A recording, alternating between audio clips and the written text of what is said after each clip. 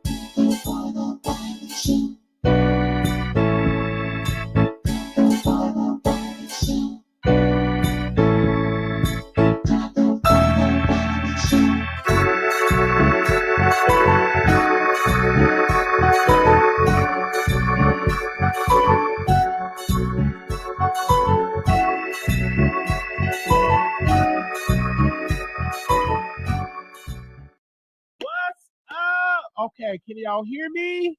Is the mic on? What's up? What's up? What's up? Okay. All right. I just want to make sure that this mic is on because it was kind of low. Can y'all hear me? I really want to have a serious conversation with y'all. Come on, sit on down.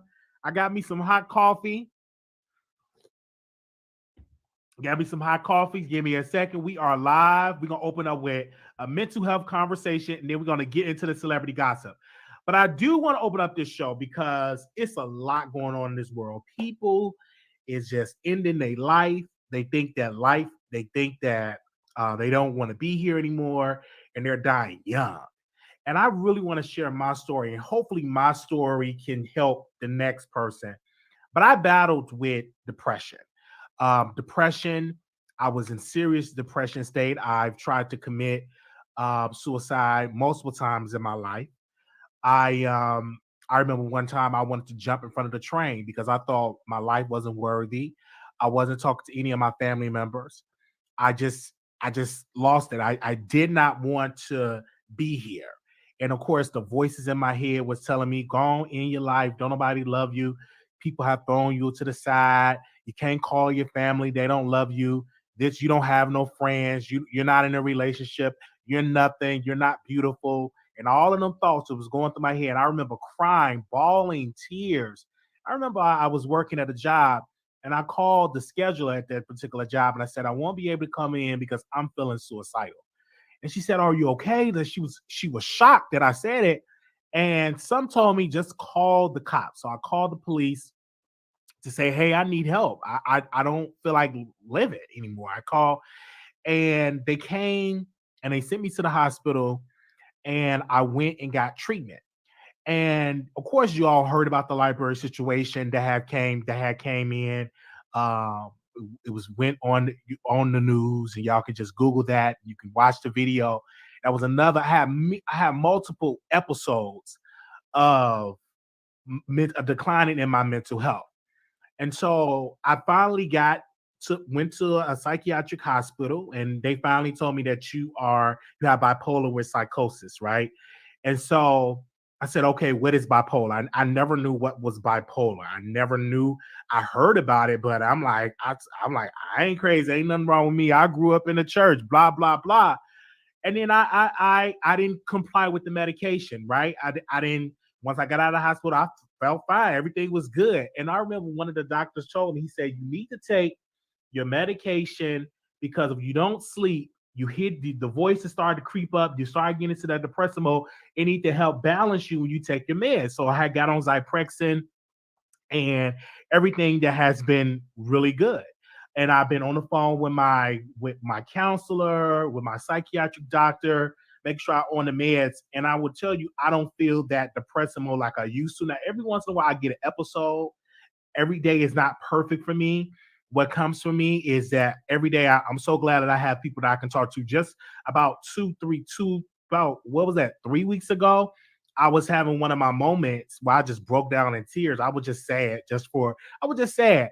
And I was on the phone with Conscious TV. I don't know if y'all watch him. I was on the phone with Conscious, And me and him were talking. He said, I think you need to take your medicine. Because sometimes in my mind, I'm like, I don't need to take this medicine no more. I'm good.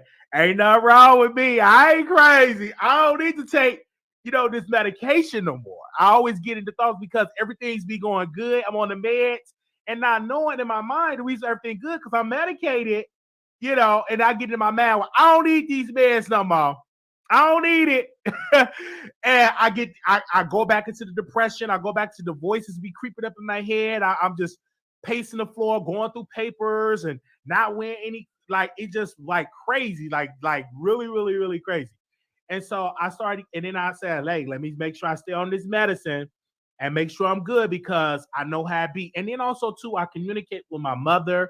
I tried to work on that relationship. I was so happy that I was able to speak to my mom, and I'm blessed enough to know that she's still here. Blessed enough to know my grandmother's still here where I can just talk to them, have conversations with them, being around family. Because I remember a time, oh Lord, I remember a time where I didn't have no relationship with family. I mean, when I tell you my family cut me off, they cut me off. And during that time in Chicago, the reason why they cut me off is because I was having a mental health crisis. I needed help. And they sent me to St. Bernard Hospital in Chicago, on the south side of Chicago, sent me to St. Bernard. And I got out because they didn't have no right to put me in there. So they were like, okay, you can leave. But I needed help then. I had a mental health crisis. And unfortunately, in my family, it's a church. They're Christians and they're in the church. So they don't understand. We never had a conversation of psychologists or psychiatric treatment. But my uncle, whom he just passed away last year, he suffered from he's a schizophrenic. So he's no longer with us. So we battled with mental illness, but it never hit because he had been in and out of mental institutions all his life. It never like hit my mother's side, like with me. When I say on my mother's side, it never hit me. Now my mother battled with mental illness. My sisters and brothers, they battled with mental illness. And it really hit me. And it really was like, it was shocking that I was cussing people out. I was throwing stuff around. I was not sleeping. I was not eating. It was like a bad thing. And so for me, how I've gotten better is that I take the medicine. You know what I'm saying? And sometimes if you have to be on medication, take the meds. You know what I'm saying? And I don't like to take it every day. I'm going to tell you. I'm 99% on it because I don't like to take it because it sometimes slow me down. I don't be myself. When I do a show, when I on that medicine, it kind of like drain me and I feel down because it's the meds. And so I like to be off the med because I'll be like lit. I'll be giving y'all lit shows. And so I understand that. But it's to help me. And I thank God that I'm still here, that I'm not depressed, that I'm good. I'm feeling really, really good. And I just want to tell people, if you are depressed, do not, write this down, do not get to a space when you shut everybody off. If you are depressed and you going through in your mind, say something to somebody, to your mother, to your father, to a counselor, to the hospital, to the police. Tell somebody that you need help. You need to talk to somebody. If you have to walk through the nearest church and say, listen, y'all, can y'all pray for me? I'm going through in my mind. Let someone know. And there's many different experts out there and organizations that will help you, but you have to open your mouth and say that.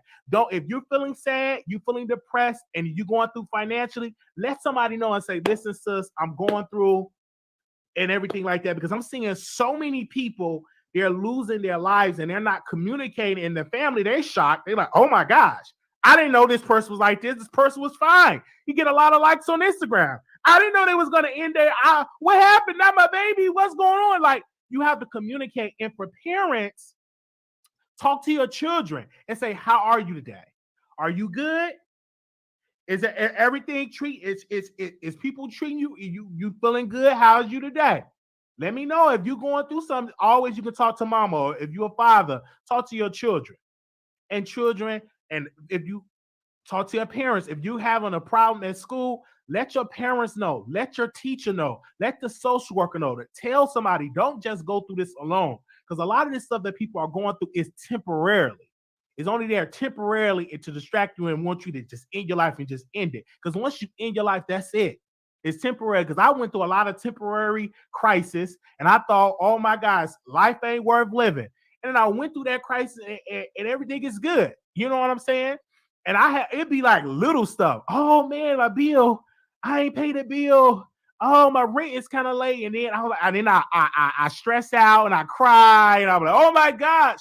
But you have to understand, just calm down, take a deep breath, and get on the phone with your if you have a doctor, get on the phone with your doctor. Most companies have what they have organizations to help you for mental health treatment. Like if you go to your HR person and you at a job and you're working and you say, hey, I'm going through, is anybody I can talk to? Most of these companies have money in their budget where you can speak to a psychiatrist. Not all companies, but most companies, especially if you're in healthcare, that they have like a hotline that you can call, and they give you, I know at one job I went to, they gave me like 3 or 4 sessions to speak to a psychiatrist. So it is out there. So if you need somebody to talk to and stuff like that, I'm a phone call away. You know what I'm saying? But don't bombard me with no phone calls, okay? If you really need to talk to somebody, I don't mind, because sometimes I do answer the phone when the phone be ringing, people be going through, and I'll be answering. I'll be on something, but send a little donation. I got to put that out there too. Hold on. Let me drink some of my coffee. Hold on. Don't just be calling me all day, every day. Send a little donation. I'm gonna put that out there because like last time we had opened up these lines and I was talking to people. Oh man, y'all had me up all through the day, all day till the sun come up. Put a little donation. Bashana. Put a little donation in there, especially if you got hard problems. I need to talk to you for all day about 3 days and 3 nights. You need to have 3 days, 3 nights worth of cash out. I'm just saying. I'm just joking. But anyway.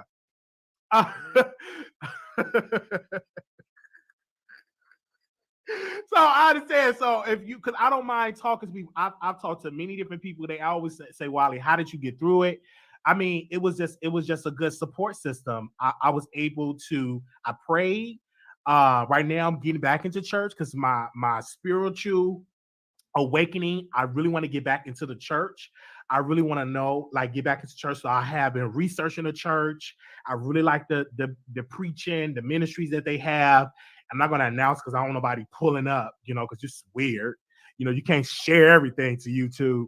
I don't want to be showing up and then you pulling out your camera. That's Wiley from the Wiley Show. I'm trying to worship. So I'm getting back into church. Also the gym, getting back into the gym and just working on things, and take it day by day. And if you're going through something, please pick up the phone, call somebody. Let somebody know. If you have to go to the emergency room and tell that charge nurse that you need help because you're declining in your mental health, they will make sure you get the help. Most of all these hospitals, they ask you a question. Are you suicidal? They ask you that question. And if you know you suicide, let them know so they can help you. You don't have to go through this alone. It's people that will help you. If you're going through financial trouble, it's organizations that will help you. If you need a job, it's organizations that help you get a job. It's places out there, but you have to put it out there and speak to people and not just keep it to yourself. And I don't care. You can have money and people are ending themselves. Look what went on with what's that lady name? And we love her. Regina King. Regina King got money.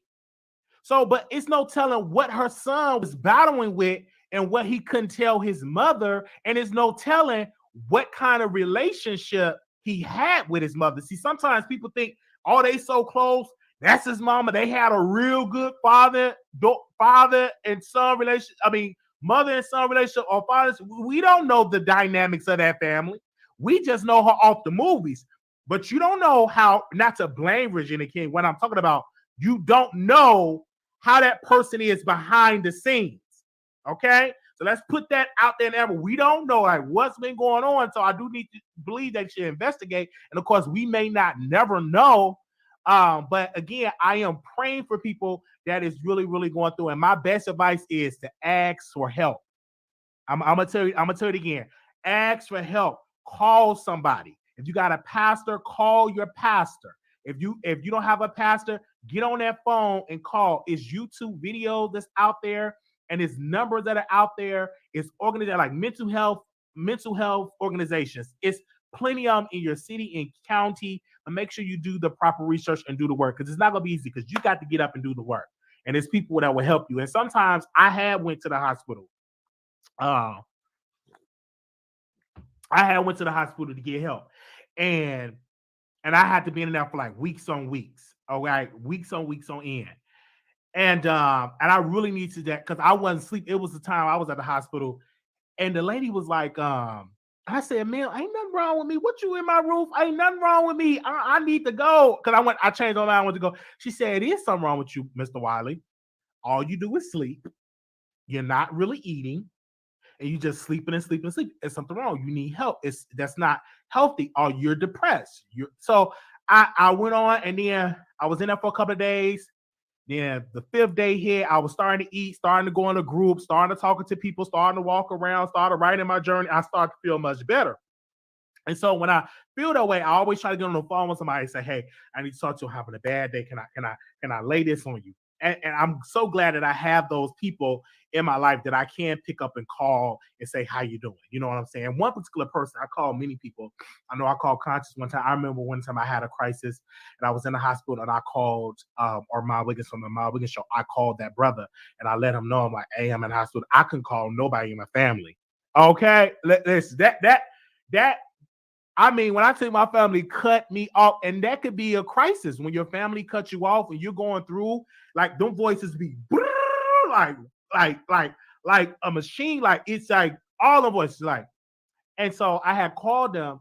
He said, man, is everything okay? I said, I'm going in the hospital. I'm in a mental hospital and really going through it. He shared some stuff and he said, man, it's going to be okay. It's good that you're getting help. And I admire that brother for picking up the phone because like nobody in my family, when your own mama doesn't pick up, and they didn't understand my crisis that I had. I had a crisis. They didn't understand that. And still to this day, is people in my family don't understand what I've been through mentally. So, and they don't want to aware that because what they believe in, some people and most Black folks, get on that altar, you better call on Jesus and tell Jesus that you got a problem. That's all they taught me. Get on the altar and say Jesus, Jesus, Jesus. But after I get through saying that, I'm still hearing voices. I'm still depressed. I still need help. And people are so shamed, and a lot of Black folks are shamed for saying that because they don't want to be embarrassed. They don't want people to talk about them and stuff like that. But I would say something. The same like you go to the eye doctor and you get you some eyeglasses. We need to normalize going to a therapist the same way we go to the eye doctors or going to the dentist. We need to normalize going to a therapist. And my humble opinion in this country, we need free. Like for you to get free mental health treatment, it should be free. You should be able to go to, it should be organized, it should be locations on almost every corner where you can get help and where you can talk in group therapy. It should be that in this country, especially in underserved communities, in the Black, Hispanic communities where poverty lives. It should be organizations where you can go and talk to somebody and group therapy. And I have gotten some good organizations that I've found here in Dallas that I go to. So if you in Dallas, if you need some help to get some mental health treatment, I can help you with that because I would give you my resources that I have accumulated, and that can really, really help you for that because there's nothing wrong with having a good life coach and a good therapist and stuff. And it's not good when you just in the house. And check on your people. If you ain't seen sister so-and-so or brother so-and-so in a long time, pick up your phone and call them. If you ain't seen your brother, your sister, your aunt, your uncle, they just so secluded, they single, ain't got no kids, they ain't calling you and you ain't spoke to them, check on them. At least try to do, for me, this is what I do. I try to call my mother every day. And I say, hey, Ma, how you doing? Hope all is well. Even if we have a 5-minute conversation, I appreciate them 5-minute conversations because some people will love to have a 5-minute conversation with their mother. And so now I go to Chicago and visit family, just being around family and loving and getting that support. And I feel so much better because I was feeling really bad about a couple of weeks ago. Holidays is rough. And I wanted to spend time with family, and all my family is in Chicago. I can't move back to Chicago because I may get robbed. Mm-hmm. My car might get broken into, because it's a lot of violence in Chicago. So In my spirit, I do want to go back because that's home. I get some good home cooked meal, but I don't want to have to go ahead and get no bullet. I'm just saying, it's the food is incredible in Chicago, but the crime is just unbelievable in Chicago. So I'm just gonna stay where I'm at and I'll go visit.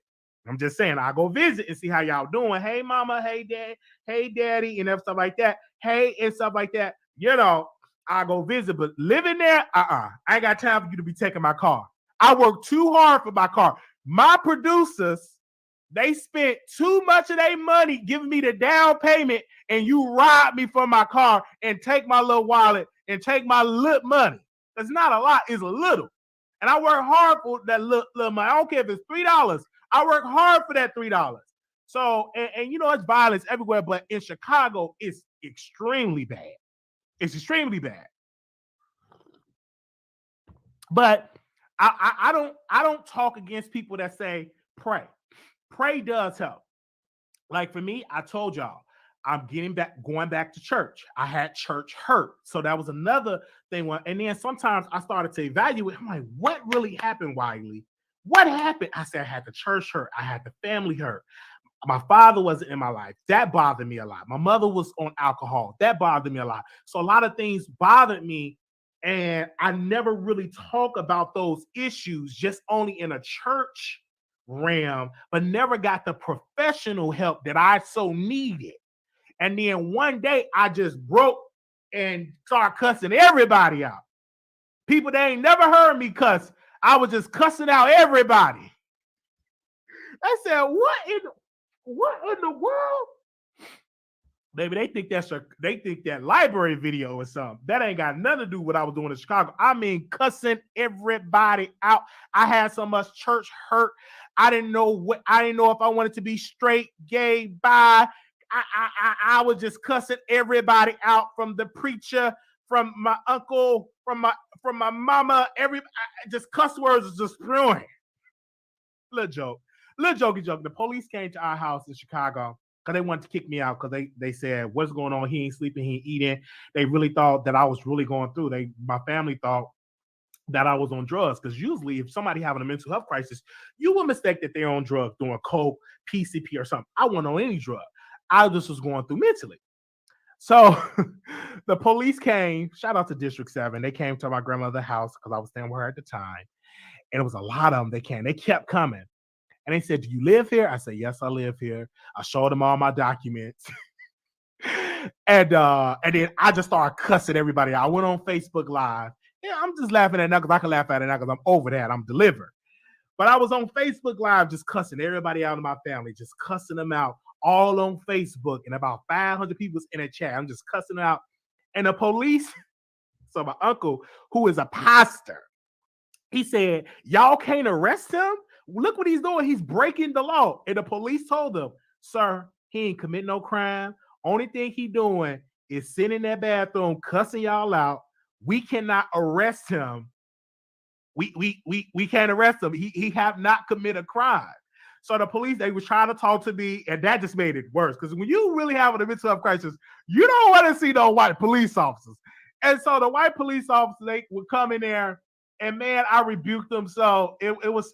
I can laugh about it now. You know, that could have ended my life, because the stuff that I was saying to them innocent white police officers, someone was like, "What the world's going on here? Why are you this way?" So one of the police officers, he was like, "Listen, why don't y'all go get an order of protection to get him out the house?" And I never heard, my family, they never heard of order of protection. They said, yeah. So they went to the courthouse, and I got an order of protection because I was doing all those videos, and because my grandmother is up in age, and you got this 20-some-year-old guy just cussing and cussing and cussing, you can get an emergency order of protection. So they went to the courthouse. So yeah, this is so funny. And they got the order of protection, but they haven't served me. So I didn't know I was served yet. So I'm just out downtown. One of them voices like, go downtown. So I'm downtown, meeting people downtown. Just them voices just in my head. I'm just going everywhere. I went to the Harold Washington Library. I didn't destroy it, but I was in there. Going on the red line, the blue line. I'm just traveling all the way downtown. So my sister called me, and she said, where you at? And she was speaking so nice. I'm like, why is this chick speaking to me so nice? So I cussed her out. I just dragged her. I called her so many B words. It's not even funny. So I finally go back to my grandmother's house that night. And then my uncle show up, and then I call the cops. I'm like, I think my uncle, I think he want to try to box me or something. So bring the police. So the police come, and I guess they was tired of me live streaming because I was like live streaming saying Black Lives Matter. I was being really ignorant. So police said, "Are you recording me? Don't record me." I'm like, oh, okay. I can't record you. So I didn't record it. And then they took me outside and they served me with the order. They served me with order of protection. They said, you can't be here. You can't live here. If you come on the property, you would be arrested. And so I'm really, really going through. And then I'm pissed, angry, and mentally disturbed. So I'm like, okay, I got this stuff. And I moved with my friend, my co-host that I was hosting a radio show with. She allowed me to move in her apartment. So I'm pissed. So I didn't call my grandmother's house. So I was calling my uncle. I was calling them all in the night. I was calling church members all through the night, cussing them out, dragging them. I was really out, baby. I was cussing them out, dragging them. All the childhood hurt, all the days when you let me have when I was a child made me cry. All that just spurred up, and I was cussing everybody out. I mean, waking people up in the middle of the night. So my cousin, he lived in Dallas, and he said, well, why don't you, first of all, he asked, he said, girl, are you on drugs? I said, no, I'm not on drugs. I'm going through, and blah, blah, blah. Then I called her mine. I said, you need to interview my family. It was really a mess. It was a hot mess. And then I'm going to tell my testimony. I don't care nobody. My cousin, he sent me the bus ticket money to get to Dallas. And that's how I got to Dallas. Everybody said, how did you get to Dallas? Because he allowed me to come and stay with him in Dallas. And I went on, got the Greyhound, got my bag, and went on to Dallas. And then before that, that's when Armand interviewed my mother, interviewed my sister. It was just a mess. It was like family drama that should have never went to the internet. But I brought it to the internet because I went live on my Facebook. And they took the Facebook page down, so y'all can't get that good footage. I've been begging Mark Zuckerberg to send me that Facebook footage because that's some good footage. That's some good footage. I just want to see that where I was because I was real skinty. And I wouldn't eat. I was real skinty, and I was just cussing everybody out. But went to Dallas, and I was able to get help. I found out I had bronchitis. I had a lot of mucus built up because I wasn't sleeping. And then finally, I got my voice back. I was eating, and I went to work, but I still never got the treatment. And then eventually, about 2 or 3 years, about 2 years later, I think the library episode happened. Don't correct me. I believe it happened then. And that's when I found out whether you're bipolar and you have this mental disorder. That's when I first found out that you're bipolar. I didn't know what that was. And now I understand, yes, I am bipolar. Yes, I've been diagnosed with bipolar. All right. That's what the doctors say. All right. Because some days I'll be good. Because I always know, like, some days I'm happy, some days I'm sad, some days I'm angry. I'm very bipolar. I've been diagnosed with it. And so I'm on the medicine. Now, fast forward, I'm able to get on the phone. I was not diagnosed during that time. Now I understand why I was having those episodes. I wasn't diagnosed. I wasn't medicated. And now I went back to Chicago, this same Wiley that was pushed out the house with order of protection. I had 2 order of protections. So I think me and Von, I had 2 order of protection. I had one with my grandmother. She took order of protection out against me, restraining order. And then my uncle, he took a restraining order because I was calling all the churches and stuff. He took one. I'm gonna tell you this story. Then we're gonna move on into the show. I went to the courthouse to answer because when you get a restraining order, you have to go and answer that restraining order, or you would get a warrant out for your arrest. So my cousin Tank, he sent me the money to get on the flight to go back to Chicago. It was about a month later to go answer my grandmother order of protection. And I don't know what happened. I got real sick. And I told him, I said, listen, I can't stay in this hospital. I got to go answer this order of protection. Went there, and my uncle, I got to tell y'all this. Okay, hold on. My uncle, he had an order of protection against me. Now, I didn't know, but I was researching this order of protection, this restraining order, And this restraining order, and I noticed that you have to be served. You got to serve me this. And my uncle was like, he already broke the order of protection. He already broke it. He had destroyed my he had messed up my reputation. I mean, he was going in. And I said, Your Honor, I'm broke. I don't have, like, I'm broke. So I have not been served. And the judge said, we'll serve you open court. So they served me in open court. And he said, you can't contact your uncle no more. You can't contact the members. You can't be at the church ground. You can't be by the dog, etc. All that was going on. So I cried because me and my grandmother relationship was just tarnished. My uncle relationship was tarnished. Church members that I grew up with was bad. It was it was no more. And so I went to Dallas, and that's all. And then more depression had sat in. And all of that, ladies and gentlemen, happened before the library situation. The library was one of my biggest mental health breaks. I had a mental health breakdown. That was the biggest. Okay. Could have cost me my life. But I'm so glad that breakdown happened because I was able to get my breakthrough. So I thank God for that situation, because after that library mental breakdown, I was able to get on the medicine. I was able to get the treatment. I was able to get the help. And so now I know I have to take medication until the Lord deliver me from it. I have to take it. I have to swallow that pill, even though I don't want to take it. I have to swallow it. And I have to swallow it and then take my anxiety pill, swallow that and go to bed. And great. And the reason I'm telling you this, because I've been there. Like I've been there. I've been there. I've been in the mental hospital maybe 3 or 4 times. So you're not by yourself. When you have that conversation, when you talk about suicide, all that, I've been there. I've been there, and let me tell you, it is not pretty. And may God bless you, because I thank God for the people that came into my life and I was able to get help. I got the most help here in Dallas that I did in Chicago. I didn't get my diagnosis in Chicago. I didn't get my treatment because in St. Bernard, they gave me my discharge paper and sent me my happy go away. It didn't do me right. They should have gave me some treatment and everything like that, but they didn't. It wasn't meant for me. God wanted me in Dallas. Let me drink my coffee. God wanted me here in Dallas to share my story. And now we here today sharing my story, and somebody need to hear this, share my story. And that's why I'll continue to share my story. And this is why I am a big component of every police agency having mental health crisis counselors on their police force. So when somebody's calling in and said this person is having a mental health crisis, so professionals can come with the police and so they can intervene in that situation. So I'm a big component of that.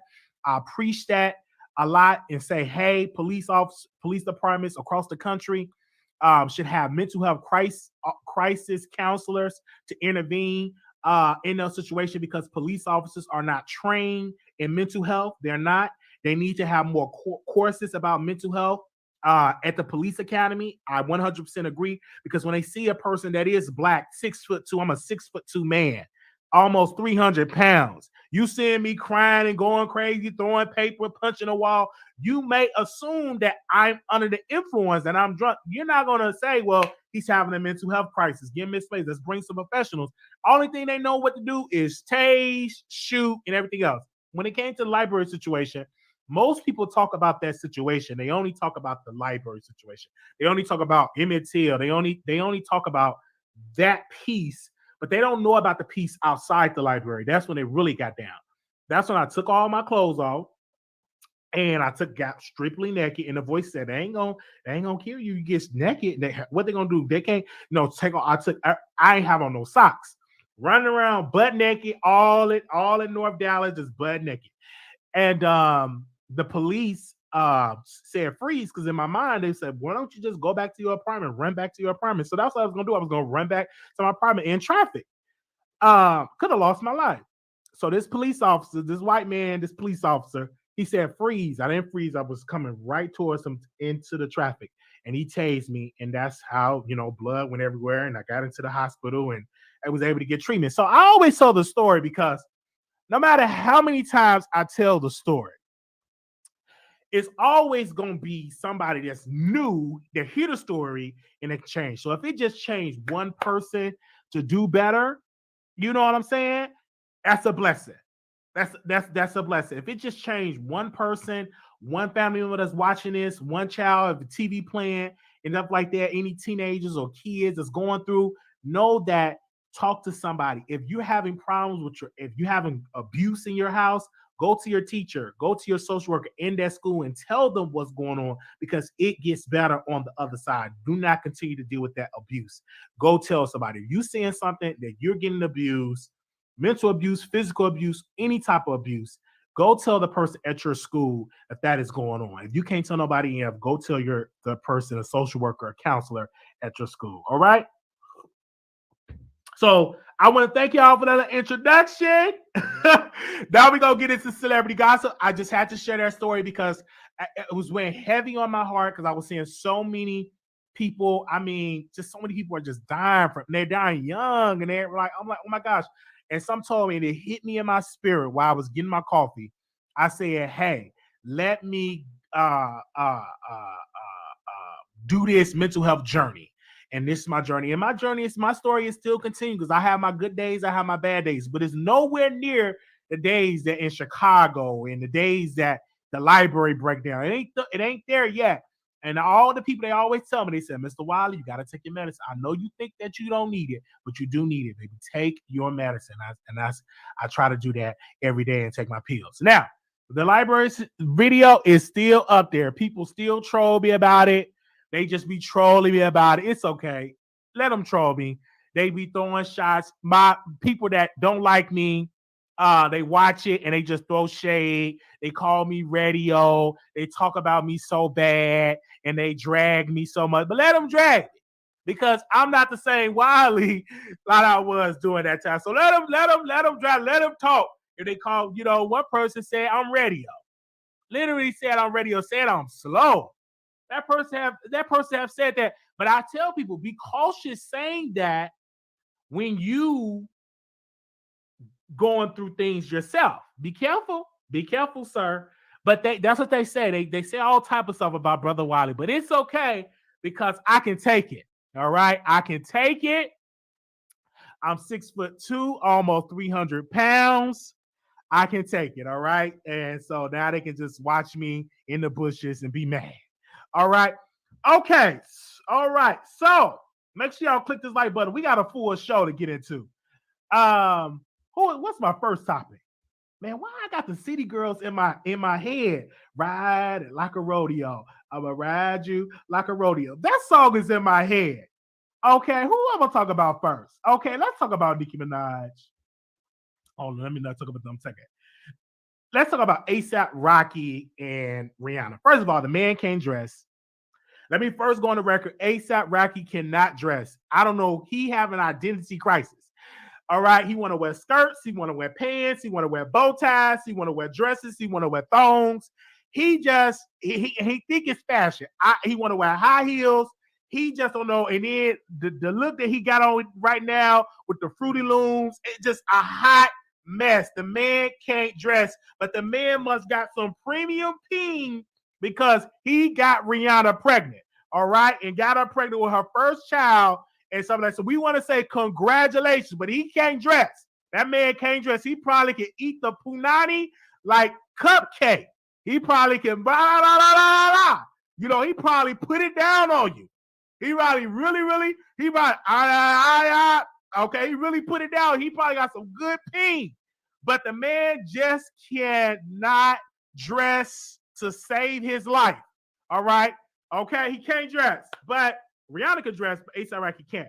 But I'm so happy that Rihanna having her first child because she's in her 30s and is so happy. I'm so proud of her.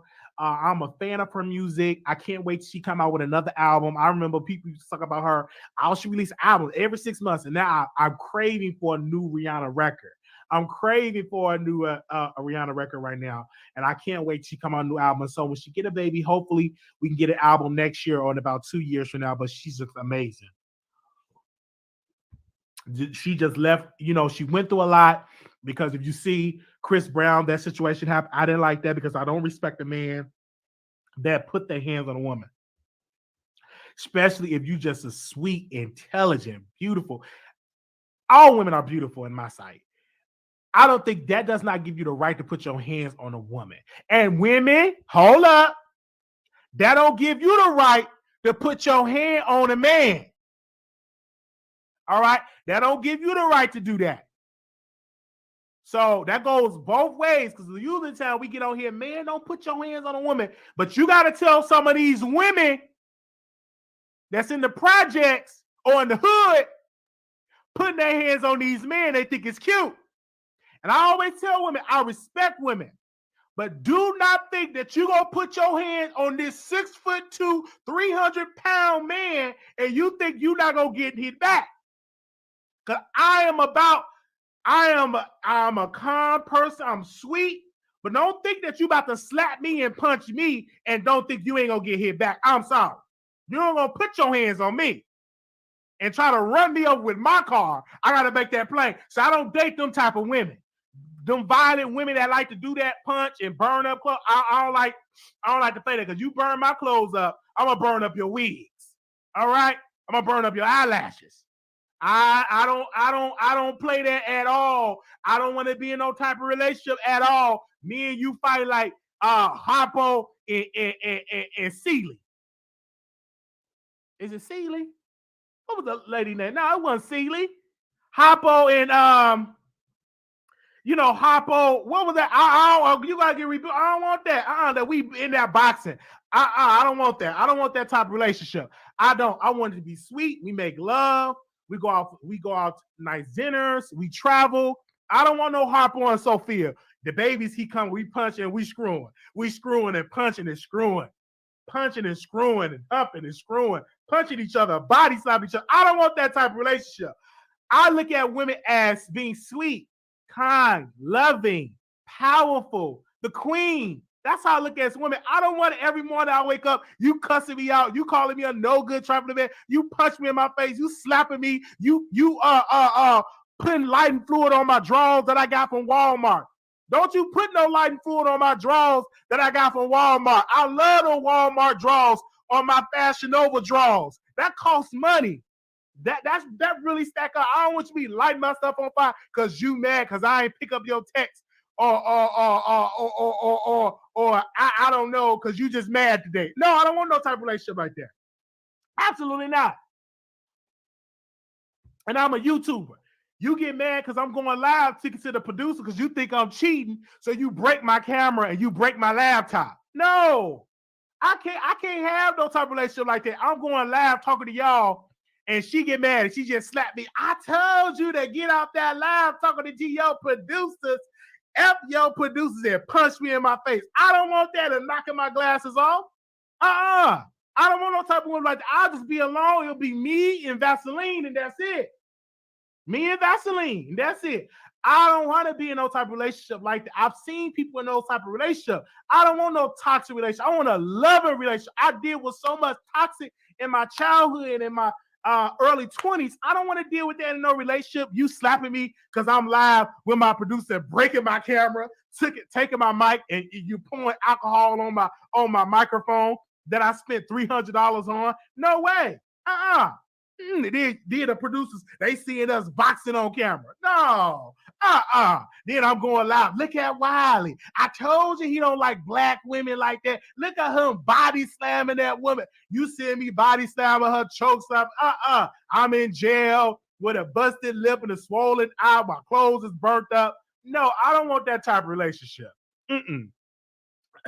I don't care how good your poom poom is. It ain't that good to me have to deal with you knocking me out. Okay, I just have to say that. Okay, now when I do get a relationship, I'm gonna make sure I get on the schedule. All right, when I really get me a real boo, because I got an invisible boo.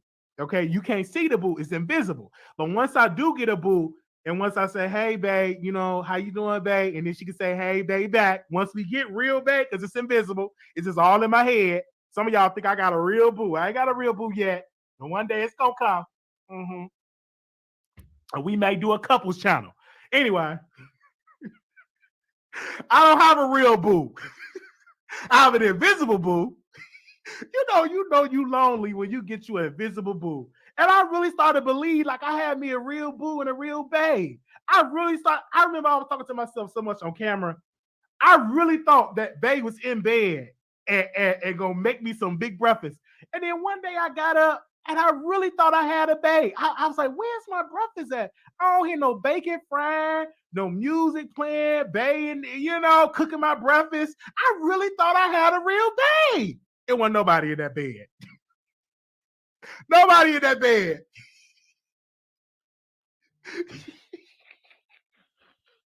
I mean, not a soul in that bed.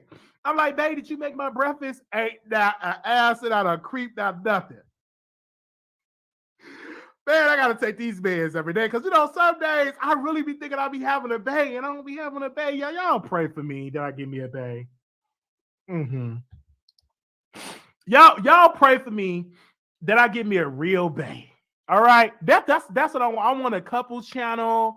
You know what I'm saying? And we have our child, and we have a family channel. I really want this. So y'all pray that I get me a bae. All right, pray. All right, somebody built like Nique and Nite. Anyway, so shout out to ASAP Rocky and shout out to Rihanna. Let's move on. Okay, where are we going next? Okay, now this is who I want. Okay, wait a minute. Where are we going? Well, let's talk about Whoopi Goldberg. Now, Whoopi. This Whoopi Goldberg is pissed off at The View because that organization said, listen here, Whoopi, we told you to go to all the shows and apologize. You went back to The View and apologized for your comments. But we still going to suspend you for about 2 weeks. They're going to suspend you for 2 weeks, embarrass you like they got you going all the way around like a slave. And we're going to suspend you for about 2 weeks. When I tell you that Whoopi Goldberg is pissed, Whoopi, you is an EGOT. You got an Emmy, a Golden Globe, an Oscar, and a Tony. You're an EGOT. You got to understand your power. Go back to doing acting. Give us another sister act. You as an actress. You look how they mistreated you. You could come out better creating your own show at your own house, produce and interview your own guests. You don't need to get this mistreatment like that because according to Monique, and she got a Grammy. Yeah, she got a Grammy. You ain't getting paid like that on The View. It's an Emmy, Grammy, Oscar, Tony. Thank you. So the way how they did that, because when you do these shows, you don't have power. You don't have creative control. You don't own. See, if you was an owner of ABC, they wouldn't be able to suspend you for 2 weeks if you own the network. Come on, speak to us. We so busy. We just want to be the talent. But my vision and my God, I pray, Lord, let me be in a position of an owner that green light and make decisions. I don't just want to be on camera and they can suspend me for 2 weeks like I'm a toddler. No, I want to be an owner. Put me in a position of power where I own the network and I make the decision. Because if I own the network, I would have said, you listen here, Whoopi, you're not going to be suspended for 2 weeks. We're going to bring on a Jewish scholar and we're going to educate you and we're going to have dialogue. Because it make for a good show. And we're going to take questions from the audience. That's what we're going to do. We're going to do that instead of suspending you for 2 weeks like you 3 years old. Come on now. Look how they treated our queen. But our queen and our legends need to know you are still a sharecropper on these other organizations. They don't give a damn about you. They will uplift you. They will bring you on. But when they get tired of you, they will suspend you and they will fire you just like that. That's why we must preach to our children. We must own our own networks. We must create our own content and put it on our own platforms. We must preach that. It's okay to be on there as a talent, but when you get to Whoopi Goldberg age, I want to see you. What do you own? What network do you own? Are you a network executive? When you get to a certain age and a status like Whoopi, Whoopi should be in a position where she make the shots at The View, that she got some that she's a decision maker, not just a talent where you could just suspend her for 2 weeks. We must preach that to own and operate our own platforms. We must preach that and live that and breathe that. Ownership is key, because when you are a sharecropper on these shows, they can suspend you just like that. And then you got to be at home mad. Laying up with your cats. And what the other hosts should have did, the other hosts, they should have protested and said, listen, Whoopi, come back or we not going on the air. That's what they should have did. They said, come on. If Whoopi ain't coming on, we ain't coming on. But they don't care nothing about Whoopi. Yeah, y'all upset, but y'all still gonna show up. Y'all talk about this Black History Month. This is the perfect time to say, let's protest The View. Let's not show up. Y'all treat our Black sister like that. We ain't gonna watch it for 2 weeks. Let's see the ratings drop. And I guarantee you they'll have to bring her back on. Boycott the show. Because I ain't watching. I ain't even got cable. So I'm protesting. I ain't watching it. I'm not even gonna watch the YouTube video for about 2 weeks. Tune into the Wiley Show, and I'm gonna give you my view. Tune in every morning for the next 2 weeks. Production, put this in y'all calendar. We going live for 2 weeks in the time slot of The View, and we gonna give our view. I'm gonna get up, all right. Put on my shirts. We're gonna give our own view. We're gonna give our own topics, and we're gonna go live. So don't watch The View, watch the Wiley Show. And Whoopi Goldberg, since you at home, let me leave you a voice though, because you at home. Hold on. She at home. Let me send her a voice note, because she at home. Hold up, Whoopi at home. She ain't doing The View. She's suspended. Let me leave her voice though. Okay. Hold on. Hey, Whoopi, this is Wiley from the Wiley Show. Listen, sister, I would love to have a conversation with you. I know you at home. It is so sad what they did to you, suspended you for 2 weeks, but I would love to have a conversation with you for the next 2 weeks. Now, let me tell you, I don't have the budget like ABC, but we will put your Cash App on the screen so they can send you some Cash App. So, Whoopi, if you're free, come on over to the Wiley Show. We will uplift you. You can be able to give your view without judgment, and you can come on and speak to us over here on the Wiley Show. I will send you the StreamYard link, and you can go live in your bedroom, hit the link, and we can have a conversation these next 2 weeks. You have a blessing. All right? We'll put our Cash out up there. We'll put a Cash out.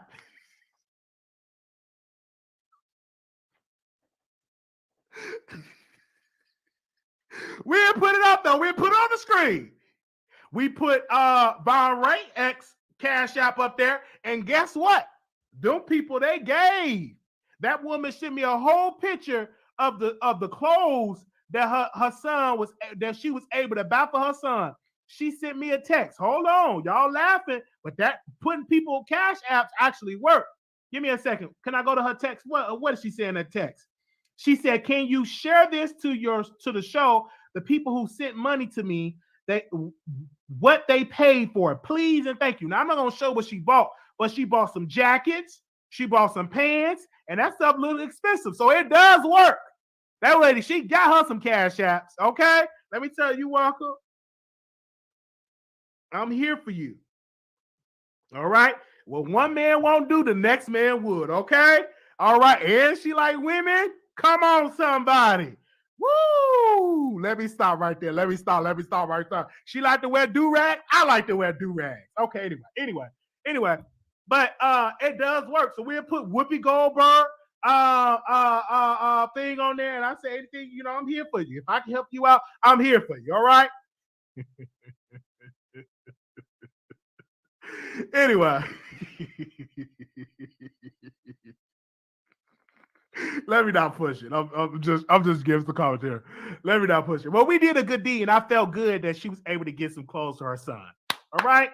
So I would love to see Whoopi and Wiley. Can you imagine me and Whoopi Goldberg on the Wiley Show?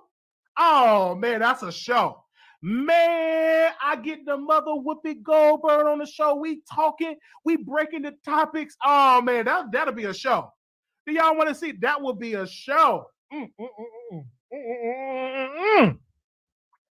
Okay, that would be a show. Me and Whoopi going at it in them topics, and she getting me together, and I'm getting her together. I'm putting it out in the atmosphere. See, y'all lazy. I said reach out to Whoopi. Now I'm gonna give y'all some homework. Give me a second. Each person that got a mobile device phone, y'all tweet Whoopi, text Whoopi, and let her know to come on to the Wiley Show. Text Whoopi. I'm telling y'all right now. Give me a second. Text her. Text her right now. Thank you so much for the cash out. Y'all seen cash up. I really thank you because I am entertaining. Thank you so very much for the cash up. Y'all doing a one. Hey, shout out, nah. You better come through for the cash. I gave y'all a testimony and everything else. Cash up your brother. That's good. Thank you, whoever cash up me. I needed it. But that's going to be amazing. We can do it right here on YouTube and we can have that conversation. Y'all text her on Instagram, Twitter. Let the people know to come on the Wiley Show. Y'all got the power. Okay? If you have to call her, if we got Whoopi Goldberg maid, if her maid is in the bushes, call into the Wiley Show. There we go. That's what I'm talking about. Oh, wait a minute. We got some breaking news. They saying that that Tasha K was arguing. Okay, there we go. Now let's move on. Tasha K and Duty Low. We'll talk about this right now. Thank you. I ain't got her picture and Duty Low picture and nothing out like that. But Duty Low, this is good. This is a good spinoff. Thank you, producers. Went on Tasha K's show, and Tasha K had an exclusive interview with Duty Low. Because this story is so graphic, I'm not going to get into the graphic details. I'm going to give you what everybody can listen to view. Okay, I'm gonna give you the view. All right, because we want to be monetized. But Duty Low had a serious allegation that he abused OTF Bay child.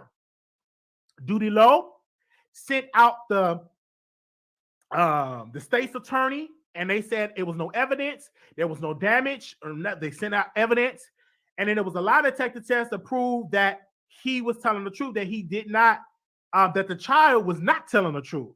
And so Tasha interviewed Duty Low.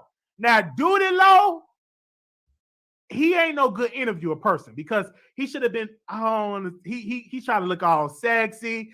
I don't really know. Oh, yeah, he probably was looking at Chelsea. She sit that on me, and Duty Low, booty low, and stuff. So you do an interview, and then Tasha was like, "Hey, I want to interview the baby mama." And so we all knew the baby mama was going to come on there. But this is the thing I want to say. And to Duty Low, I'm glad you did your interview. You deserve to do your interview because you want to answer these allegations and try to, if it's not true. To that mother, OTF Bay, you are a mother. And I feel what you're doing, sister, is out of order. You should have never brought this to the public attention until an investigation happened. You are embarrassing your son. To me, that is out of order. That to me is out of order. Who does stuff like that? Bringing your son's business on there. You out of order. We shouldn't have known all this stuff and all these graphic details. That's something that you tell the lawyer. That's something that you tell the prosecutor. Something you tell the police. We don't need to know that on live. We don't need to know that. And you're embarrassing. Think about your son. Because you think you're doing right, but you're embarrassing your son. Can I say that? You're embarrassing your son. So as a woman, you need to get it together. Lord, give me it together. They said she live. Let me see what she's talking about.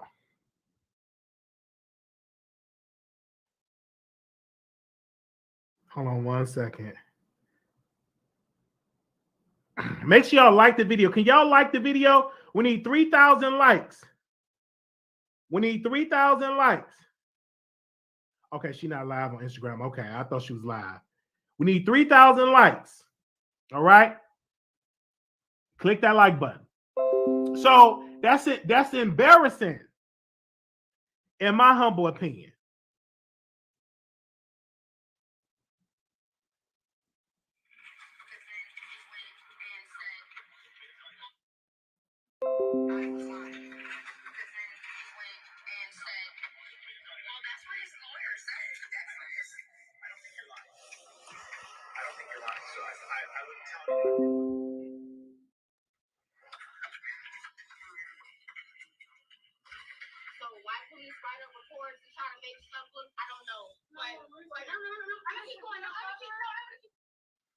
Okay, hold on. Let me play that clip. Give me a second.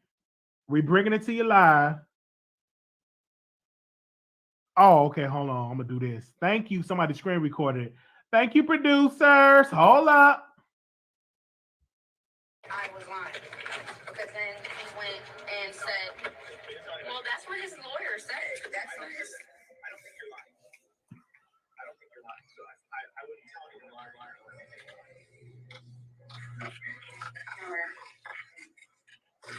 So why police write up reports and try to make stuff look? I don't know. But no. I'm gonna keep going. I'm gonna keep showing stuff. No, because I have to sit here and I gotta pull up every single piece of it. I can't sit here. I can't sit here and just say this is what's going on without you not believing. When a mother comes and says anything that their child has told them, of course a police officer is gonna say, I don't think they're lying. That's what he was telling you. You're very passionate about this. I understand. But you just came on the internet 12 days ago. With the police, but first he said he didn't think you were lying about the screws. And came out and said the screws was a lie. The police officer said, I don't think that you're lying. Why are you manipulating? You're manipulating. I was lying. Because then he went and said, okay, y'all sending me the videos. I'm gonna play it. Give me a second. And that's the baby mama. Child, what in the world is she doing? But I'm here for it. I'm here for it. True. That is true. That's not true. That's not true. I told you I would be non-biased. Let's take it. That's not. Wasn't non-biased. I was being non-biased. This is a recording from the police. Okay. This is the same day that they wrote up that letter for the state prosecutor's office. This is my Detective Rokowski. Okay.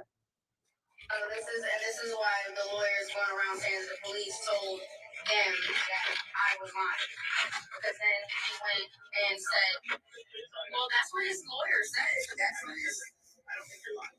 I don't think you're lying. So I wouldn't tell you that you're lying. All right, so that was that one. All right, give me a second. Where's the other one? Is this it? Or is this the same video you sent me? Wait a minute. I'm just saying this is what's going on without you not believing. When a mother comes and says anything that their child has told them, of course a police officer is going to say, I don't think they're lying. That's what he was telling you. You're very passionate about this. I understand. But you just came on the internet 12 days ago. With the police, the first investigation. He said he didn't think you were lying about the screws. And came out and said that the screws was a lie.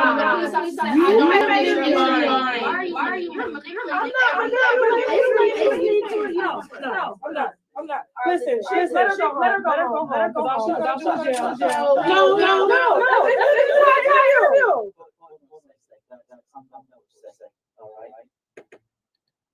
No, that's sad. You're here as a guest, Tasha. She's a guest. We never had an interview go like that. Never. Brittany, I'm not even like that. But, all right. For you to say I catch you. I'm not even like that. If I'm telling the truth, then what? If you're telling the truth, okay. If you are telling the truth, right now. I'm not lying. I'm just saying this is what's going on without you not believing. When a mother comes and says anything that their child has told them, of course a police officer is going to say, I don't think they're lying. Let me tell you something. That's what he was telling you. You're very passionate about this. I understand. But you just came on the internet 12 days ago. With the police, the first investigation. He said he didn't think you were lying about the screws. And came out and said the screws was a lie. The police officer said, I don't think that you're lying. Why are you you're manipulating? I'm not manipulating anything. You just want to decide. No, I'm not. Listen, let her go home. Let her go home because all she's gonna do is yell. No. That's the entire interview. Hold on a second. Calm down for a All right. No, You that's You're sad. here as a guest. You're here as a guest, Tasha. You know, we know. Yeah, she's a guest. We never had an interview go like that. Never. Brittany, I'm not even like that. But all right. For you to say I attacked you. I'm not even like that, Brittany. If I'm telling the truth, then what? If you're telling the truth, Okay. if you are telling the truth, What do I need to convince you right that now, I'm not lying? Like, I don't understand. girl, Don't girl me. It I'm a indict woman. me. It indict me. Okay, but you act like everybody gets arrested for shit like this. Niggas walk around and just say this is what's going on without you not believing. When a mother comes and says anything. Y'all hear that? I'm sorry that it was echoing. So y'all heard the sound. This is live. Now let me break down and give my opinion. As a host, and this is something that Tasha needs to understand. When you pick a side and say, I do not believe her, I believe you. Duty low. I don't believe you did this. I believe she's lying. Already, it's a preconceived bias when OTF baby walks in the door. Because you already, Tasha, said you don't believe me. As a host, we have to keep our opinions on what we believe when we're doing an interview to ourselves and just interview the person and then interview her. And then you could be like, let me give my commentary on who I believe in this matter. All right. That's what you should do. Because when you already pick a side and say, hey, she's welcome to come on the show, but I believe you. I believe that you did not do this. I believe that she's lying because already her temper is going to be high.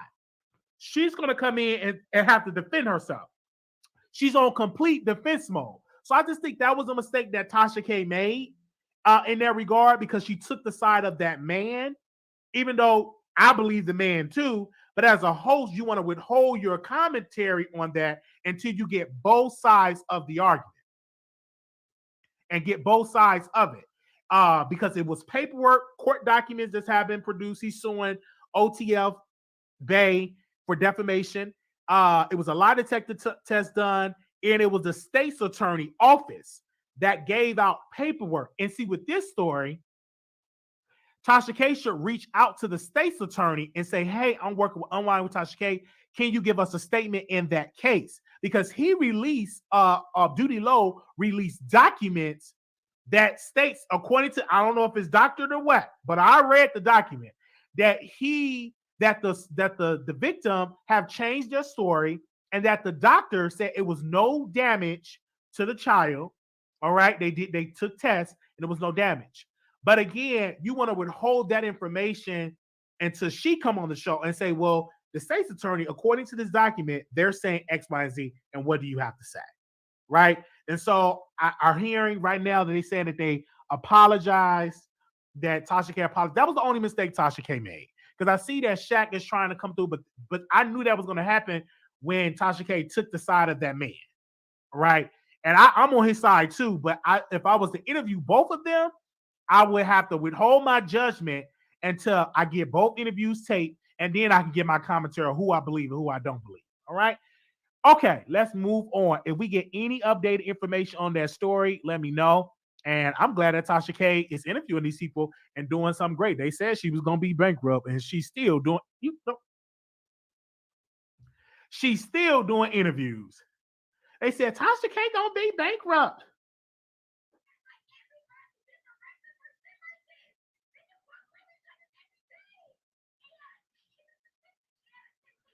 Okay, hold on. Let me get this last clip. All right. Now, when y'all send me the clips, make sure it's in order. All right. Somebody send me one more clip. Let me see. Let me see. Is this it? You act like everybody gets arrested for shit like this. Every day. 8 out of 10 is a statistic. 8 out of 10 cases go unsolved. It is especially with kids under 7 years old. You walk around and you act like child molesters get picked off the street like this. You know how hard it is to prove that, especially when months that go by? You're talking to me about, oh, no this, no that. There is no DNA left after months later. You're upset. You're upset. No, I'm upset because you're not listening to what I'm saying. Really, I listened to you. The interview is over.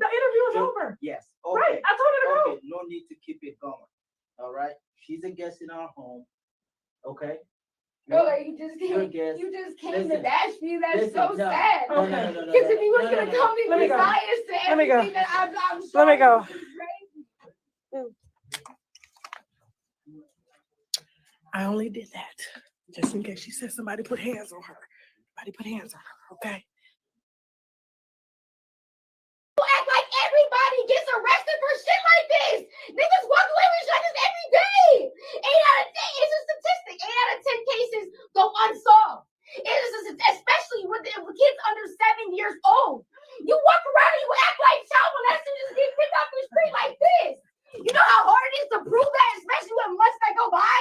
You talking to me about, oh, no this, no that. There is no DNA left after months later. You're upset. You're upset. No, I'm Because the upset because internet- you're not listening to what I'm saying. Baby, I listened to you. The interview is over. The interview is No. over. Yes. Right, Okay. I told her to go. Okay. No need to keep it going.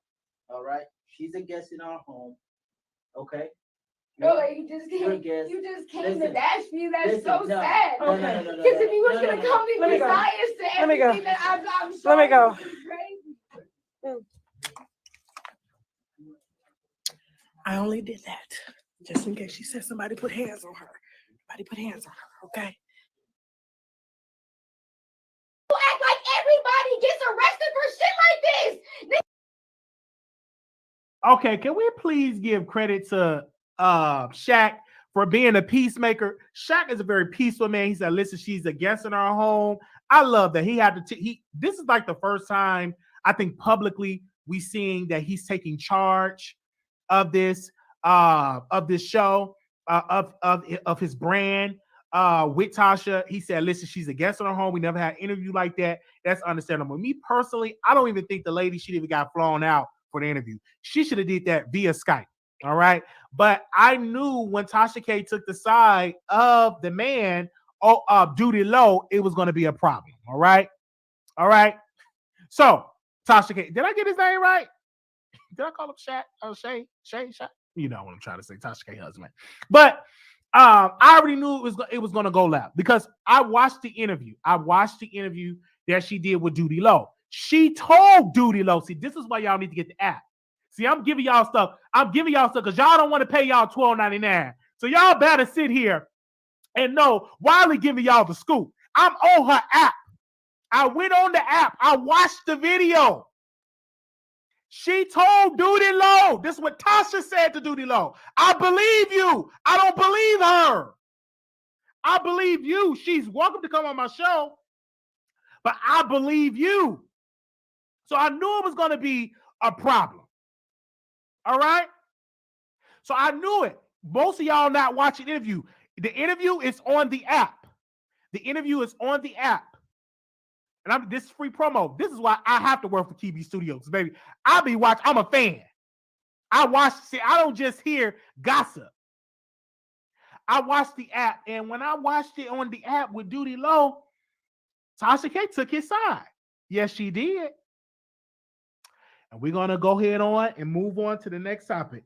All right. I don't know what questions y'all are asking me. I don't know who keep telling me to check my Twitter. I don't see none on my Twitter. Please do not send that again. I don't know what you sent me on Twitter. Ma'am, I don't know what Twitter. My Twitter is at Wiley Show. WILEYSHOW. You ain't sent no DMs. You ain't sent no none. I don't see it. My Twitter is WILEYSHOW. I don't see not one tweet. Give me a second. I don't see not one mention. Mention me on where? Okay, we got to move on. Where you mention me at? I'm checking my mentions. I didn't get no mentions. So stop talking about check the Twitter. Did you tweet me right? I don't see it. All right. I don't see it. You must spell my name wrong or something. I don't see it. Let me check it again. Did you at me with the Whoopi Goldberg? I don't see it. The last time somebody at me was 4 days ago. All right. Okay. I'm looking for it. I don't see it. All right. Because I get updates. I didn't get the update. So that's that. So we're going to be looking forward to the interview. Tasha K is an amazing interview. I just think in this particular case, she should have waited and hold her judgment on the man. And then once she interviewed both of them and got both their sides, then Then um, then she could have went on and said something. I still ain't got your tweets. I still ain't got it, but thank you. All right, we're gonna move on. Okay, what story did we left off of? Then we're gonna take the phone calls. I know y'all gonna want to call in for this. Give me a second. We talk about Whoopi Goldberg, ASAP Rocky. Okay, let's talk about the lead attorney. Now, this story, Nique at Nite and the lead attorney. Both of these content creators I highly respect. I've been following Nique at Nite. Nique at Nite actually got me through many days working the overnight shift at my job. And I will go into the break room and I will call the free conference number and I have to put in my PIN code and I will have to talk to her. So Nique and I have definitely been one of the top bloggers I used to call a lot on her show. And I've been watching her for a while. And I'm a fan. That's my crush. You know, that's my celebrity crush. She's amazing. I post her picture in my story, everything. She's just so beautiful to me. But the lead attorney in Nique got a little situation, a little beef. He called her out because he accused Nique of trying to trying to buy his course. And she was like, Nique, in a joking matter, because she said she was joking. They said, well, give me the promo code for the course in a joking matter. And so the lead attorney, he went on his community wall. I do want to read it. Give me a second. And my phone, give me a second. Because he put it on his community wall. Okay. And we have a consultation for $100 an hour if you want mine. All right. Give me a second. Give me a second. Okay, here we go. They said, I'm gonna read what he said. He said, what's up with the beautiful Nique at Nite and Online with Tasha K not valuing black businesses? LOL. I have a YouTube course that everyone is raving about, and now Nique at Nite is trying to steal it. And she has 259,000 subscribers. Why take from a smaller YouTuber, Nique? One of her own subs said that my 500 course is worth every damn penny times 10. And here comes Nique trying to buy the code for $49.99. When I called her out on it, she doubled down just like Tasha K. She said they need to give me the login, man. We flip stuff on the street. And then she puts the black woman struggling emoji. LOL. And all of this is after I put her on game about starting a Patreon. I explained to her I started mine 4 months ago and is doing well. And while she has been on YouTube for 5 years, she doesn't have one. I talked about Patreon game in my course, gave her the game for free, and now she wants the whole course on the law. But she doesn't have any problem going to Target and buy white stuff for a price. LOL. Guys, if you want to support Nique, you can send me a cash app at the lead attorney with the message "Go for Nique," and I will put your donation towards purchasing her the course. Also, it would. Also, if you would like to see a video about how much money I'm making, about why people are excited about the course, click here. If you want to look at the course curriculum, check it out here. Also, if you would like my strategies, tactics, and secrets on how I make well over $50,000 each month's live stream, then let's make a deal. Most courses cost $500, $900 and are 2 to 4 hours long. My course is normally priced $550, which is super cheap, being that it's a 15-hour long. If you're not like Nique at Nite and you want to support black businesses while learning how to obtain financial independence through live streaming, then I will give you the $200 off the price of your course and the $200 off. But here's the catch. You have to use the coupon code, and there will only be 25 students let in under the code. What is the code? GoFundMe.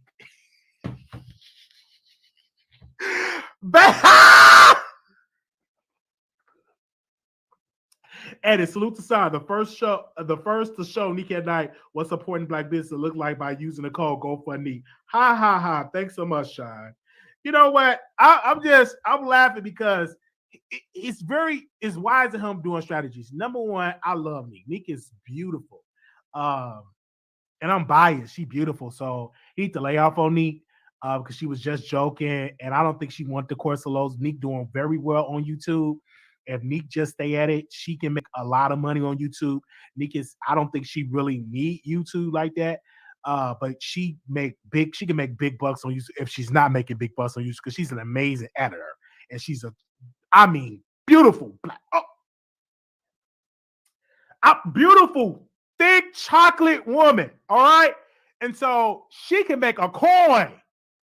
And when she be up there promoting her underwear, did she wear her underwear, her bras? She be promoting and selling bras, underwear, and toys. She can make some coin. Oh, this is a veteran. So put some respect on Nique at Nite because she's a veteran in this game. Right?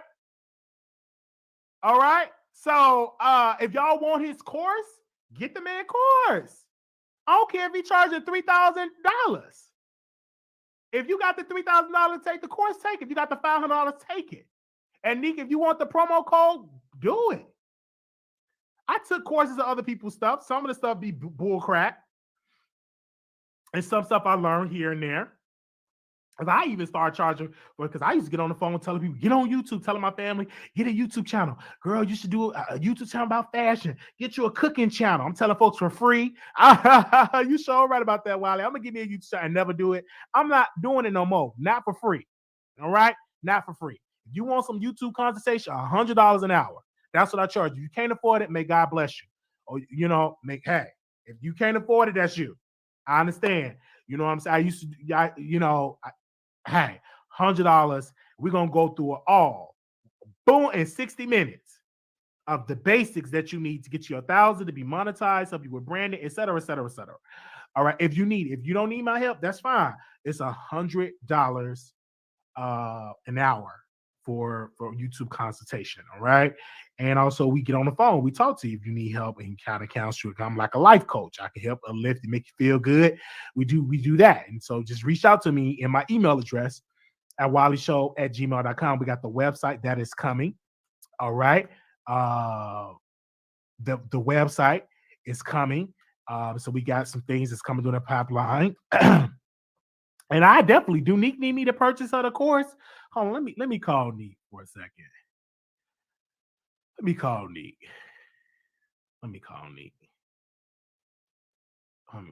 If she come on the live. If she come on the live. I don't know if she'll come on the live.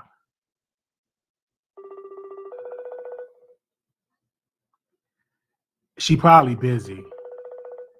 Because I'm live.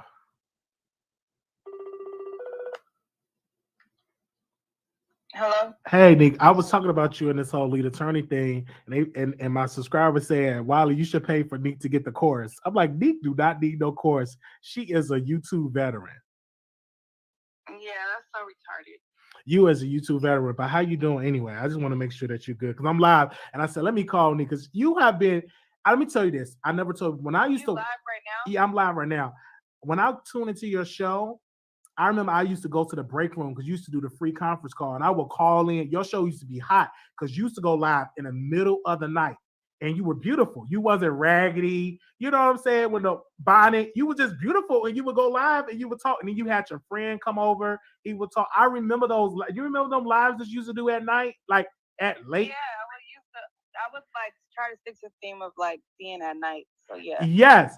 And everything, I'm like, Nique is good. It, like people need to put like your R. Kelly coverage you had got hella views. Like people, I guess a lot of new people that don't know you, but you have been doing this and doing it well, voiceovers, and you know how to edit better than anybody.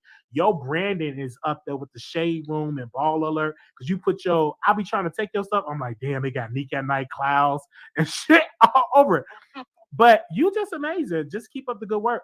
You don't need no course. You got it. You can actually give a course to how to do YouTube and edit and branding and stuff because you do amazing. Because I don't know how you do it. I think what a lot of people don't know about is like whenever you're doing YouTube, there's the algorithm, and they hear us talk about like the algorithm and stuff like that, but they don't really understand it. So it's like they'll look at somebody who live streams for 5 hours a day every day.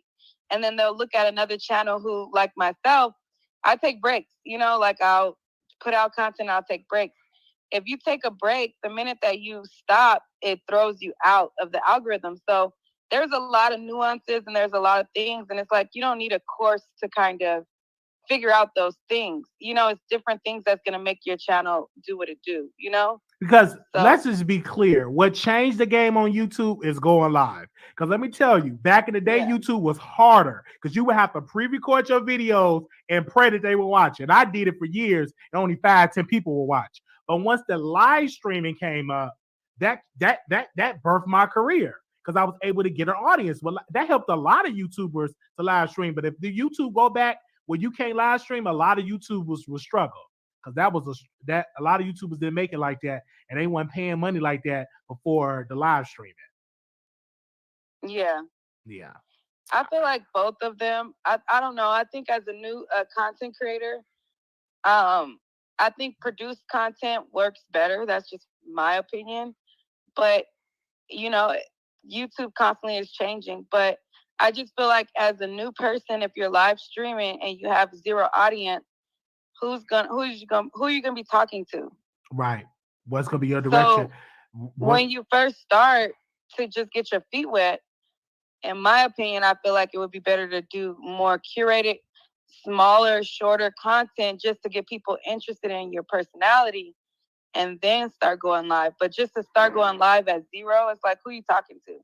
Right. And people, I guess I think what changed it too, another strategy, and I'm giving y'all this for free because I don't know if you heard of the beef sector, but that changed the game because you could put a YouTuber name in the title. And I've seen people get to 1,000 within one day because they will put these YouTubers in the title and people will latch on to their channel because Lipstick Alley, it's a whole thread that promote YouTubers. Like, y'all better watch this. And people latch on to this. So I think it's different strategies to grow in this business.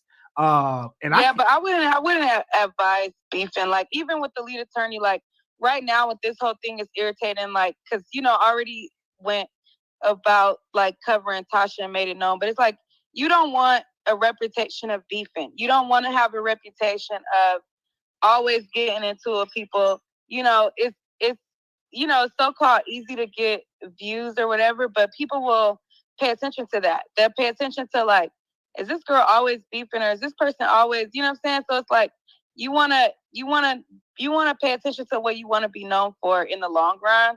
But people don't care. Yeah. It's about the money, Nique. It's like once you start making $50,000 to $60,000, you give a damn of what you want to be known for. You just want to make sure that you're going to continue to get $50,000 to $60,000 a month.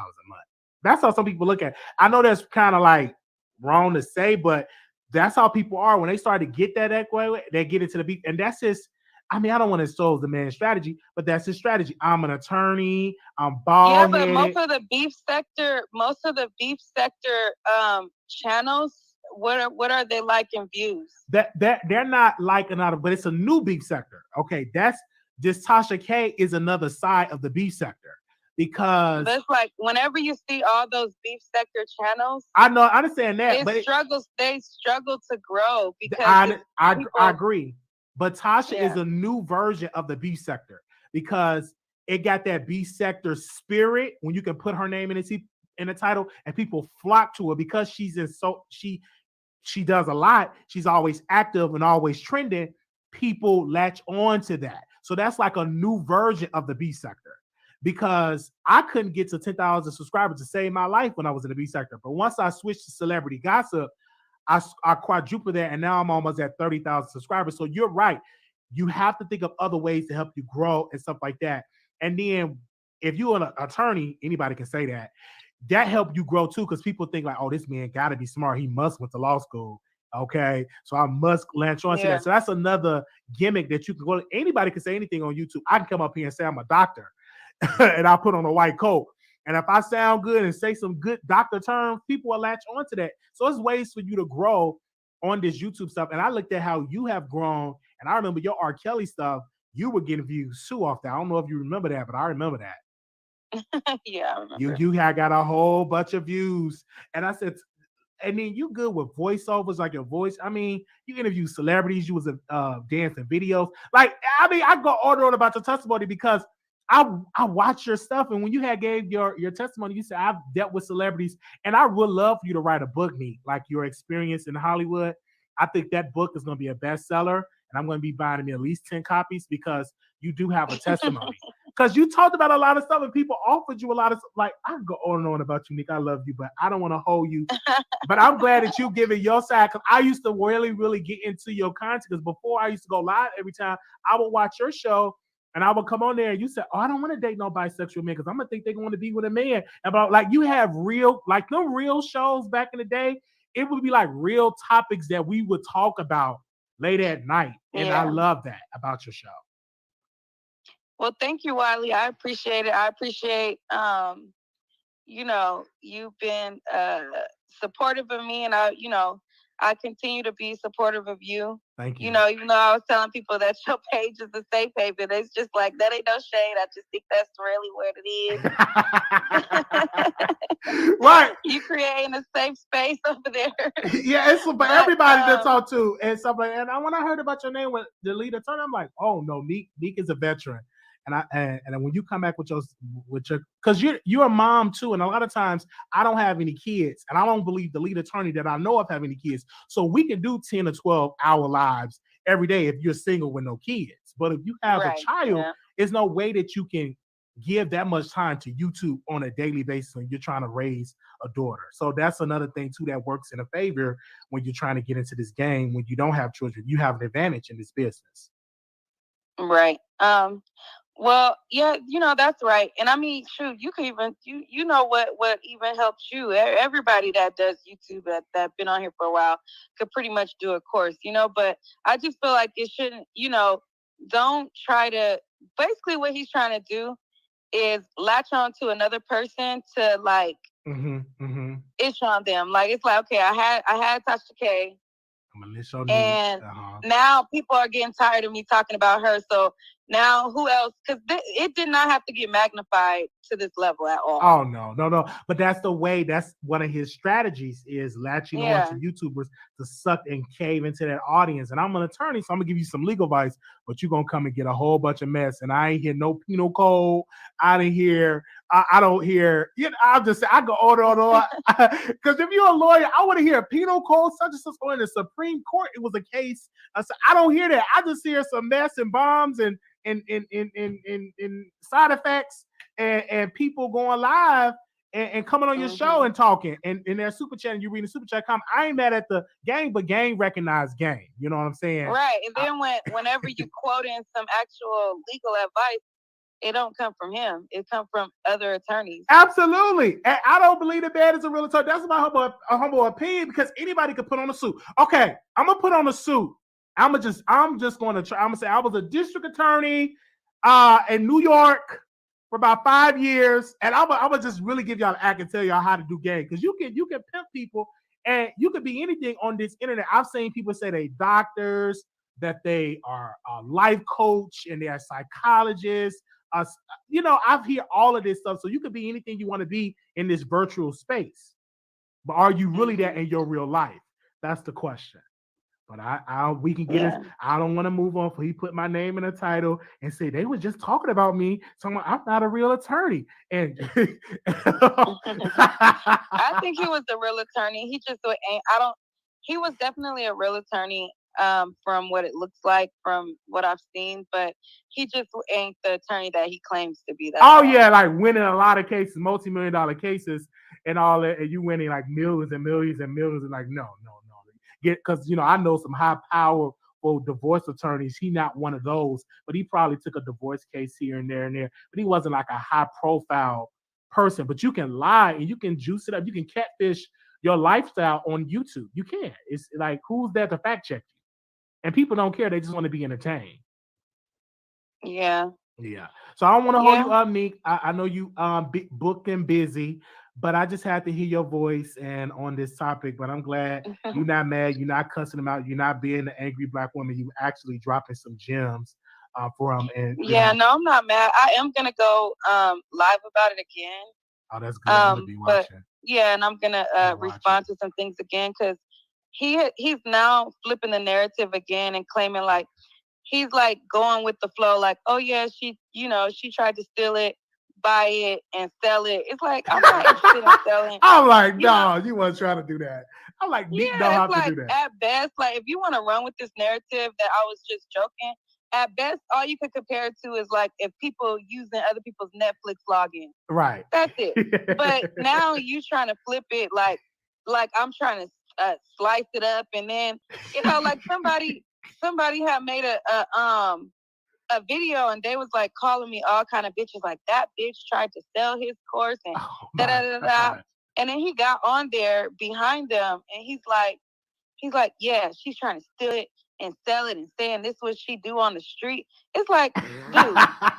That's that Trump vibe. Like I'm telling, that's another strategy. That's that whistleblowing thief, and you run with that narrative long enough, because he will hop on your live. He came in my live one time. We didn't bring him on stage, but that's what you do. And you tell a lie long enough, if it's entertaining, people want to follow what's entertaining. And that's why you, as a Black woman, have to give your voice, because you're entertaining too, and you're a businesswoman. I remember.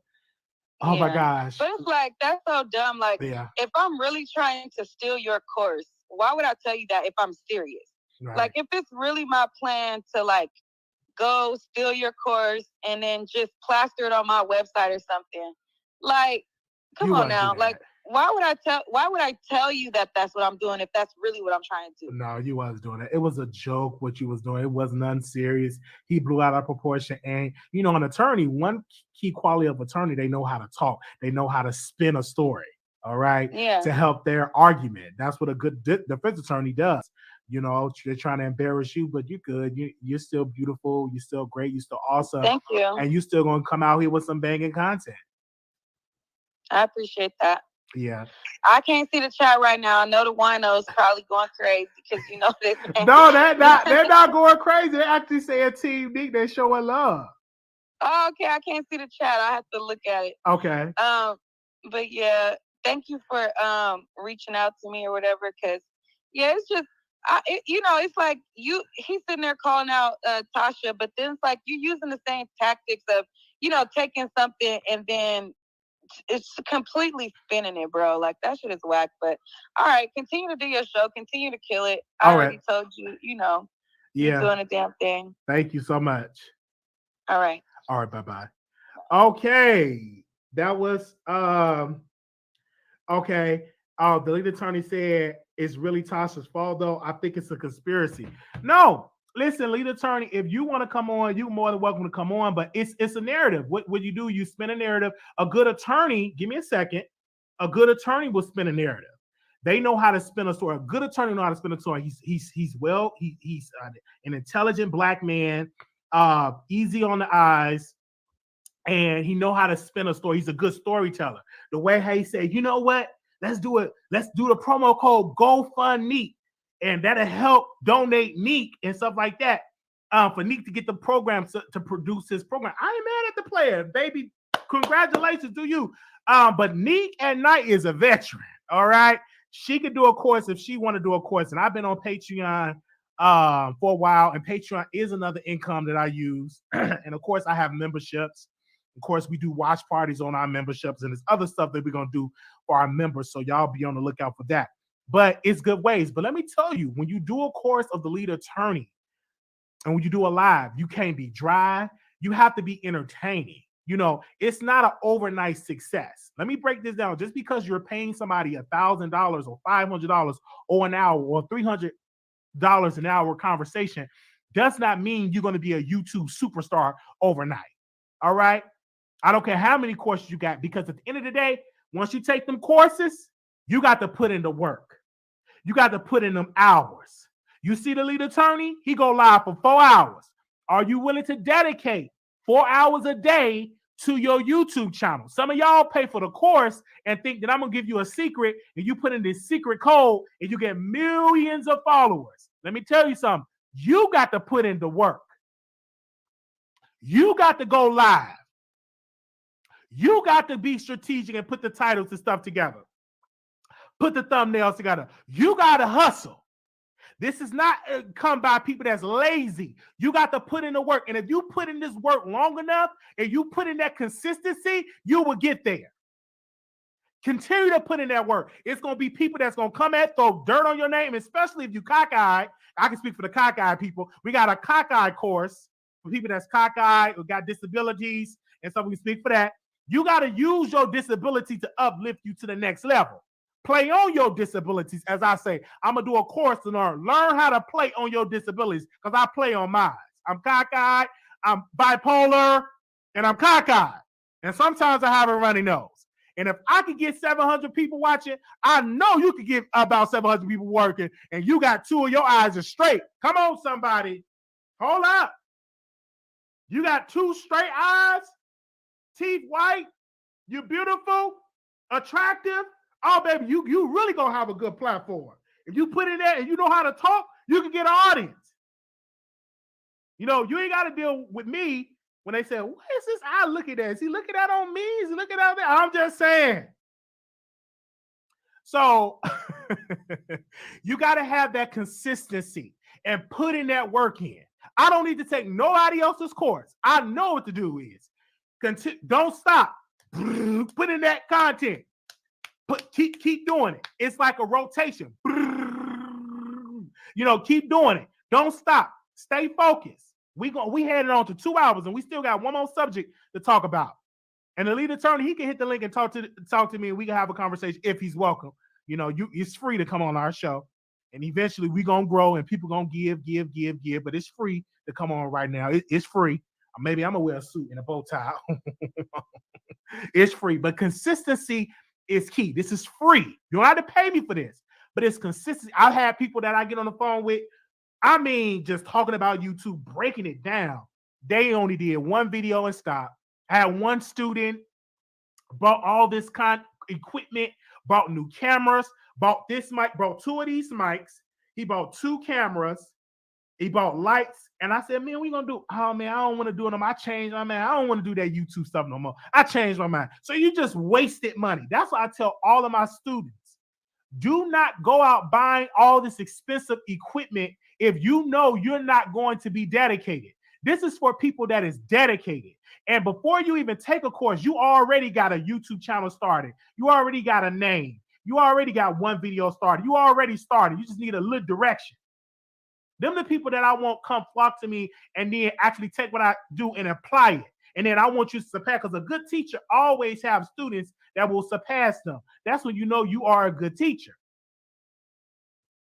All right? I'm just saying. This is about consistency and relationships. This I'm glad I can pick up the phone and I can call Nique and Nite. Hey, Nique, come on the line. Good relationship. I can call the Armand Wiggins show and talk to him. I ain't going to talk to him right now because I know he's booked and busy, but I can pick up the phone, and relationships is key. Right? Now, I don't take everybody course because I already know what the thing is. It's some good strategies out here. I'm a live commentator. So if you know how to live commentators, I know a strategy. People ask me, Wiley, how do you do the phone lines? I broke it down to a person to do phone lines because we came in changing the game. We ain't just do no free conference call. I said, no, we don't want to do no pin number. I called Armand. This one, me and him was talking. I'm giving y'all a free game here. We're going to move on to our last topic. We're going to open the phone lines. I called him. He asked me, he said, how do you do the call-in number? And I told him how to do it. And it works. Awesome.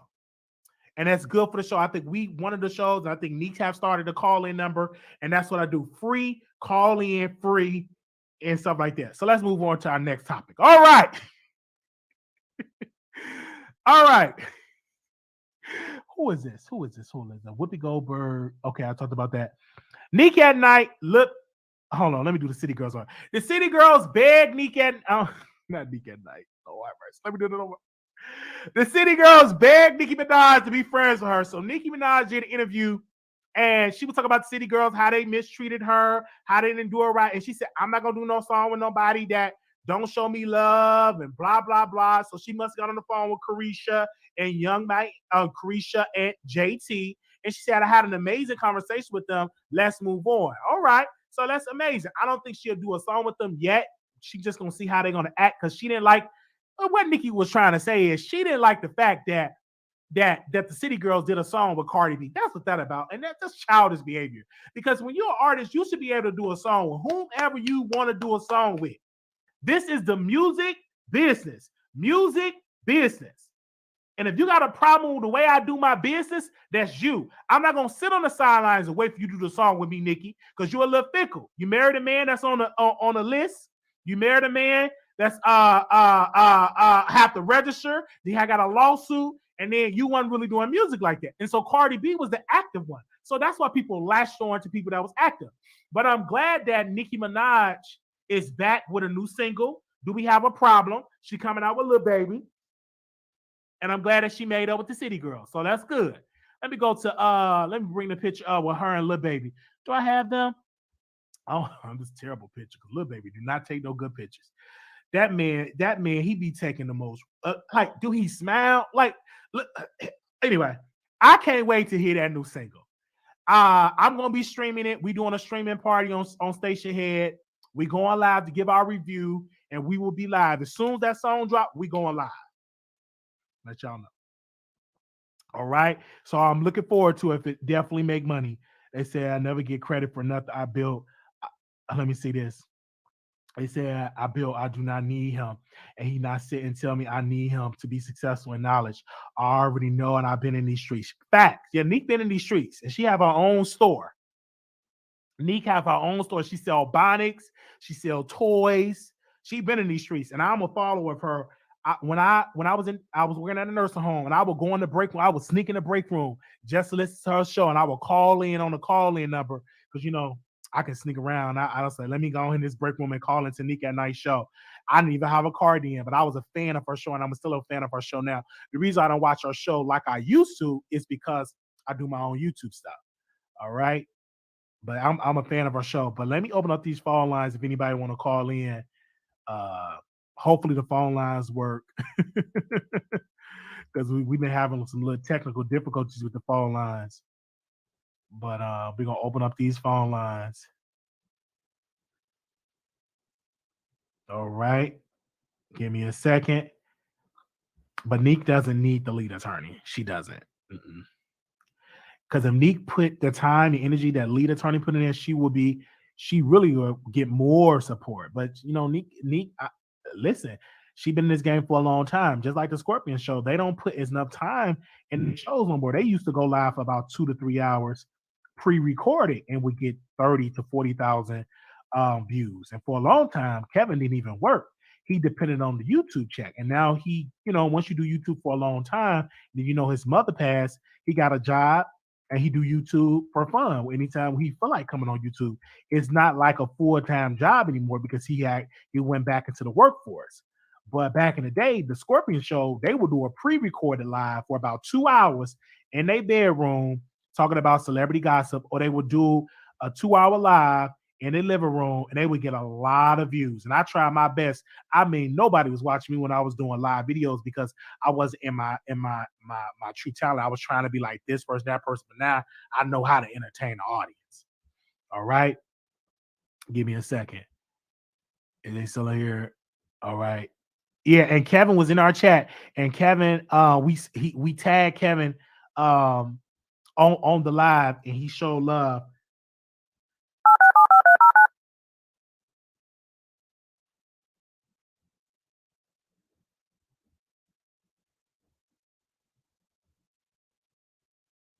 Your show now, press 1. To hear important instructions, press 2. Okay, hold on. Okay, hold on 1 second. Your show is scheduled to start in 15 seconds. All right. Your show will go live in 5 seconds. 4, 3, 2, 1. Blog Talk Radio. Yes, and me and Kevin go way back.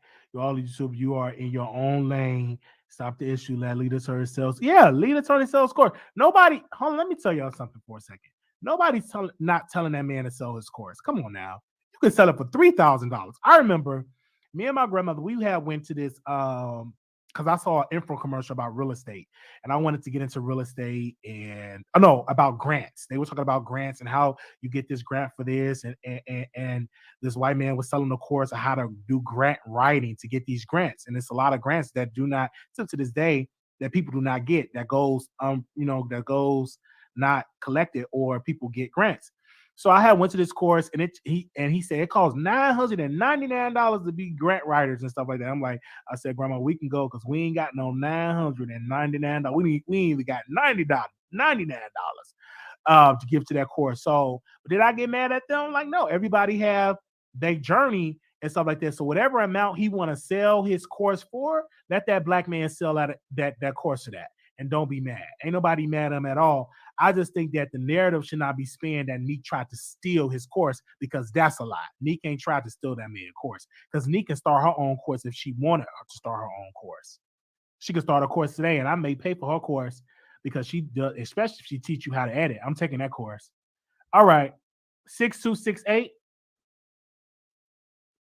Yes, Wiley. Thanks for taking my call. I first like to say that Nique at Nite is so beautiful. You are right. She's a very beautiful, attractive woman. And I want to apologize for my mouth on her show. But let me tell you about this lead attorney. He is a very intelligent man. He is an educated fool. He does not know no black man lingo, language, jokes, or nothing. I seen him insult a lady on his show. She said, you know how most parents will say, if you do something to their child, they say, well, if I don't kill you when she said that statement, he just ridiculed her and ran her over. That was this black woman lingo. When Nique at Nite made a joke, oh, send me your promo code and I'll, come on. If she really wanted him to give him the course, she would have asked him in a business manner. He got to stop feeling himself. I just think that, I try to explain to him about a subject, but we don't have enough time to try to explain what I try to explain to him about how they need to make a rich man law, and a woman needs to stop being able to take a rich man and get all of his money, $100,000 according to his income. They need to just be able to, et cetera, et cetera, et cetera. I don't want to go into what I was trying to say, but then he's going to try to put words in my mouth and just slice me off, didn't give me time. I noticed his personality. He loves the educated college person. If you educated Spelman or got this T-shirt on or from another country, he's real prejudiced against uneducated Black Americans. I'm telling you, and I'm telling you the truth, and it's not allegedly. I wanna have a debate with this man, because like I told him, I don't have no education. I'm only educated by the Holy Spirit.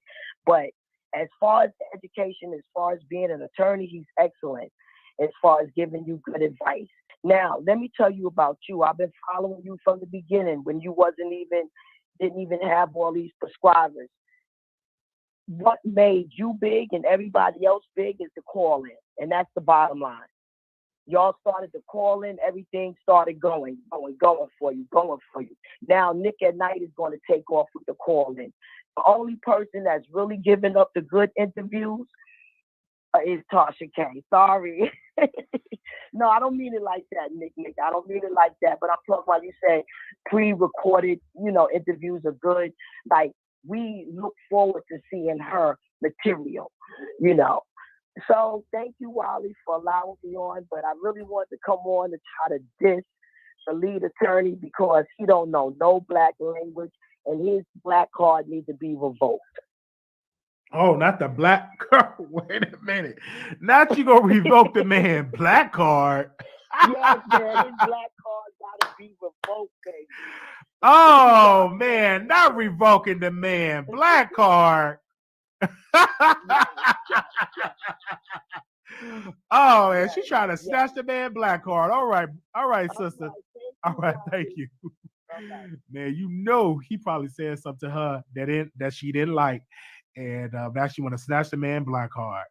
5560, call you on the air. Hi, Wiley. Can you hear me? I can hear you. Yes, ma'am. Yeah. So, I wanted to comment on the whole lead attorney versus me. I think he's just like doing too much and being weird.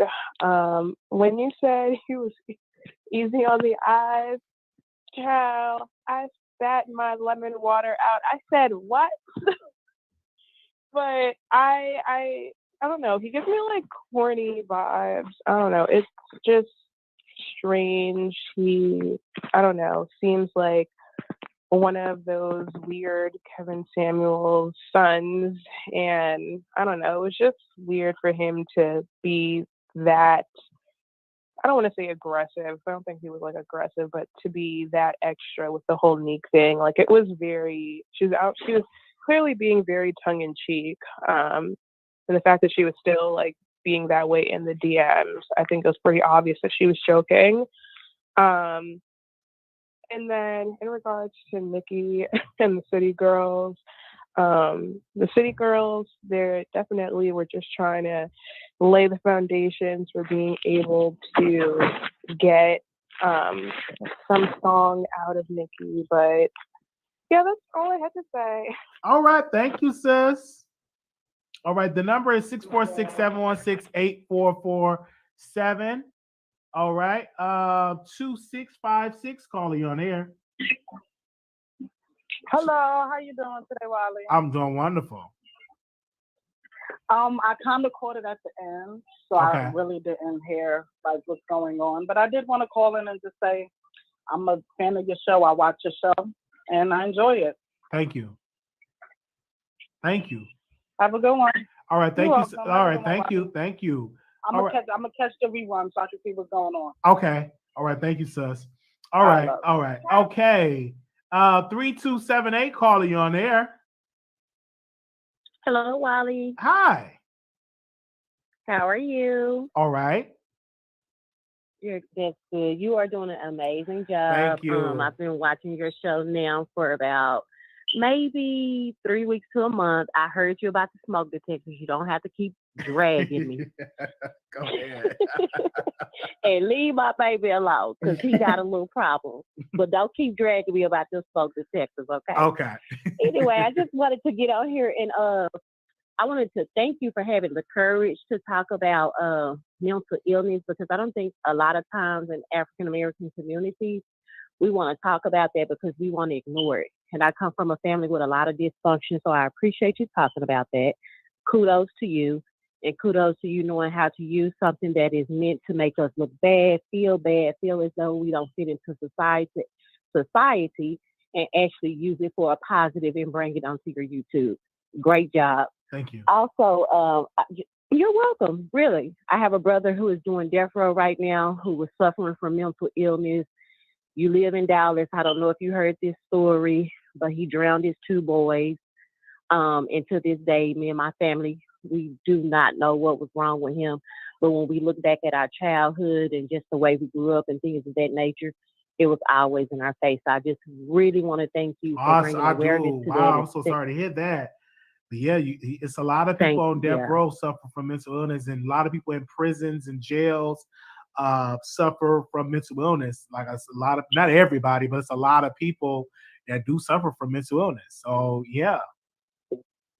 Yes, and so I was so proud of you, and I was just delighted. My heart was so filled with joy to see you as an African American man, to stand in that truth and not try to hide from it or be like, well, I don't want people to know this. I just love that. And you're just going to go so far just because you are choosing to stand in your truth. I agree with you about the whole YouTube thing. You're talking to somebody who has 14 subscribers. I've told all my close family members and friends, they all waiting on me. They watch me on Facebook Live. They enjoy me when I take breaks out because, like I said, I have a disabled child, and sometimes, it's a little overwhelming because I'm still getting him situated. He's just gotten in school and everything like that, so sometimes it's a little tiresome. And people are like, where you at? Where you at? You haven't been on Facebook. You haven't been on the live. What did you think about this? Yeah. What did you think about that? What did you say, Wiley? I said you be tired because you got kids. That have to be. Yeah. Are you a single parent too? No, I'm not. But Dad works 10-hour shifts, and then he has another part-time job. Okay, so yeah. Yeah. So it's not like you had. And then I have the 2 small little ones, and then my oldest, who's 18, he's getting ready to graduate, so I'm gearing him up for college. That's good. And so just being a mom. But yeah, I agree with you. It's a lot of work. I got good equipment, everything. I've done a ton of research and I just haven't put it out there, and I know I can do it because just from me practicing on Instagram, not Instagram, but Facebook, so many people and topics are going by. They're like, why you not on here talking about this? Why you started and now you won't even come on there? So yeah, but I do want to talk about the whole Nicki Minaj and City Girl thing, and then I'll let you go because I know the detector is okay. No, go ahead. Take it from, okay, let me say this. Number one, I'm Team Lil Kim. I don't like the way Nicki Minaj came in the game. And I don't like the way that she acts as though these new girls owe her a ton of humility and homage when she did not stand on that coming into the ground. Period. I don't care how she tries to spin it. I'm not going to do a feature with somebody who talks bad about me. Ma'am, there is 2 to 5 hours of video footage of you slandering this woman, stealing her entire style. You didn't pay a lick of homage, didn't care to pay a lick of homage, still have not done it. But let me just say this. Let me tell you what I would love to see. I would love to see Nique elevate as the 38-year-old woman that she is now and say, hey, you know what, guys? I made some mistakes, but I'm human. And I think she's tiptoeing at that. But until she squashes that beef where everybody's saying Cardi B is not, is Lil Kim, the verifiable, certifiable, undisputed queen of rap. Until she settles that and she rights that wrong, she will not be respected in this industry. I don't care how many awards, how decorated, how much money, she will not be respected until she does that. That's all I wanted to say, Wiley. All right. Thank you so very much, sis. Thank you. All right. The number is You're welcome and good luck to you. All right. You too. The number is 646-716-8447. Anonymous, you're live on air. Hey, Wiley. Hey. Good evening. Hi. I wanted to weigh in. Hi. I wanted to weigh in on the Whoopi Goldberg situation, just the View in general, and her being suspended for 2 weeks. That's ridiculous. First of all, I don't understand why she even talked about a Jewish thing, because I think Joy Behar, or whatever her name is, Joy Behar. The View is just, yeah, thank you. The View is just not something that I see for Black people. I'm gonna be honest. As far as being on that panel, I think the best thing for Whoopi to do, because I heard that NBC is trying to get rid of her anyway. I think, and Meghan McCain, let's not forget how she has said a lot of things, because I think she comes from a racist father, and a lot of them just, let's admit, like you said, when the show first came on, that the panel should be like, rooting for Whoopi, like, if she doesn't come back, we want her to come back. They're not going to do that. They're not going to do that, Wiley, because Whoopi's a Black woman, and whatever she said, as far as she said, it's not what happened with the Jews. It wasn't a racist thing. It was a humanitarian thing. And I think I know where she was trying to go with it, but you don't say that, especially with Jewish white people, because they are very passionate about what happened to them with Hitler, and I understand that, but yet let a Black person tell their story. Let Whoopi have told her story, and I bet you the other women, Meghan McCain and Joy Behar, none of them would have gotten suspended for 2 weeks, not even a day. So I think that Whoopi should be looking for something else, another panel that would do her well, and where she would fit in. We live in a very racist world, and it's just getting worse and worse. Trump bought a lot of his racist people out, and because they were hiding under whatever rock, and he bought them right out. And it's just, to me, it's not a good look to send her home on something that she spoke of and she was just saying it in a different way. I think she was trying to say it without putting race in it. But anybody should know, with if you're wise enough, being a Black person and being on that show, I wouldn't even spoke about that whole situation. I would have just been silent. But I wouldn't even have been on the show. So I think Whoopi, I would like to see her find, with me wrapping this up, I would like to see her find another platform where it suits her and she's more with her own people, because that show doesn't love her back, and they're not gonna. Well, they never did. They're not gonna. I remember when They Monique. never did. Exactly. I remember when Monique said once.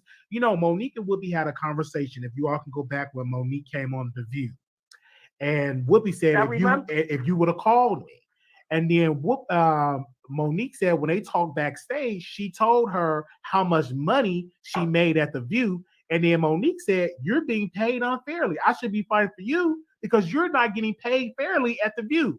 And so now that this is coming on, and speaking about sistership, the guy, what's the man's name that got the podcast on Spotify? She wanted him to be removed and not be on Spotify. And that same spirit came back on her that she was suspended from The View for 2 weeks. Even Candace Owens, let me see what Candace Owens had to say. And it was very interesting. And I'm a fan of Candace Owens. I was something, not everything that she said, but I'm a fan of some of the stuff that she said. Let me see if I still have that tweet. Do I still have that?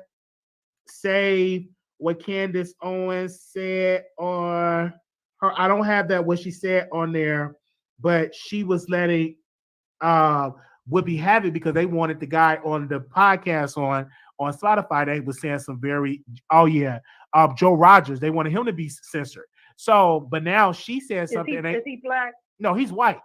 And he was saying some stuff, was giving out misinformation about C-19 and all of that, just really going on and on and on. They said he need to be censored, that he need to be on Spotify. But that same spirit that she started to say something towards the Holocaust and got the information wrong, according to them, she had to get a suspension for 2 weeks. And let's be clear, she don't own it. What a good boss move for Whoopi Goldberg is to get whoopigoldberg.com and live stream your content and get your own sponsors and make your own money and put it on the Wuku channel, put it on YouTube, put it on Twitch, put it on all these sites and just take off, because the online the digital world. That would be a boss move for Whoopi, and get your own producers, your own camera team. You already got your own production company. That would be a good boss move and say, hey, I'm announcing today, this is my last day at The View. I want ownership because I do not never want to be censored. I want to be able to have my own content, my own guests, and my own style. And people will watch it. I agree, because don't allow them, because that's what they're doing. That's how they have always operated. They're gonna Joe Rogan. I'm sorry, I call him Rogers. This name is Joe Rogan. Okay, go ahead, sis. I'm sorry. Go ahead. Okay. And if it is true, like someone was saying in the comments before I called in, before we started talking about Tasha K thing, and it's not that I don't like Tasha K, but I just like for you to stick. You had a good idea with what you started off with, and then we kind of moved over there to the argument. Good argument, but the point is, I like how you stay with what you do, because it's something we need to talk about as far as race. I just feel like they're not for Whoopi, and it would be in Whoopi's best interest to go ahead while she's on this 2 week situation, 2 week hiatus. I mean, not hiatus, 2 week little what you call it, like the break, yeah.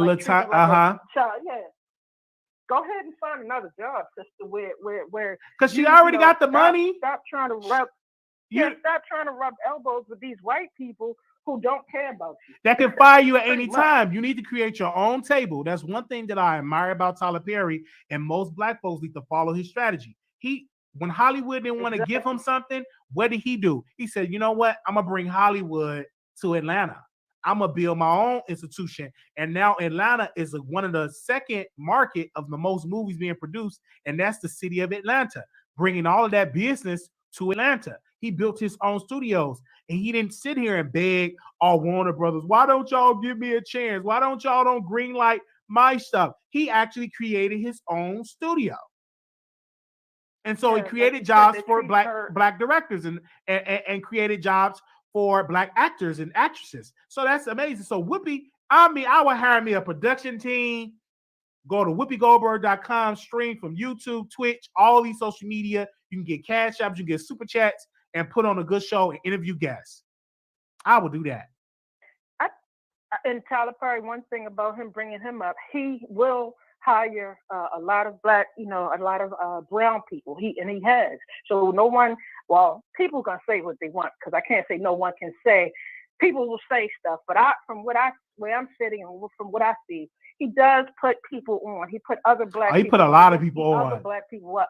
And that's what we want to do. Because white people, the racist white people, they don't give a damn about darn about us, excuse me. So stop trying to rub elbows with those people and just find your own platforms, Whoopi, and people like her. Stop trying to fit in with those people. They don't want you around. Stop begging to be in people's company that don't want you. Facts. And because they never let anybody else go and for 2 weeks for what they said. And because you're still an employee. You're not technically a boss. You're still an employee of a company. So they can make that decision. And they're trying to show you that don't forget where you came from for you to even make such a statement about the Holocaust. How dare you? That's what they're telling her. And don't forget your place. Yeah, they put her in that place. Like, listen, sis, you Whoopi Goldberg, but we sign your checks. So, yeah. Right, but don't forget your place. Don't you dare talk about the Holocaust. So I already see where it is, and she just needs to find somewhere where she, be around your sisters and brothers, man. Absolutely. But if you choose to be around them, then the next thing they're gonna find something else, and she's gonna be gone out of there. All right, but we thank you, sis, for calling in. Okay. I thank you, Wiley. No problem. I love your show. Thank you. And be your own original self like everybody else is, because everyone doesn't like the drama all the time. I really like something like this over here. I don't, because I saw another comment or somebody said we always gonna love Tasha because of the drama. I'm kind of tired of the drama. I want to talk about real life stuff like this that really hits me as a brown person. I'm getting tired of these races, and we don't have to rub elbows with them. Yeah. Thank you so very much for calling in. Thank you, brother. Have a good night. No problem. All right, we're going to the next caller. 0289. Caller, you're on air. Hello. Hi, welcome to the Wiley Show. Oh, okay. My number is 0287, so you the last number threw me off when you said 9. I'm sorry, 0287. I'm sorry, I did get it wrong. I didn't mess your number up. I'm doing all right. Go ahead. So, on the topics, I got a few comments. Okay. So for Nique Nite, I'm so glad that you addressed that. And I don't know why it was bothering me. I really do watch The Lead Attorney. I really watch every show that he has. And I'm a Nique Nite. I've been Nique Nite for a long time. And I just thought he just took it someplace that it didn't need to go. It was unnecessary. It was very obvious that she was kind of joking and not, even if he took it offensively, he could have just made one slight little joke back about it.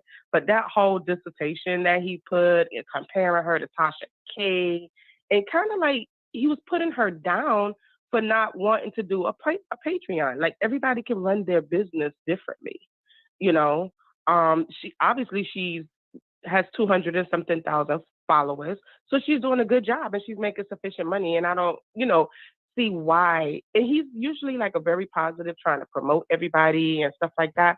But I just thought it was kind of weird that he just came at her like that, so strong over something so small and minute. Because he made it, how I look at it as a content creator, because Game recognized Game, he made it into content. And so I'm gonna go live on the video. I'm gonna drag it on the community wall. It's clicks and views. It's drama. And so, oh my gosh, she like Tasha K. What is this? He's gonna spin it, and then you're gonna get people to make their commentaries. So it's a strategy to help bring more awareness to the Lead Attorney brand. He's inserting himself into the drama and spinning it as an attorney. Okay, I got you. Yeah, I didn't like that. He's been pretty upfront and pretty good so far, but I didn't like that because it was just like something so small and minute. 49. Obviously she was joking, and then he says, and she, whenever it's a female, it's wrote off as a joke. It's joking. I just don't get that whole thing with him, but Yeah, and then so now the next topic would be Nicki Minaj, and I mean, my opinion on that generally is just an overall opinion of Black people, to our Black community. We really need to get past this. I don't like you, you don't like, I don't F with you don't F with me, and we can't work together. As you can see in the white community, especially in the politics and the Republicans, you can see them jokers, some of them hate each other. But they will not bend. They will stand together because they know that they can't have success without, you know what I'm saying? Sticking together, that they'll be defeated. That's so true. Like the Republicans, the way how they came at Trump, they used to diss them. But when he got in power, what did the Republicans do? They got in line and they got stuff passed. They fell right in line. They fell right in line. We have to do that as Black folks. Like, we don't get along. We got to learn to put our differences aside and let's do what's good for business. And that's key with Republicans. They have that down to the point. They may disagree, call Trump a liar, but when he got in office, he became the president. Oh man, they got stuff passed. They passed the tax. They gave us stimulus checks.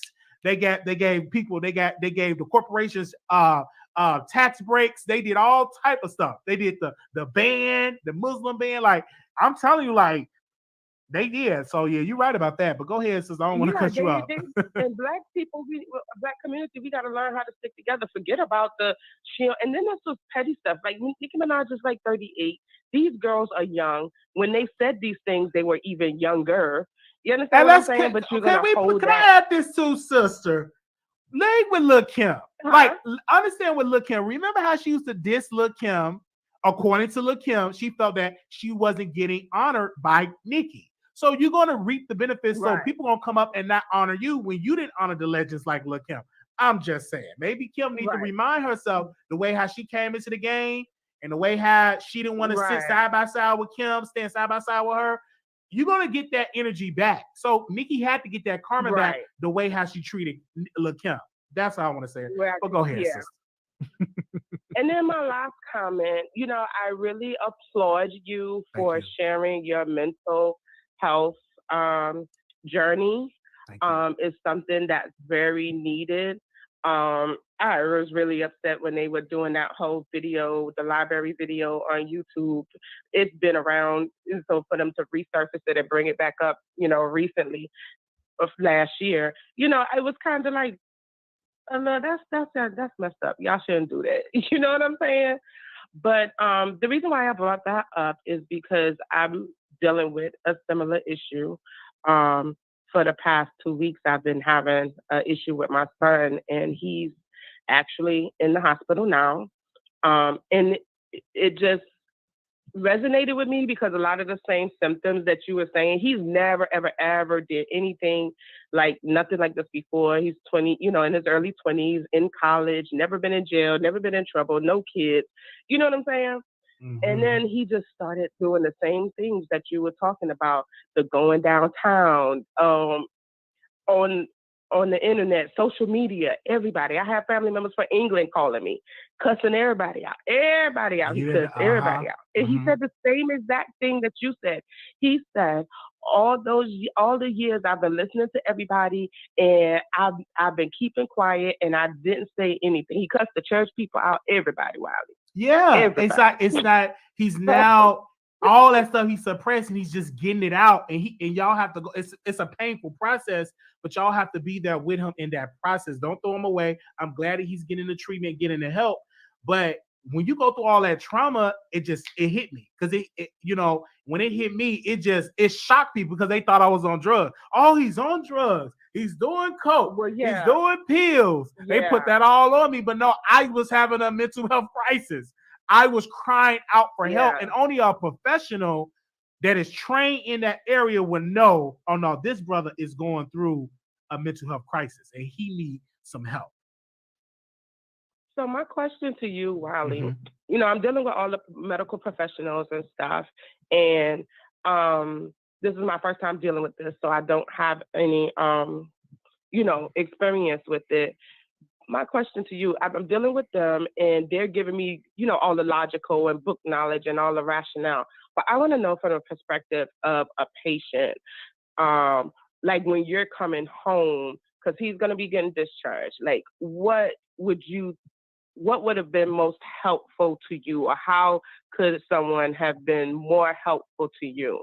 Bringing continue the treatment outside, going to counseling, speaking, getting a good therapist, and you joining into those conversations and allow him to get off his chest about his childhood, because probably a lot of stuff happened in his childhood he probably never shared with you, and allow him to share it to you and allow you to listen. Don't judge him. Just allow him to, like, baby, whatever you got to get off your chest, let me know how you feel, and y'all go to a group therapy together. Let him do his private sessions, and then y'all go as a family and have a session and y'all talk and continue that, because what it is, something happened, whatever it is that he went through, that he probably wasn't listening to. Because when you cussing out, you're trying to give out a message. You're trying to be heard. So that's what my best advice to it. If I ever could do it over again, I would love to do family sessions, going to a therapy, a counselor, and we go as a family and we get to talk about what's going on in our family. Because in the Black community, we don't communicate, I believe, in my humble opinion, enough with each other. We know how to talk about each other behind our back. But have you ever, when the last time you sat out as a family and y'all just have deep conversations? We don't. And that's just something that came out of slavery. And I think when things started getting better and stuff, they didn't teach us how to communicate. Absolutely not. You know what I'm saying? Absolutely They didn't give us any assistance. They just tried to figure out a way to keep us enslaved or how to keep taking advantage of us. Whereas one of your other topics, you were talking about the whole Whoopi Goldberg thing. And, Whoopi was right in her way, but she wasn't fully right. It's not like she said something that was like way out of the water, but it is a humanity issue, but obviously theirs was against race. Yeah. But when that happened with the Jews, those people got so much support, and to this day, they're still getting so much support, and we don't get any of that. Because you know why? But from the it's time because that we they collectively didn't get communication. They collectively work together. They pool their resources together. So you got to study other, like Hispanics. They come to this country, pour their resources together, and they build each other up. They build each other business up. Us as Black people, I think once we start to get integration, we start to forget family unit, working together. Once we was able to dine with the white folks, we forget working together, because before, Black folks used to really work together in business stuff, and we still do. We need to do a better job and continue to do that and believe on principle, because we had no choice but to be with Black folks, because we couldn't dine with white America. We had to go through the back door. So that's why Black-owned businesses were able to thrive. That's why Black media was able to thrive, because we couldn't. Our story wasn't told on New York Times. But once we were hired with the New York Times, once we was working with CNN, our Black news, we don't support our Black newspapers no more, and we support these white institutions. We forget. We still got to learn how to support each other and be like, sis, like, say you had a company, I have a show, and you have a lighting company. I need to call you to do my lighting for my show. Or if you or if you have a camera shop, before I go to Amazon, I need to go to your camera shop and negotiate a deal to buy HD cameras. So we have to get more into networking and to spreading that dollar within our community. And that's how, and the only how we're going to break this cycle, if me and you, our generation, we started baby steps, you started in your household. We're like, okay, for the Black History, and not even just for Black History Month, let's at least have a day of supporting Black-owned businesses, and then make it a weekend. Then make it 5 days a week. Start that and then show your children the power of supporting Black-owned business, or to become their own Black entrepreneurship. So it's ways to do it, because we have the internet now, and I thank God for the Black folks that do watch this channel. So it's I'm not saying that we never work together, because we work together right here by watching this Black show, by having this dialogue. When the last time somebody is talking about mental health problems in the Black community, the way I'm breaking it down, you don't see too many shows like that on YouTube like that really going to give you their testimony like that. Right. Yeah. Okay, Wiley. Well, thank you very much. And I'm gonna pray for you. Just love. Night. I'm good. I just give them love and communication, and It's a journey because he have to go through his journey and he's growing, he's young. It's, once you get through it, it's gonna be rough because it's rough when they cuss. So I'm just glad he's able to get the treatment, and I pray that the journey is there, like you continue to be there with him through the journey. And I'm so glad that he have you in his life because y'all can really be on a journey together. And then you're gonna learn from that. A lot of tools that they teach you in counseling and therapy, it help make you a better person as a mother. Yeah. Yeah, I hope so, Riley. It's just really, really hard. I know when it's you've been a single parent and you raised your child, you've done the best, and then it just feels like, I know that's not his intention, but it just feels like everything that I did, it was like, well, you wasn't this, you wasn't that, and this happened, so it's no, so you had to go hard. through that process, and then what he's going to have to learn as a son, I have to learn it from my mother. You was doing this and blah blah blah, and I had to learn. And I said, "Well, wait a minute, I'm 30 something. I'm older now, and I understand that you are a woman and you made mistakes and you're not perfect. So until your son realizes that you're not a perfect parent, he's gonna learn that when he's get older. It's gonna click for him. It probably didn't click for him yet because I was in that stage where I couldn't stand my mother. We couldn't talk without cussing each other out. And then one day it clicked. I said, my mother have a life that she have to live, and she did the best that she knew how, and she's not perfect. I wanted my mother to be perfect. And all her flaws, I was just throwing in her face, and I had to realize she's not perfect. She made mistakes, and you're going to make mistakes when you have children and become a parent. You're not going to do everything right. She did the best that she had to do, and once she understand that and grow and mature that's a mature person need to realize that your parents are not perfect. They make mistakes too. And you have to realize that and not judge them so much because you're going to have children one day and your kids might grow up and say, well, you didn't do this right and you didn't do this right. That's why it's so important for your children. I believe it needs to be mandatory counseling in every family. Y'all go to a therapist, y'all talk about stuff because the problem is people don't talk about it and they wait till they get older and they just clash. They need to talk about it at 3, 4, 5, 6, 7, 8. And they say, okay, as a family, we're going to go to counseling together. Whether it's spiritual counseling or whether it's group counseling, I believe that should be mandatory in every single family where y'all talk, because a lot of that stuff can get resolved years ago if we just sit as a family and talk about it. Yeah. But I'm gonna pray for you, sister. Yeah, it's gonna be rough because it's not gonna be easy. But if he really live for the treatment, he really fight and say, listen, I'm gonna take heed to the medication, to the treatment plan, whatever they give me. And if you really comply with that, he's gonna be good. And you're gonna be good. It's just gonna be a journey for you. And it's gonna be an amazing journey because you're gonna see if he really fight and really want to do right, you're gonna see that change. You're gonna be like, oh my God, because my mother was like, oh, I see the maturity in you. Because when I was going through, baby, they didn't. I couldn't call none of my family. They threw me out. I'll have to go to a whole other state. So, but now I can go and visit them, and I can get picked up by my mom at the airport. You see how God do? You got ran out, and then that same person that ran you out will pick you up at the airport to come visit you. But I have to grow and I have to learn, and he's gonna learn that too. There's some growing stuff. And you're gonna see that. But if you need something, if you need to talk, like the 972 number, I do answer. And then, just text or call if you haven't, if you need to talk. I'm here. Like, that's what I do. I talk to people. But we thank you, sister, for calling in. Wow. No problem. Okay. Thank you. No problem. Okay. Look at Whoopi Goldberg. She looking at me talking about, you better go ahead, black man. Look at Whoopi Goldberg looking at me. Look at Whoopi Goldberg looking at me. Anyway, 3442, caller, you're there. Hey, Wiley. Hey, I thought that was Whoopi Goldberg that was about to call in. I would have fell out this chair if that was Whoopi Goldberg. Shout out to the Wiley Show. Thank you. Yes, and shout out to Tasha K. You feel me? Yesterday's price is not today's price, honey. But they still coming. Facts. They still coming. And speaking of Whoopi Goldberg, because you said that, I was going to talk about her later, but I love when you use words like testimony and just like, spiritual words, because you don't try to get too deep, but you do show recognition to that because it's true. Like you said, she was just talking about canceling somebody and that spirit came right back on her. She did. And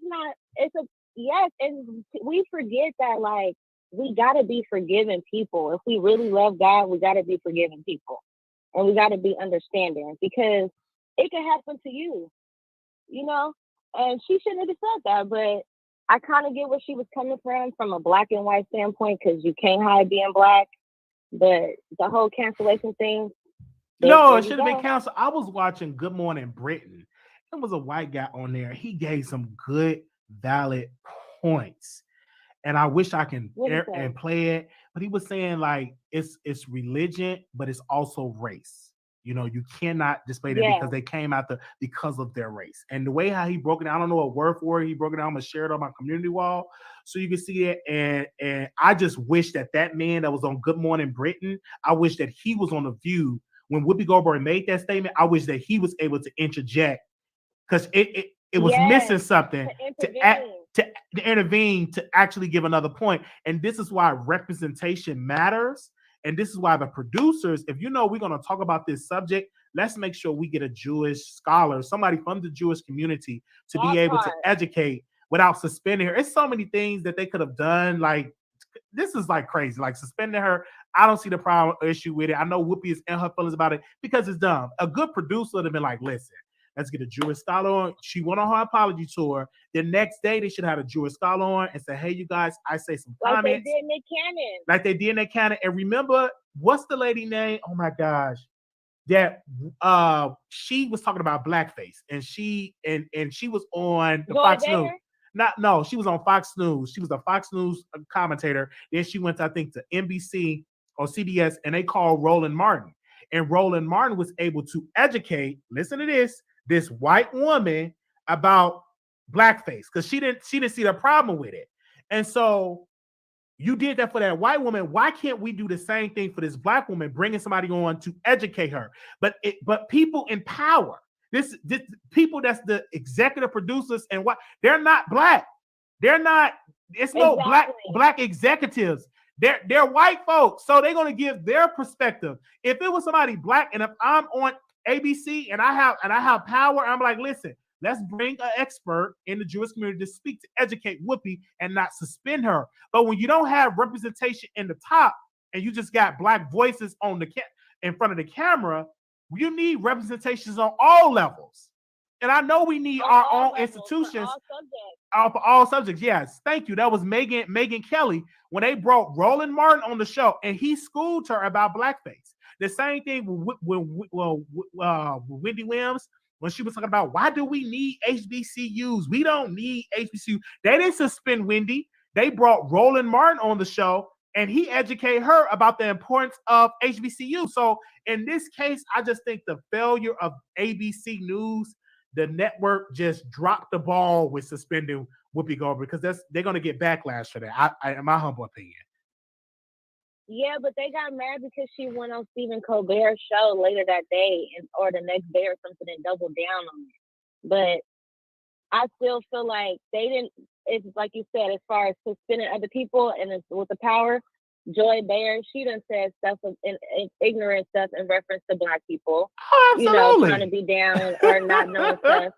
So it's been multiple people. So like you said, it is about the power. Absolutely. It's about that representation on high levels. We so quick to look at, look at Don Lemon on TV. But he don't own CNN. They can fire him just like that. The CNN president don't own CNN. He just had to resign because he didn't own the network. So the power come in ownership is key. It comes in ownership. And I wanted to talk about Nicki Minaj, Nicki Lewinsky, Nicki the Harajuku Barbie. Yes, go ahead with Nicki. You talk about Nicki and the City Girls? Yes, because I'm a Barbie from the Bay Area, so I love Nicki Minaj. And I don't care what nobody say. But let's not talk about support Black women, support women, but y'all want to bring up age and everything because it shouldn't matter about what age. Disrespect is disrespect. It don't matter. And if people don't like how she came in Kim, she gave bigs up to all of them and all that stuff. But it's like, damn, how long you want to keep? Like the music is good, all this beef, but let's talk about the music. We ain't got no Kim hit. The City Girls is doing their thing. They shouldn't have said what they said. But it's whatever. And then even during the whole Nicki and Cardi beef, Miami even chose up sides then. So it's just like, let's just be real and let's just move on. And let's just support the queen because the queen doing her thing. You feel me? always, and I can't wait for the new music. Is And it Friday, tomorrow? the new music dropping. So it's Friday or Thursday? It's Friday. Okay, is this Friday? Okay, Friday at midnight. Pink Friday. Do we have a problem? Okay, do we have a problem? I'm streaming. I'm going live, and I because the rollout. I'm looking at the video. Looks hot. I'm like, Nicki didn't come to play with the girls. Let's not even forget the fact that she got fine ass Corey Hardwick in the movie. Yes. I mean, in the show. And then she got the white boy Tommy. You feel me? So it's a whole movie. Yes, I'm here for it. What's his name? Joseph Secora. Let's give him his props for real. Yeah, I'm here for it. I'm here for it. And I don't get me wrong. Like if Cardi come out with some new music, I'm gonna listen to it. But if it's not good, it's not good. You feel me? But I'm gonna say this: when it came to the whole Tasha K thing, I called in before and talked about that. And I'm glad you shouted out Candace Owens because I rock with her too. Not everything, but most. And if we want to keep it going with the lawsuits, go ahead and hire the lead attorney girl and sue Cardi B for calling your husband gay. Okay. She showed did call that woman husband. She showed did call him gay. So if you want to get into some things, do we have a problem? And make sure y'all call that number on Nicki's phone because you could call in and leave a problem and she might shout you out. All right. Oh, I didn't even know that. Oh, so thanks for letting me know that. Thanks for letting me know that. So you need to call Wiley. Okay, I'm gonna call. Go on Wiley Instagram page and tag Whoopi Goldberg because she need a job, and then hashtag Nicki Minaj. Do we have a problem on Wiley so we can get Wiley on the pink radio one of these days? Yes, Wiley, you're not biased. You commentary, and I love it. Yeah, that's what I'm doing. Just commentary. Thank you so very much for calling in. Yeah, it's the Wiley Show. You feel me? Love you. Love you. I'll follow you because I'm at Damn That Doll on Instagram. Okay, so I'll follow you. Okay, I'm gonna leave a comment. Okay. On your page. All right. Thank you so much. Good night. All right. Good night. All right. 0235. Call you on air. Oh, hi, Wiley. Hi. I want to speak on the lead attorney. Okay. I think that he's being very messy, like very, very messy, and he's overreacting, and he's criticizing Nique for not putting out a lot of content, but he has to understand that she has a child. The child always comes first. Period. Like that's it. Like I'm just done with him. Like he's just very disrespectful and very messy over something so simple and something so small. I think he just wants the drama. And now when it comes to Nicki Minaj, the city girls have been very, very disrespectful to her. And I understand that, Black people have to stick together, and I get that. But why would you want to work with someone who has disrespected you multiple times? And for what reason? It doesn't benefit Nicki at all. It mostly benefits the city girls because city girls can use the barbs to promote their music. So I don't see why Nicki should collab with the city girls. It just doesn't make any sense to me. Yeah, can you please educate us in the chat, in the audience? What did the city girls say about Nicki that was disrespectful? Do you have that rundown a little bit? You don't have to go all what they said, but what was like the highlight? Yeah, they were trying to say that she was this has-been rapper, that she looked ugly, and I think not JT, what's it? Carisha's the name. I think she said that she wanted to fight Nicki on behalf of Cardi, and that was just too much for me. That was just way too much. And Little Kim, that girl is done. She's done. She looks like a botched goblin, and she needs to worry about that lawsuit she has for scamming a Black business owner, and that Black business owner is scamming her for $75K. Wow. That's all I gotta say. Thank you, Wiley. Okay, well, thank you so very much. Do we have a problem? Oh my gosh. Anonymous, you live on air. Wiley. Yes. Hello? Yes, I can hear you. Yes, sir. Wiley, Uh-huh. I think y'all have all wrong about the Whoopi Goldberg situation. My thing is, it's like we as Black people, we have no right to tell another group of people what they did wrong or what they did, or what's wrong or what's offensive to them or what's not offensive to them. My thing is, Whoopi, do you watch The View regularly, like every day? I watch it a lot. I want to say not as faithful as I do because I catch the YouTube when they come on YouTube, when the clips come on there. But yeah, go ahead with your point. But I'm not like a faithful View watcher. Okay, well, I'm a faithful View watcher. I watch it every morning. And lately, Whoopi has been having the tendency to always want to be right about everything. And if you notice in that clip where she said what she said, they were trying to correct her. They were trying to help her. They were trying to give her a hand helping her. But she wants to be so right all the time that she got mad and she kept cutting them off because she wants to be right. Whoopi is not right. And it's kind of sad, it's upsetting that we as Black people are sitting here calling in saying, you know, Whoopi didn't say anything wrong or she didn't do anything wrong, she didn't deserve that suspension. Because you all know if that was a white person, specifically a white conservative Republican who said those things, we will all be calling for her head to be cut off. We will all be calling for her to be fired. And even if that was a white person who said, oh, well, slavery wasn't about race, she would have been fired as soon as she said it. So we as Black people have no right to sit here and tell Jewish people, oh, you're not a race, or oh, you're just a religion, you're not a race. We don't have that right because we're not Jewish. And there are Jewish Black people. And if you do research and read your history, the Nazis considered Jewish people a different race.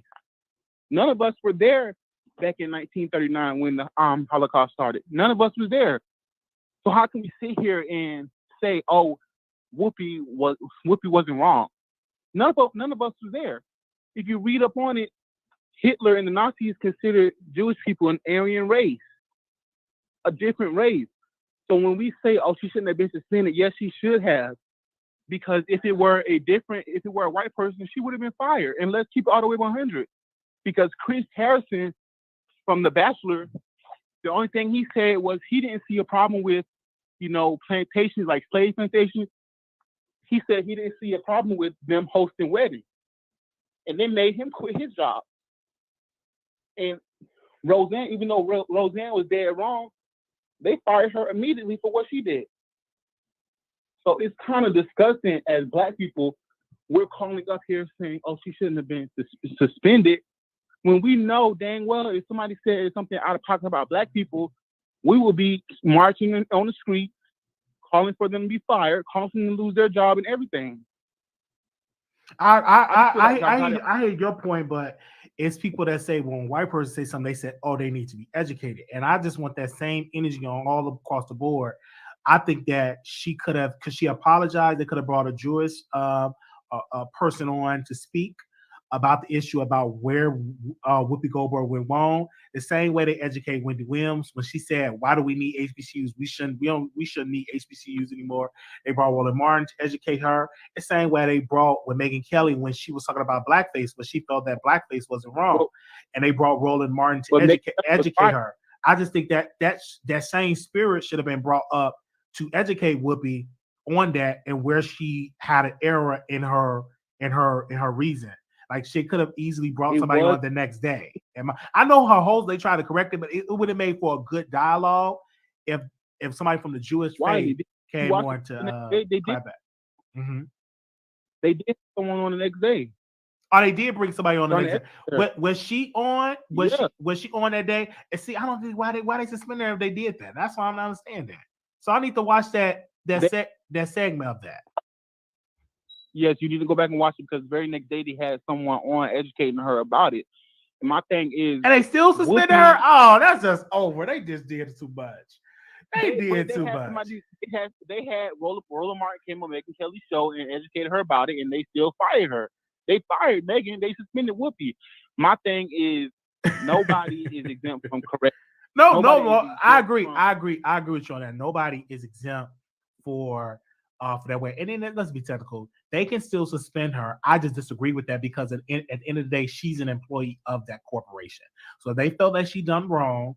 And Disney doesn't like too much controversy because that's like ABC owned Disney.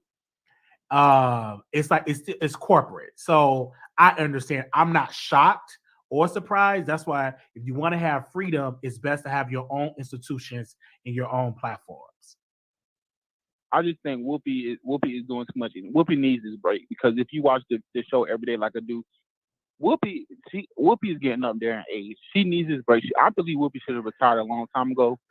But Whoopi has she's just been falling off these last couple of years. But I still love Whoopi. But my thing is nobody is exempt from correction. What Whoopi said was dead wrong, and it is not up to us as Black people to say whether what she said was wrong or not because she did not offend our group or our people or whatever. It's not up to us. It's up to the Jewish people. If they felt it was offensive, then it was offensive. That has nothing to do with us. All right. And my thing is, all is calling up here saying, "Oh, we should stick together. We should stick together." We should stick together. But at the end of the day, I'm not about to just hate on white people just because I'm sticking together with Black people. What? Like somebody was like, "Oh, we don't need to deal with them no more." Like what?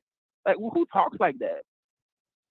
That's no way to live. Like who said, "Oh, we don't need to deal with them no more. We need to sit together." Baby, let me tell you something. The white people will help you more than your own brothers and sisters. All right. Let's get that straight right now. Well, thank you so very much. I'm gonna go ahead and move to the next caller. Thank you, brother, for calling in. He was able to give his point of view. Every point of view is welcome, especially if you're respectful. 3-2. I'm sorry. 1 second. Let me get to. Hold on. Let me go to this person. 8632. You live on air. Hi, Wiley. Hi. I just wanted to comment on the Nicki Minaj and City Girl situation. Okay. I find it funny how when Cardi was having her little long ass 15 minutes and it was, going pretty well and everybody was on her dick. Language. I'm sorry. Well, now that it's quiet over there and Nicki's popping, now they want to eat off Nicki, basically eat off of her. I don't feel like she should. I mean, squashing the beef, that's one thing. I don't feel like she should do no collab with them or anything. I don't think she never commit to even said she would do a collab. I just think that, let me read her tweet, that she said they had a conversation and let's move on. That's pretty much the spirit of her tweet. She said, just had a great conversation with JT and Young Miami. Let's move on and make new memories, y'all. That's it. And I agree with her on that. I think that they will not get a song like that because Nicki is very strategic of who she do music with. Because she didn't even get Saucy Santana a feature. She gave it to Lil Baby, and she's still a mainstream mega star. And I think City Girls got to do a little bit more work to even be worthy of having a feature with Nicki, in my humble opinion. I agree. They need to get a number one album selling 500,000 copies in the first week to be worthy of an album. Get a gold album to get on a record with Nicki, in my humble opinion. Just like I believe Saucy Santana needs to do a little bit more work and get a little bit more gold albums and number one albums before he get on a song with Nicki Minaj. Because I don't think she should work, because that dims her light, because she's such a mega star. That's why it was so important for her to work with no other than working with Lil Baby, because he's a mega star. And you see, she didn't do nothing with the Migos. She did something with them already. You say, who else can match my light? And Lil Baby can match her light and actually introduce her to another fan base that really doesn't get into the Nicki Minaj music. So I think that was very strategic on Nicki Minaj's part, because I like Lil Baby. Yeah, I just hope she doesn't fall victim to these girls and their little weak tactics to try to benefit off of her comeback. I mean, agree. even And though she Nicki never went also, nowhere, she don't she want just people to like, look at her as being bitter because at one point, when that Nicki thing was going out, they were saying she don't work with female artists, she don't like other female artists. So it cleared her. It was a win-win situation publicly to come out and say, hey, I'm not gonna work with, but I get on the phone with them. They probably apologize. They probably begged and plead Nicki. Everybody out there. I don't think y'all gonna be seeing a City Girl Nicki Minaj record no time soon. But it's good to see black women, if y'all having a disagreement, that y'all can pick up the phone and talk it out. You know what I'm saying? I love that, to see black women at least yeah, I feel that. apologize. Tell me where you went wrong. All right, let's nip to nip. Let's move on. Let's continue to make this money. But don't be looking for no City Girl Nicki Minaj record anytime soon. I'm gonna tell you that right now. Not them up there lip singing. You supposed to be rapping and y'all lip sync. Even though Young Miami Carisha is good looking, I mean everything to me. I love her. She's very attractive. Every time she rap, I get instantly like into her raps because she's so attractive. So I'm gonna buy some more of her music. I can't wait till she goes solo because I like JT. I like both of them, to be honest. I need to start. Did I buy their album? You know, after the show, I'm gonna buy their album because they're attracted to me and they're chocolate and because they did a performance, they was lit rapping and it was good. It was good performance. I mean, Young Miami really was doing it. Yeah. It was cute. I'm about a record. You know what? In the show, I'm going about a records. I never bought their album. Now, Nicki, I purchased all her music because I'm a fan of her. I'm gonna purchase this song. I'm going to iTunes. I'm gonna purchase it. Now, I'm not gonna go on all the places and purchase it. I've never bought a City Girl either. I never purchased anything from the City Girls. You know what I'm saying?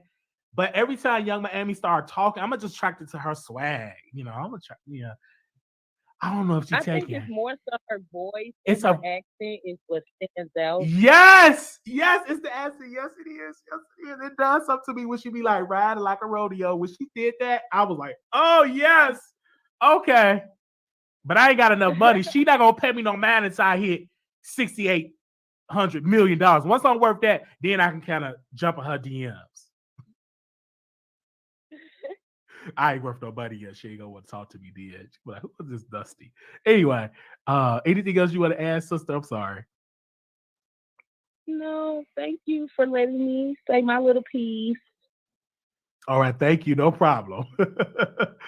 Oh, he You have a said good salute, night. Wiley. Well, salute to you, lead attorney. I'm here for all black YouTube. It's money to be made for everybody to make money. To be honest, it's money to be made. And you know what? I would tell y'all this, the lead attorney, you inspired me when you was posting your amount. I said, let me get my black behind up. Let me do another 4-hour live. Let me come up and do another 4-hour live. Because when you was posting your amount, I said, that's some good money, man. It's a lot of things I could do with $50,000 a month.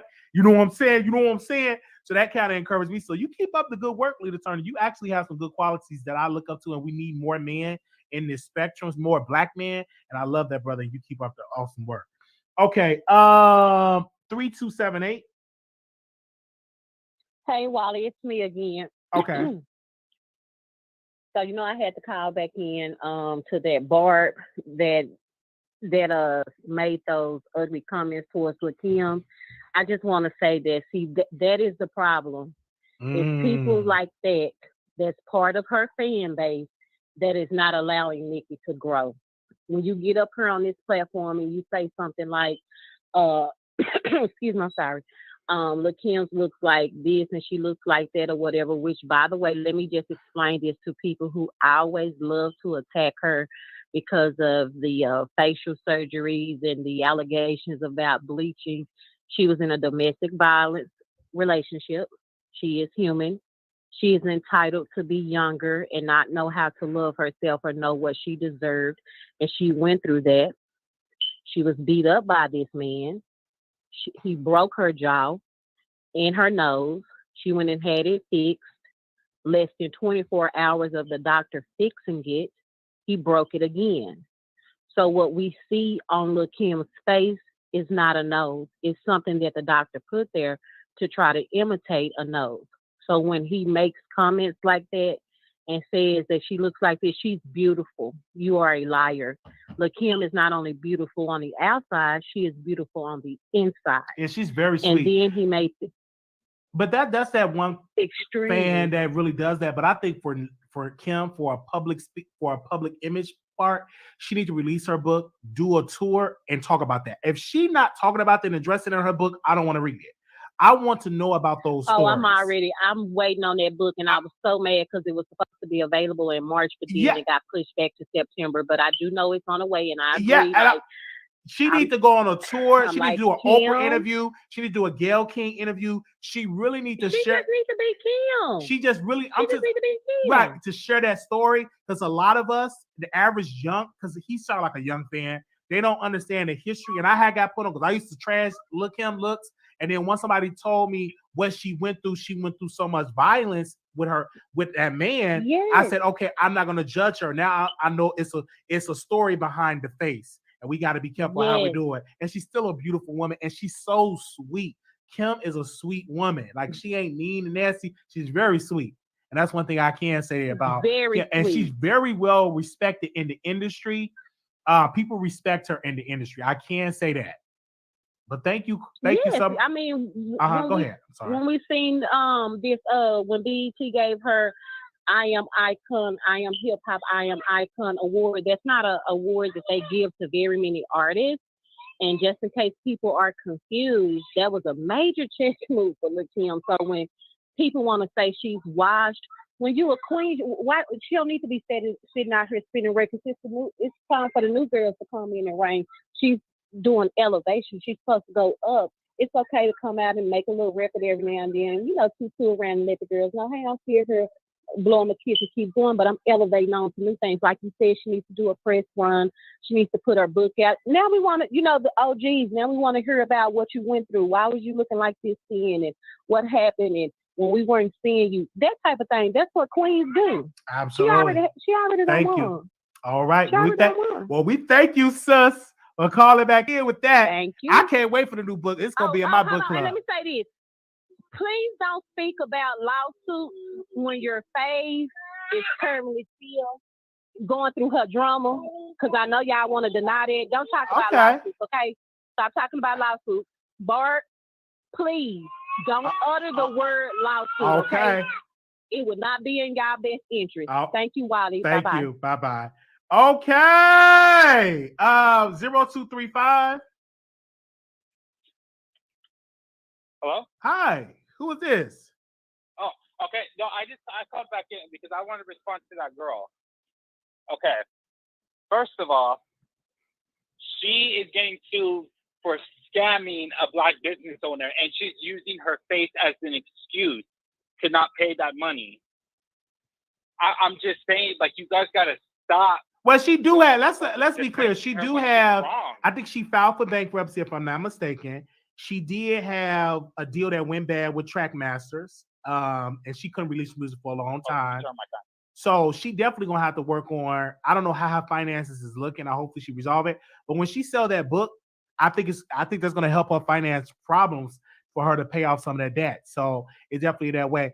But what I think she was trying to school you on is the history on why she looked the way she looked. That she didn't just get plastic surgery because she didn't love herself. She got plastic surgery because her nose was broken. So that's what she was actually on that part. What she was educated on that part. But if she owes somebody a lawsuit, we'll see how it's gonna go. And I need to actually do research on that case because I didn't know that she had to file bankruptcy at one point, or they had repossessed some stuff. I heard allegedly that I read on the internet. And so you got to be careful. They even suing Brandy, getting sued for some stuff by a stylist. So we'll see how this is gonna play out for Lil Kim, because I know you're Barb, and I know you're gonna be streaming that song tomorrow night. Mm-hmm. Thank you, Wiley. No problem. Okay. That was wonderful. You see how we did that? We see it was calm. Anonymous, you live on air. Hello. Hi, welcome to the Wiley Show. Hello. Hi, welcome to the Wiley Show. Hey, Wiley. Hi. No, it's not calm around here. Whoever that non-black barbers needs to get off Little Kim. Hold on. I can't hardly hear you. You sound underground. You got me on the headphones or the Bluetooth or something? You check out that. Whoever that non-black person was calling in, hating on Lil Kim, she is the queen bee of rap. Please go lay down and go to sleep somewhere. She has a catalog. Nicki Minaj, she won't be respected until she give Little Kim her respect. She came into the game wrong, and Little Kim is the queen bee. You want to talk about how she looked? Everybody get plastic surgery. How many of these famous people getting facial things and butt things? And you know what I mean? Like, what is he talking about? Black people, we need to stick together and don't let these non-Black people talk about our legends. Period. So I agree. I hear what you're saying about that because I remember Michael Jackson when he interviewed with Oprah back in the 90s. Michael Jackson says, if everybody leave Hollywood that had plastic surgery, they would have to leave Hollywood. It wouldn't be nobody in the city, in this town. So you making a good one. There's a lot of folks. So she's a trendsetter when it comes to plastic surgery because everybody gets plastic surgery. So I don't know what he's talking about, but don't come for Little Kim because she is the queen bee of rap. Period. That's all I got to say. I had to call in for that because I'm like, who is this hater, this non-Black hater? And then the other Black person come out, I don't know why Black people say they need to stick together. We do. We don't need to see Whoopi fall. You are right. They don't need to suspend. They trying to fire her. That's kind of messed up. Why is it that every time somebody Black say something about Jewish, we got to get made examples of? They make an example out of us, and that's not right. They can say anything they want to say about Black people, and they barely do things. They don't really recommend people for saying something about the Black people, and we need to stick together. And you are right. We do need our own media space. Absolutely. And that's why we had it for a long time. We still have Black newspaper, but that's why the Chicago Defender, they made the owner, I forgot the owner name, the founder of that, made him a millionaire because we were able to give our stories told. And that's why we need to go back to that and owning our own stuff. Like Whoopi Goldberg, if I were her, I would go on The View, say I'm announcing my retirement from The View, but I will be going live on WhoopiGoldberg.com, streaming on Facebook, streaming on Twitch, streaming all that stuff. We're going to be unfiltered, but we will not be censored. And that's how you do make a boss move. Because she got the money. She got the money to pay for a staff. She get the same cameras that The View got and get one person to control the control room, put the graphics and stuff together and do it. The View? I don't watch The View. Who watches The View? I mean, who watches that? I mean, she got the money, so it ain't like Sister Girl broke. She can pay me to operate the camera. I'll be right there producing that show for Whoopi Goldberg. All right? I'll be right in New York. I can stay in one of her rooms because she got plenty of rooms in her mansion. She got money. So I was just saying. So what I'm trying to say is foundational Black Americans, we need to stick together and be on code. And don't let nobody come in our community and tell us what's what and who's what and talk about our people. We don't talk about our legends. I don't care for Nicki Minaj, but I would never degrade her or talk about how she got booty implants and how she wanted to, you know what I mean? Like, come on now. I heard that. Let's not go there. I heard that. Well, that's all I wanted to say. Like, get on code, Black people. We need to really represent out here. It's not that many of us, and we need to take ownership of our own culture and don't let nobody come in telling us what's what. Thank you. I'm sick of that. All right. Well, we thank you so very much for calling in. All right. They are calling in. All right. Do we got one more call in here? Oh, yeah, we got one more caller. Anonymous, you live on air. Anonymous, you live on air. Yes, ma'am. Go ahead. Mm-hmm. Oh, God. I had to call back, and I didn't mean to take anybody's turn, but the ignorance in the comments is just ridiculous because you got so many black people saying that being Jewish is not a race. Everybody, you people that's saying that, you're not even understanding the point. Being Jewish is not a race. Most Jewish people we know are what? White. And then, Sammy Davis, he was Jewish, but had this been about Sammy Davis being a Jew, and Whoopi said what she said, she wouldn't have gotten suspended, okay? It is about race. So people need to wake up. And as far as us sticking together, I don't even say that anymore because it's not even going to happen. You know, it's so many of us that's just. But it's a lot. But let's be clear. It's a lot of people that is sticking together and doing stuff in the Black community. Because as I look at owner stuff like Roland Martin, I look at him as an example. He's just a shining light. This man have a company that's worth over a couple of $1 million. He just hired his wife to do a show. He hired another guy to do a show, and he hired a black-owned team, hired them, and he also hired a black-owned company, black artists, stuff like that. So we do have black-owned companies that black folks are supporting. That do exist. Now we can do more of that, and us as black YouTubers, we can spend a little time focusing on what black folks are doing to uplift each other and shine light on that as well, because there's some black companies that are thriving, and it's some black entrepreneurs that are really thriving right now. Being on YouTube making $50,000 a month, that's a good brag. And there's some YouTubers that is black making over $1 million a month, or almost close, like impressive. So it's people that's actually doing some great stuff out here in the black community, in my humble opinion. You're right. You're absolutely right. I should have. I'm just kind of irritated, and then also because Don't I'm be calling irritated. in, and so Don't be irritated. But I'm irritated by the comments, and what I try to do is not even look at the comments. And I think that's how you get through. You look and you don't look, and then people gonna think and say what they want. But I see so many black people. Then you got the white trolls and because the comments, it's comments. like. The comments is the freedom. Like, I tell people, don't look at the comments, because but know what you're saying. Most people they're not even understanding the point. No, they're not. But when they do that, they're saying go ahead. Being Jewish is not a race. Y'all talking about, we talking about the donkey, and y'all talking about the donkey's butt. It's not the same. Right. I know that Jewish is not a race, but we're talking about the situation with Whoopi. Then with the guy, because ever since I think I started that trend, ever since I called you and asked you questions that were just questions, now everybody wants to interview you. And it's sad, like, stop trying to interview Wiley. Y'all called in, it's his show. So for the guy that just now that talked about, do you even watch The View? No, I don't watch The View. And you don't even have to be, Wiley didn't even have to answer you, caller, when you right. You watch No, because I watch, I'm not a faithful View watcher. I do watch some of the clips that do come on YouTube. I do. And The View is one of the highest rated daytime shows in America. That's a fact. But I think for Whoopi, if she was smart, I would make my plan and start building my own institution, right? Because that's an example for when she's sitting at home right now in a beautiful house. She's rich. She ain't broke. So Whoopi good. She need that seed of entrepreneurship need to be birthed by her in media. Like when what's the Bill O'Reilly? When he was fired, what did Bill O'Reilly do? He got the BillO'Reilly.com. I was just on his website yesterday. He go live. He got his podcast. He got all of this stuff. And he got a team of people that's helping him with it. So she can do that too because she have the resources. It ain't like she got to build something from scratch with no money. She got the infrastructure and the money to do it.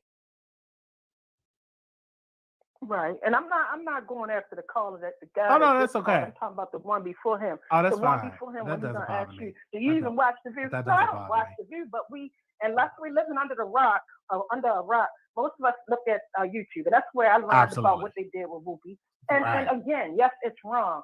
And it's not because that she, and then people say, the one before the caller just now, he said, well, if it was someone else, if it was a white person that made a statement about black people, they would want her head. What planet does he live on? Because Megan McCain has said all kinds of stuff.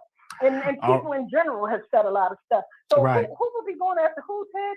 Like, sir, I heard that. Well, we thank you, caller. Yeah, like, no, thank you, because I know you're passionate. No, thank you so much for calling back in. Let me know that. Thank you. I am. I'm very passionate. Thank I you. just wish y'all please be. Thank you. Thank you so much. She's passionate. It's okay. All right. All right. Yeah. Thank you. All right. All right. Let me go to the next call. All right. Bye-bye. 1838. Oh, wow. It's almost 10 o'clock. 1838. Caller, you on the air. Hello, Wiley. This is Mr. Duval in the building. How you doing? Doing well. I am actually having a good evening with this show today. I'm glad to hear that. I'm sorry about the technical difficulties on stage here because I really had so. Oh no, that wasn't you. That's just Station Head. Station Head had technical difficulty. That wasn't you calling. That was the system. I'm gonna just wait the next time. I'm still gonna try to drop some jewels on. Okay. I'm gonna be brief on your topics for tonight. Okay. When it comes to Nique and the City Girls, I just feel like it falls into the thing with Nique. That's That's the reason why she don't get the accolades and the flowers that she deserves for a lot of time, because she shows a bitterness that she shouldn't have shown when she's on top. And she needs to spread that same love to the people that's underneath her, because, like I said, she would have been celebrated on the way down. Like the Kims of the world, like, you know what I'm saying? Even what Cardi B gonna go through when she goes on the way down, because she knows how to deal with people. You know, I don't like Cardi B myself. And let me skip past that, and I just want to get to like Nique and Nite and Mr. Lead Attorney. They're both petty. They're both clout chasers. That's how they both got their numbers. Especially in the case of Nique and Nite. She fell out with Tasha 2 years ago. Nobody hears from her. But all of a sudden, when this case came up, all of a sudden she on every show and she's showing her face and making her opinions known. But she's the same person that want to feel like she want to be at peace and she don't want no drama. You can't have it both ways. It's just like I said, at the end of the day, she needs, you know what I'm saying, pick a side. Either you want to be at peace and just do your own content, or you want to be a part of the mess. But you can't have both. I don't respect her when she has that type of mentality. Okay, I hear your point, and you have a right to your point about that. I think a lot of people, when it came to this lawsuit, because it was so juicy, I think YouTubers that really wasn't doing content said, "Hey, I'm gonna jump on this story. I'm gonna jump on this groovy train and get my clicks and views." But that's crazy, you know what I'm saying? But like I said, you can't. I don't mind that, you know what I'm saying? Get your money, but like I said, in her case, you can't have both ways. You can't feel like a victim 2 years ago, feel like people were picking on you, and then want to be at peace and want to do, and want to be not bothered. But then when this case comes up, now you want to insert yourself in opinions and be a part of the story, and then all of a sudden you want, you know what I'm saying, display yourself, display your voice, and then they say, you know, you're going to act like you're a victim again. You can't have both. I just don't respect that. And then one last thing I want to say, and I get off. When it comes to Whoopi Goldberg, she needs to, like I said, start her own network, start her own podcast. Like I said, she got the money from years of being a comedian, a Oscar winning, you know what I'm saying, person who accomplished so much. But she has the credibility. But she has the support where she wants to start her own. She got the relationships within the industry where she can get people to call in her show, people to, you know, say, be guests, be co-hosts. Like I said, she has the relationship within the industry based on the way she's conducted herself, that she could get people to believe in her and believe in what she's trying to do, and they'll support it. Black people and her black celebrities. Oh, yes. Have a good night, and Thank I you. appreciate the time. Oh, no problem. Thank you. Thank you. We got callers in here. Let's call her in because she's an actress. She is a legend. So many A-list celebrities will come on and speak to Wendy. I'm talking about Whoopi Goldberg. Okay. Even Wendy Williams will come out of retirement. 9714, you're live on the Wiley Show. Hey, Wiley. I just want to call in and say thank you for the show tonight. Is very entertaining. Thank you. I'm dealing with COVID, so I'm on lockdown, and you definitely be keeping your girl entertained. So I just want to shout you out. That's all I wanted to say, sweetheart. Okay, thank you so very much. Are you at home? Yes, I'm at home. Okay. Okay. Yeah. Okay. I got my mask on just in case. Okay. Got my mask on.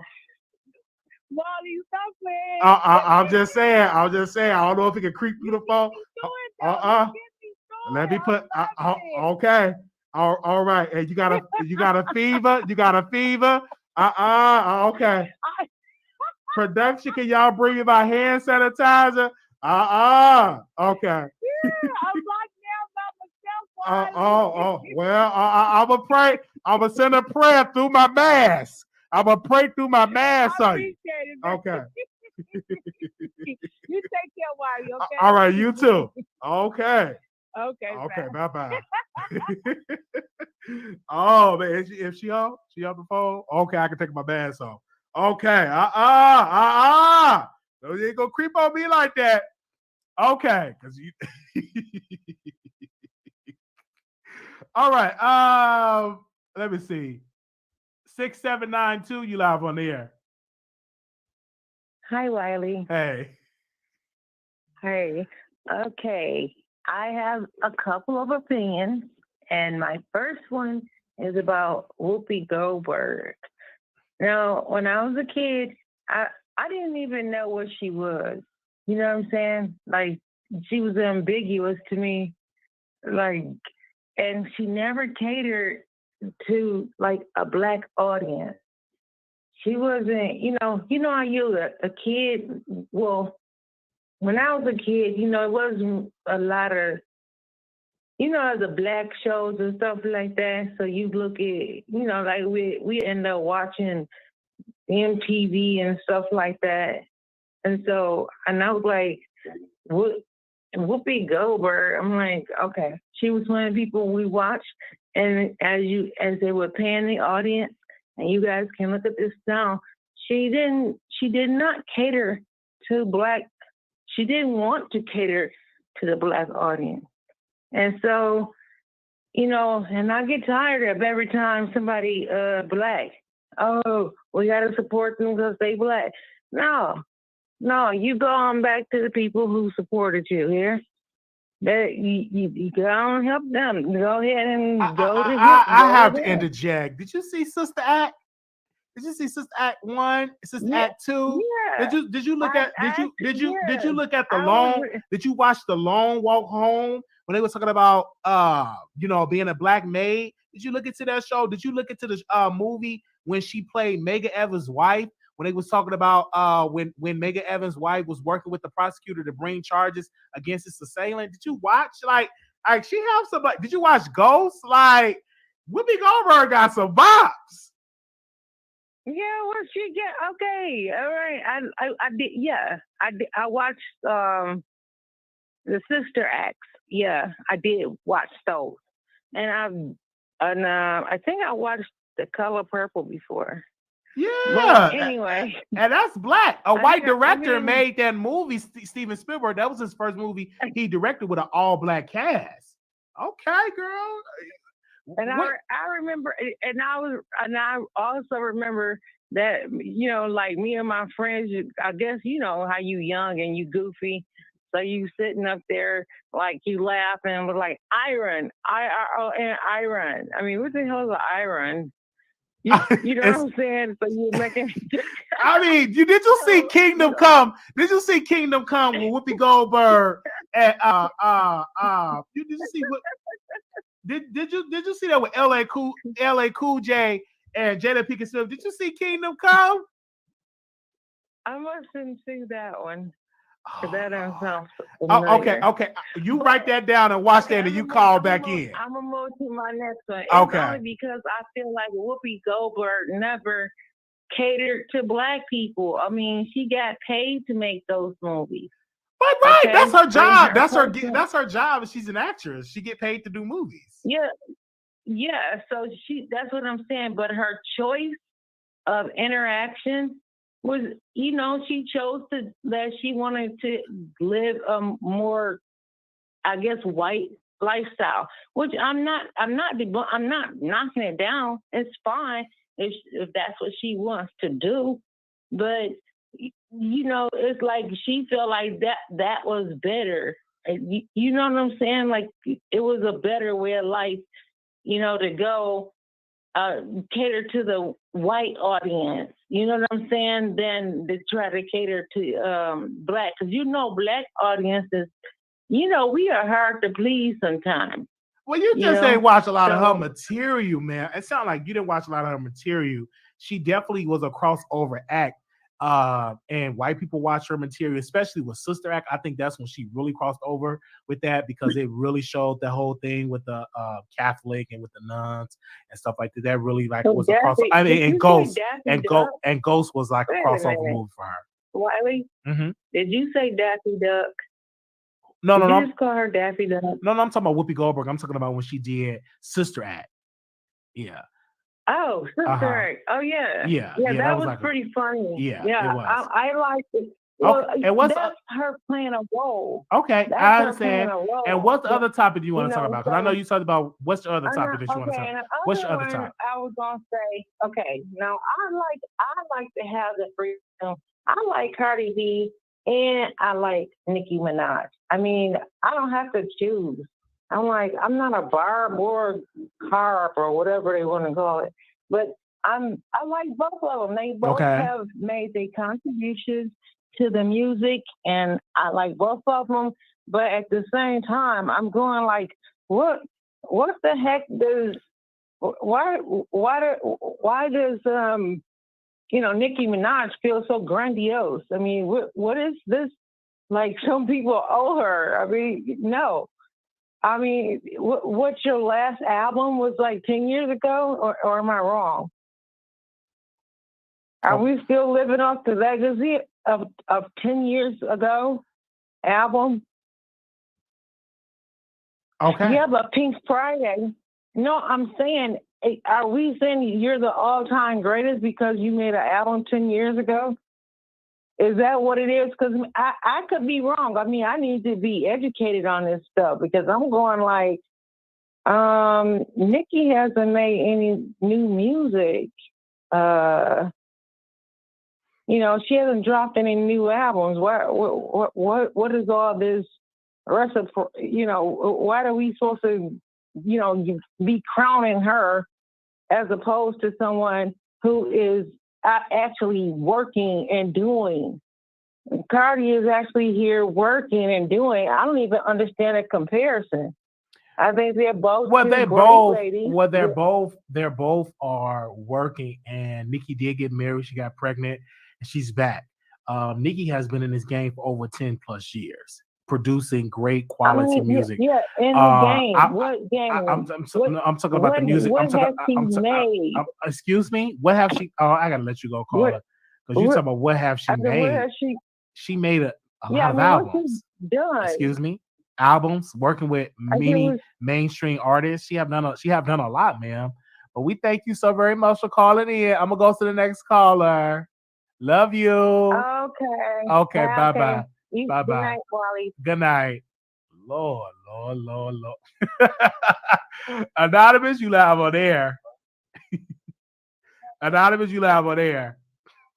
So, what have she done? Do we have a problem? Anonymous? Okay, we go to the next caller. Anonymous, you live on air. Hey, Wally. Hey. My gosh. I feel like the lead attorney owes Nique an apology. Okay. He comes across as very condescending. If you would have watched his last live, the way that he was coming at women, like, I don't understand why people open up their platform, ask for people to come in and give their opinion. They're paying him. They're sending him super chats. He gets tons of super chats only to bring people up on your platform. And because you don't agree with them, you go diminish their opinion and attack them, and then you remove them off of your stream. Now, with the whole Nique thing, she said she was joking. He was on her platform promoting his tutorial, his program, whatever it is that he's selling. He was on her live stream and he shouted out his channel and he promoted that. So he should have given it to her for free. He should have said, you know what, thank you. You got 200 plus thousand subscribers. If I get an extra 20 people that sign up for my course, let me go ahead and get it to you for free, But she made a comment about it for $49.99. Okay, he could have left that in the comments. He didn't have to go put that on his community post. He didn't have to make a live about it and talk about it. It seems like he has an issue. Even with the Tasha and the Olga, like the way he was talking about Olga, white, fat, this, that, and the, like, he don't do the men like that. He comes across like a Tommy Sotomayor, He comes across a little bit like a Tommy Sotomayor. He don't do men the way that he does women. And I think he owes Nique an apology for doing that. What do you think? I do. I won't say an apology because I understand what lead attorney's doing. He's promoting the lead attorney, making sure that he is the topic of conversation.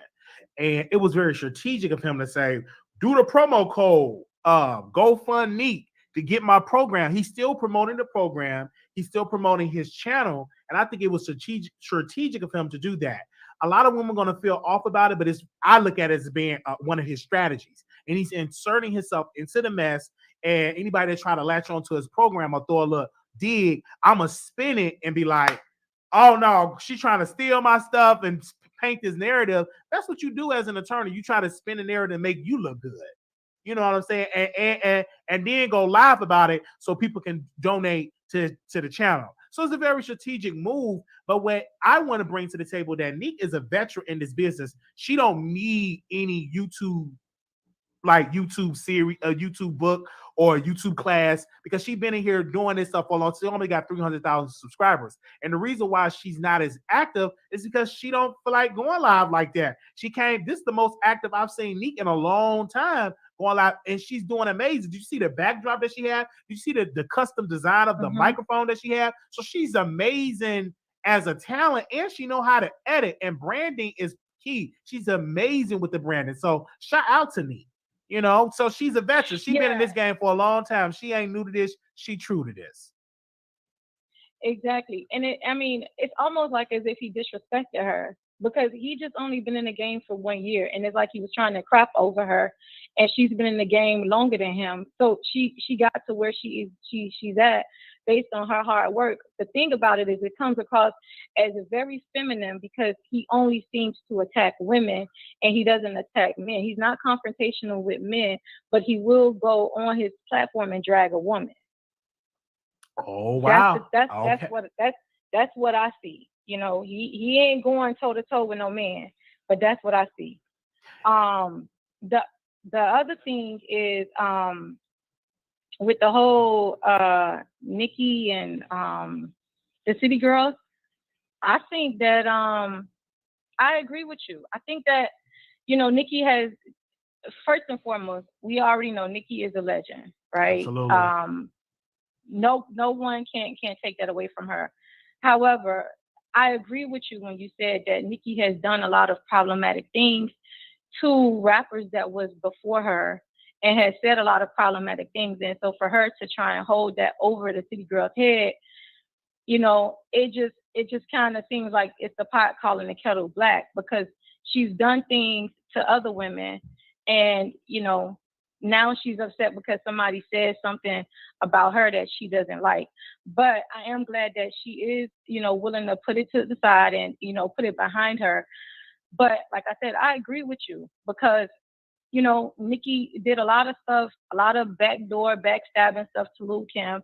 You know, even when Cardi came into the game, she did certain things. Even when Cardi was trying to squash beef with her, for somehow the beef continued, you know, and then you got the Megan, you know, it's just a lot, you know, but maybe her son has brought out a different side of her.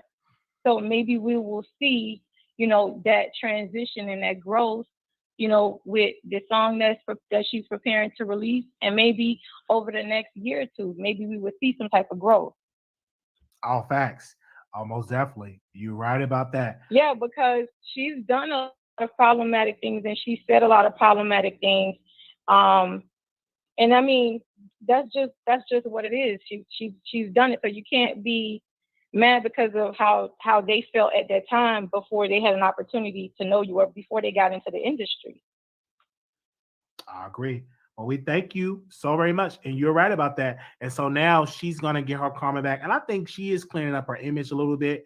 And she did right with the City Girls. Of course, that part of them talking on the phone and making up and getting great advice, because the City Girls did respond to that tweet. And JT said, sister, heart emoji, thank you for your time, your advice. A true queen, love you.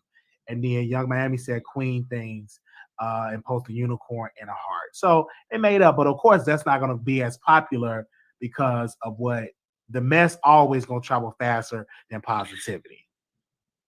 Right. But see, you know what was a good thing and the smart thing about the City Girls? They didn't respond to the interview publicly. They did. And I think part of the reason why how that phone call happened is because Lil Baby is under QC. So it had to be something in the midst with QC, Lil Baby, where they got Nique on the phone with the City Girls, because They can't have Nicki Minaj dissing the city girls, you know, Facts. stirring up more beef. So they had to get that squashed out the way. And that's before good this song business. dropped. I'm here for it. But I'm here for it. I'm here for the kumbaya of it all.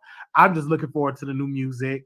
I don't care all this mess. I want to see how this new music That's gonna the be. best thing, and that's Yeah. what the barbs should be happy for. They should be happy that it happened. Everybody will be happy when we see it happen with her and Cardi. You know, things would just her and Lil Kim. Things would just be better as far as for the female The music. movement. Facts. I agree. You're right. Thank you so very much for calling in about that. Okay, well. All right, no problem. Yeah, you know this caller, me and her, we always go back and forth, but today we agree with each other. 9152. Hey Wiley, how are you doing? I'm doing wonderful. Okay, I wanted to talk about the situation with Whoopi Goldberg. Okay. I'm a Black woman. My grandfather, my great-grandmother were Jewish. My social studies teacher was also Jewish. And all the stories, they survived the Holocaust, and all the stories that I have heard, race was never brought up. So I'm not saying it did or did not happen in that way, but getting information directly from people who survived it, it was never brought up. So it shocked me today to find out it was a race thing, because all I've ever heard was Hitler, didn't like the Jews.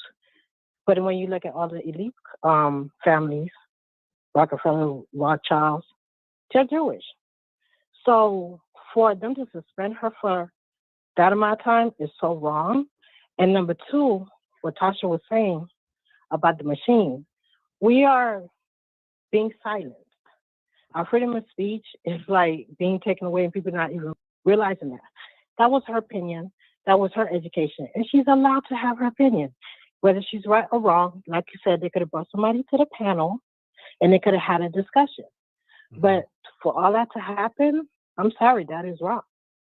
And like I said, my grandfather's Jewish, my great-grandmother's Jewish. Never heard anything about race. So that's what I really had to say. Oh, all right. We thank you so very much for calling in.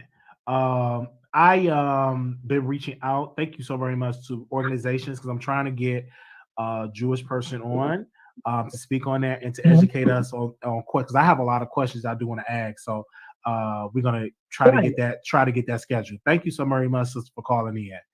Okay. All right. Thank you. Thank you. Anonymous, you live on air. Hey, Wiley, baby. Hey. You looking good tonight. Oh, thank you so very much for calling in, sister. I'm kind of, well, I love you. I got something to say. I'm going to get to that last caller. But there's a caller, she was talking about when we're children, we was goofy. And she said we used to do things like say, iron. And when I was a kid, we didn't do that. Excuse me? So it kind of pissed me off. Oh no, she was talking about Somebody the color. Called in. Oh, about the color purple. Okay. What is okay? I understand what you said. Okay, I was confused, but I got you. I got you. Yeah. Now. Okay. Yeah. So now I want to say about this thing with the Holocaust. Okay. Everybody wants to be a victim. So everybody wants to be different. Everybody wants to have something to complain about and be a part of something. So, just like all these, just the last caller was spot on. She sounded like she had an East Coast accent, but she said she never heard about race before. We weren't burned up that way, talking about race with the Holocaust. No, we have. But now people want to bring their race. We have to talk about it because it was about that, and we definitely going to bring. And you younger. I understand that, and it's museums. I know you walking on eggshells. It's museums. Hold on, me one second. It's museums. It's museums that you can go to educate yourself about this. So if you're not aware of it, I lived during that time, sir. Excuse me, how old are you? You didn't live. How old are you? I'm 85 years old, and I've called in on when you had get me on camera on there. I'm an old woman. And you talked to me before. Okay. I'm telling you what I know, what I was raised up with, and I'm not trying to be disrespectful, but Okay, you I'm 80 just letting you know if you even find someone Jewish to talk, they gonna just do what they want, what they think they But want. People well, want them ma'am, to you do. can't speak for them, ma'am. You can't speak for them. Are you Jewish? Well, sir, Are this is you what I'm gonna let you know. are you black or what? No, I'm not Jewish. Okay. I'm not Jewish. So how can you And tell this them is how what to feel though? How can you tell them how to feel? Can I answer your question first? Sir, I didn't say how they should feel. I was telling you what they used to call it and what they call it now. What?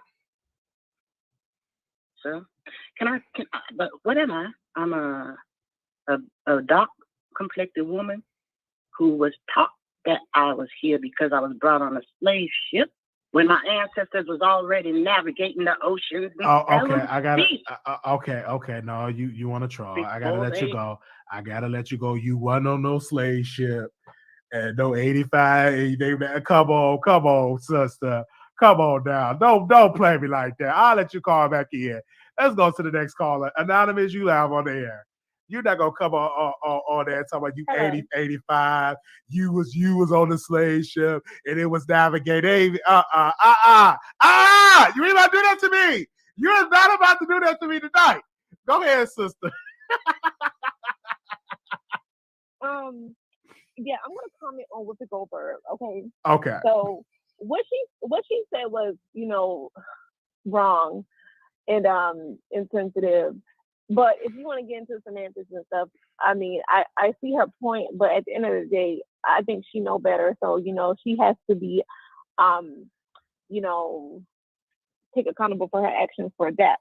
But what I want to say is, why every time when somebody get on a platform and say something about Jewish people, they get kicked off, and it's only the black people that make the comments. Well, that's not true. It's not always black. They have called out white people. They have called out white people that they comment. They have called out Donald Trump. They have called. Hold on one second. They have called out Donald Trump for his comments. When it came to Charleston, remember they called Trump out about that. So that's not just black people. So I don't put that narrative that it's just black people. They have called out white people too. I'm talking about people like Whoopi Goldberg and people like Nick Cannon. When you say one thing that's wrong, instead of them re-educating you or correcting you, they want to go and take everything from you. Whoopi Goldberg should quit. I think she should quit because she's been on that show long enough to deserve more respect. You had Meghan McCain up there for the past 3 years, just saying outrageous stuff about these conservatives and these Republicans and these and white people and Black Lives Matter and all that, and they let that woman sat there. They did brought people on there to rebuttal what she said, but she did not get suspended. When she left the show, it was on her own will because she did not want to. She couldn't handle it no more. But to sit there, Whoopi Goldberg, they made a fool out of her yesterday. And yes, what she said was ignorant, but that woman apologized. They even had her go on Stephen Colbert to apologize too. They made it, and then you get what the ABC owner realized was they got backlash from the public. The stupid cancel culture, and Whoopi Goldberg is a part of cancel culture. That's why this is on her fault too. But the stupid cancel culture and this race-based stuff that they always do, it came to bite her back in the behind. So that's why I blame her at. But y'all need to realize that we as people cannot say not one thing that is wrong. Even if it comes out, we can be educated or it can be a fact check later. We cannot get up on TV no more, or we cannot get up on these platforms and say things that the people deem as insensitive to a certain group and be corrected without having everything taken from us. And that is the problem. The problem is what Whoopi Goldberg said, but at the end of the day, don't take everything from this woman. She came out and apologized. We have had people who said some things that stand on it to this day, and they do not get their platform taken away. Why am I going to sit here and put this woman in financial problems and take her platform away because she made a mistake? She apologized. People don't come out and apologize all the time. Whoopi Goldberg deserves more respect than that. And yes, what she said was wrong, but she came back with the view should do. They should have had somebody come on there and educate her, have a segment where you talk about the Holocaust, educate people, because obviously a lot of people do believe that the Holocaust was not about race. They think it was religion. And you can argue that. So get up there, ABC and The View, and let's get these people educated. Let's not demonize this woman because she said something that was wrong to a certain group. If we're going to do that, keep that same energy towards everybody. I don't like the selective outrage that y'all do when it comes to certain people and certain topics. You cannot talk about the Jews, you cannot talk about the LGBT, and you cannot talk about these certain groups. But when it comes to Black people and being disrespected, people be like, oh, well, I apologize. It's okay. That person can go back on TV the next day with no problem. If we're going to do this, if we're going to censor everybody, let's censor everybody. Keep the same energy for every group. The selective outrage, and y'all, as Black people, is playing into it. Wake up and see what they're doing. All right. Before you don't be able to say anything. And we thank you so very much for giving your side of this take on this Whoopi Goldberg. This is a hot topic. So thank you so very much, sister, for calling in. Bye-bye. She came in with the fire. All right. We got 10 more. We're going to extend the show. I'm going to extend it for about another 15 minutes. I want to get 1, 2, 3, 4, 5, 6. We got 6 callers. So I want to make sure all of them be able to talk before I end the show. Anonymous. Hello, Wiley. The last caller. Hello. The last caller. What was she talking about? Because every time somebody says something about a Black person, they're fired. Megyn Kelly, Chris Harrison, Roseanne, the lady from the Real Housewives of Salt Lake City, Jeannie, she was just fired for her post. So what was she talking about? Well, Wiley, I'm the caller who asked you, did you watch The View? Right. I understand that, but so let me ask. I want to say that because it's true. It's true, but I think a lot of people are not really doing their research of the white people that was canceled for saying negative things about Black folks. Because like Roseanne, they literally snatched it off the air and changed that whole direction of that show because of her comments about because her comments that she made about the one of Obama's President Obama, one of his cabinet members. She made a nasty comment. And they fired her. Yes, they did.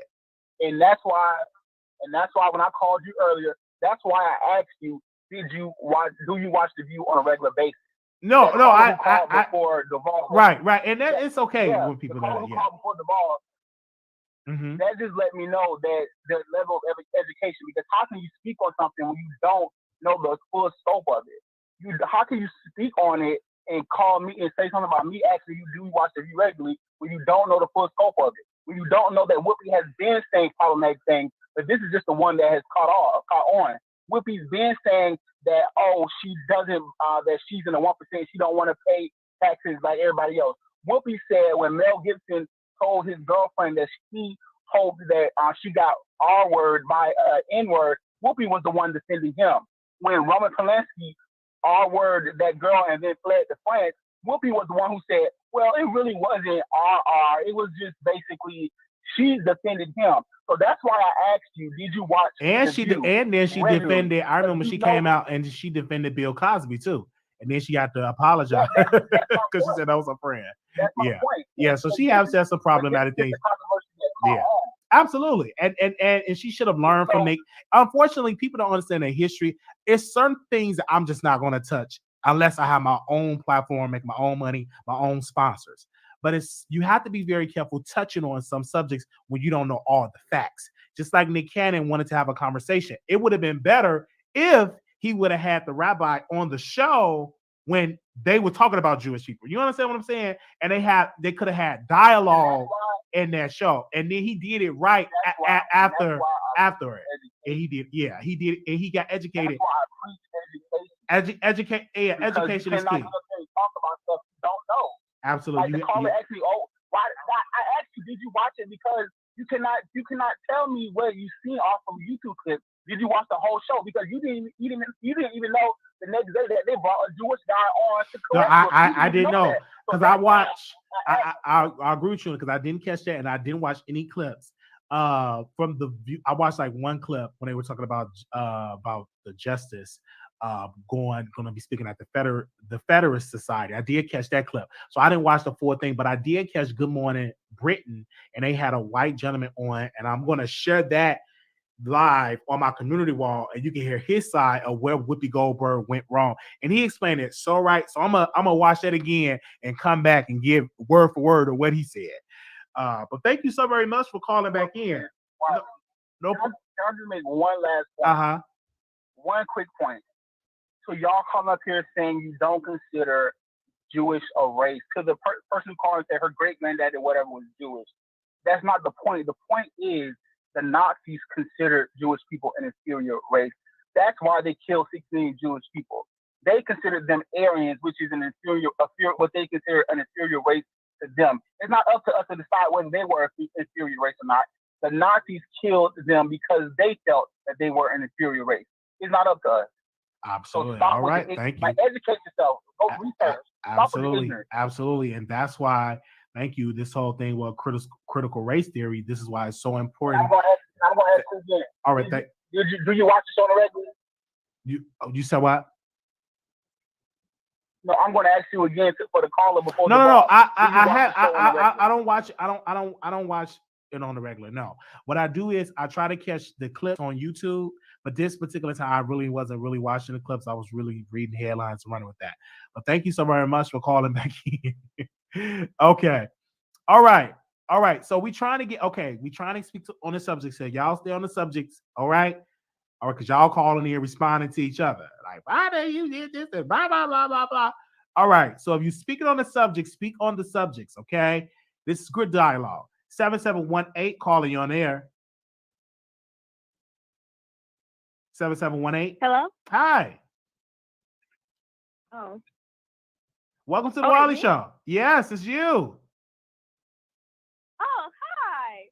Okay, so I wanted to comment. I'm 15 for reference. And I wanted to comment on the whole Whoopi Goldberg thing because in my opinion, I think that what she said, she could have worded it differently and elaborated on it more. But I don't think she was wrong because Judaism is not a race. And it's an ethnic group, it's a religious group, and even in her apology, she apologized for people who she hurt. She didn't apologize for what she said. So she obviously more than likely still feels like that. And I also think that like she wasn't wrong in my opinion. She just should have worded it a little bit differently. Because if we're being honest, if it was about race, then you would have to include every race who was Jewish. And there were multiple different races of who were Jewish because Judaism originated in the Middle East. So Middle East, a whole bunch of different races. Well, for me, I'm not. I could add on to this what I've heard and what Jewish people were saying that they were exterminated because of their race. You know, that's what it was. It wasn't just because of their religion, because of their race. They thought they were not on the same level as what Adolf Hitler deemed to be a good race. So I believe that it was because of that. But what I'm going to do for this week, I'm going to go tomorrow and I'm going to call and I'm going to try to bring a rabbi on to explain it because I don't know everything and I'm not going to try to speak up for them. I do believe I have to get a rabbi on this show to educate us, 90 seconds. To educate the public on the Holocaust because I think a lot of us don't know all the details, and I've read about the Holocaust years ago, and what I'm gonna actually do some more research today about it because I want to make sure that I'm on the right side of history and not to make them feel that they are not worthy about their struggle. So I'm definitely gonna do more thing, and I just heard today that it's a museum, a Holocaust museum that talk about that. So I'm gonna definitely go and visit that as well because I want more education. Because I definitely want more education on the subject. Yeah, but also I just feel like I was listening to the callers before me and stuff, and then I'm in high school, so the Holocaust is a topic that we constantly learn about, and I know it's different hearing it from a white teacher than it would be from somebody who lived it or the grandchild of somebody who lived it, but. Every time we learn about it, we always learn about it as a religion thing. And also, it wasn't just Jewish people who were in the concentration camp. We hear about all different people. It wasn't a lot. It was mainly Jewish people. But we also hear about other people who were in concentration camps who were of different religions and different 10 seconds. Backgrounds, races, things like that. All right. We thank you. Thank you so very much for calling in, sister. Thank you. Thank you. All right. Thank you. No problem. So yeah, that's what I'm gonna do because I think this is a good topic, and I want to make sure I'm fully educated on here. I don't want to say the wrong thing, so I'm definitely gonna get on because I was researching today, so I'm gonna call and send some emails out and try to get somebody to represent and have that conversation. All right, Anonymous, you live on air. Hi, Wiley. Hi. I just wanted to speak. I want to kind of say I don't want to beat a dead horse because the horse is bloody. Okay, we get it. But my daughter, she goes to a predominantly white school in Avon, Indiana. It's a little town right outside of Indianapolis. Okay. They are teaching her that slaves, not called slaves, they're called planters that worked on a plantation. So when my daughter brought home the homework, I was kind of I was appalled because that is not the truth. Mm-hmm. They weren't planters just because they worked there and that was their job. They were given this nifty little title. I think it's just complete miseducation because my daughter's listening. She's like, well, Mom, look up what the definition of Jew is. And it does, state that it's a religion, and Hebrews or things like that. So I think it's just complete miseducation all the way around the board. I think we all So should if be you're not educated. educated- And when you talk about your schools, because they're trying to change a lot of stuff, and that's why parents, you all have the power about your child's curriculum. Because this whole thing with critical race theory, they trying to erase a lot of this stuff from not being taught. Because I just got an email, and I just shared it on my page. They're trying right now in Texas remove Michelle Obama Becoming book because a white parent said it makes white people feel bad because she was talking about Trump and is making white people feel guilty for being white. So now they're trying to remove this one parent making a complaint to remove Michelle Obama Becoming. So this is going around. So parents, especially in the Black community, make sure you go on to your school board meetings and make sure you're on the school board. Make sure you go to these meetings. Make sure you're meeting your principal. Make sure you have a relationship with your teacher, and make sure you challenge that teacher and be like, hey, why are you saying planters are not slaves? They were slaves. So sometimes you need to challenge the teacher. I talked to her about that because it's a predominantly white school. It's one of those supposedly 5-star school districts. And she stated that, you may have been taught on the Thomas Edison curriculum. The curriculum has changed 4 times probably since you've been in school, which she really doesn't know my age. So I don't know if that was correct for her to even make that assumption. But they're just really trying to take away, I guess, they're trying to erase. They're aspects trying to of our history, whitewash the history, and that's why parents. It's important for you to have books at your house to teach them about Dr. King, Malcolm X, about slavery, about Africa, about Egypt, and you do that. That's why it's so important for parents to read with your children and say, hey, let's have a discussion about this book. What did you learn? So a lot of stuff don't just depend on the school. You also teach your kids some things as well, and you can learn as well as parents. That's why it's so important to read with your. That's amazing that you were able to read the child homework and see that. Some of these parents don't even know that's going on. They're not even paying attention because they're so busy with everything else. Family. Yeah. And she did get a D on that timeline because we were, she got a D on it because I was just, we had Encyclopedia Britannica, the actual hardbound book, not something you go online and look at. And she did not get a, satisfactory grade because we were just not going to put inaccuracies. Did you challenge that though? Did you challenge? Did you challenge that with the principal? I had problems.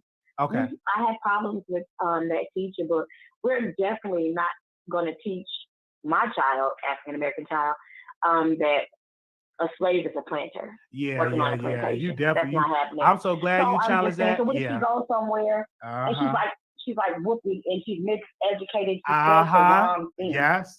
But what she been taught? Reprimanded. What she been taught? Absolutely, and that's why it's so important to read and have that knowledge. So that's a good thing that you instill in your child. Be like, no, baby, that's not right. I'm gonna give you the real history right here, so you'll know. And I'm glad that you're challenging that. And then sometimes if it's getting too bad, you have to look for another school for your child because that is just they and try. They're paying a lot of high property taxes and everything because the schools are supposed to be so good. So I'm going to say this one last thing and I'll let you go. They're also teaching that Jews are religion as well. So that's the other thing. They're like the 15-year-old you spoke with, she's being taught that that's a religion. So it's this miseducation across the board. You know, one thing I want to say about white people, they know Donald Trump is wrong with the insurrection and all of this, but they're still going to war for him. I feel like the punishment doesn't fit the crime, just in my opinion. Now, you know, she should have been educated. I agree with you on that because I don't feel like it was with malicious intent. Oh, it wasn't malicious. It was just she was not educated. Yeah. It wasn't malicious intent because but because she kept talking, well, they kept on doing a good job. This is a good subject. Like it instilled in me. I'm like, okay, what can I do to help in this subject?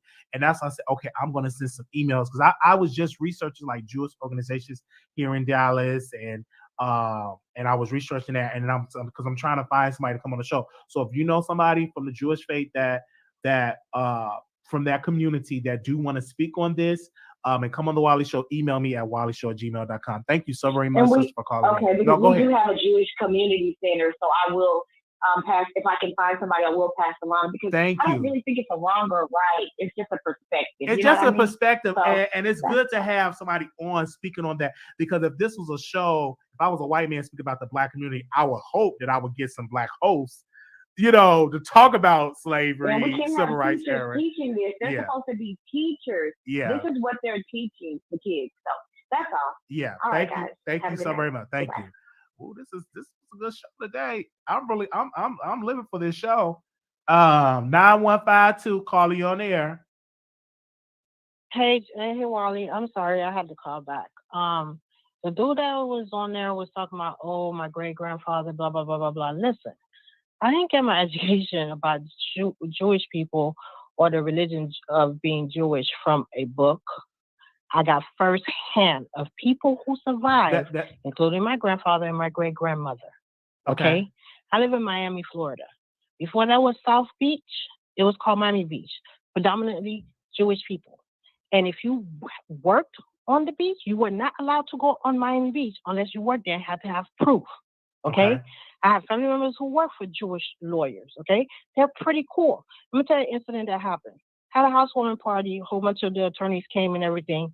And Isaac, which is a Jewish attorney, brought a friend or a family member, whatever it was, came to the party.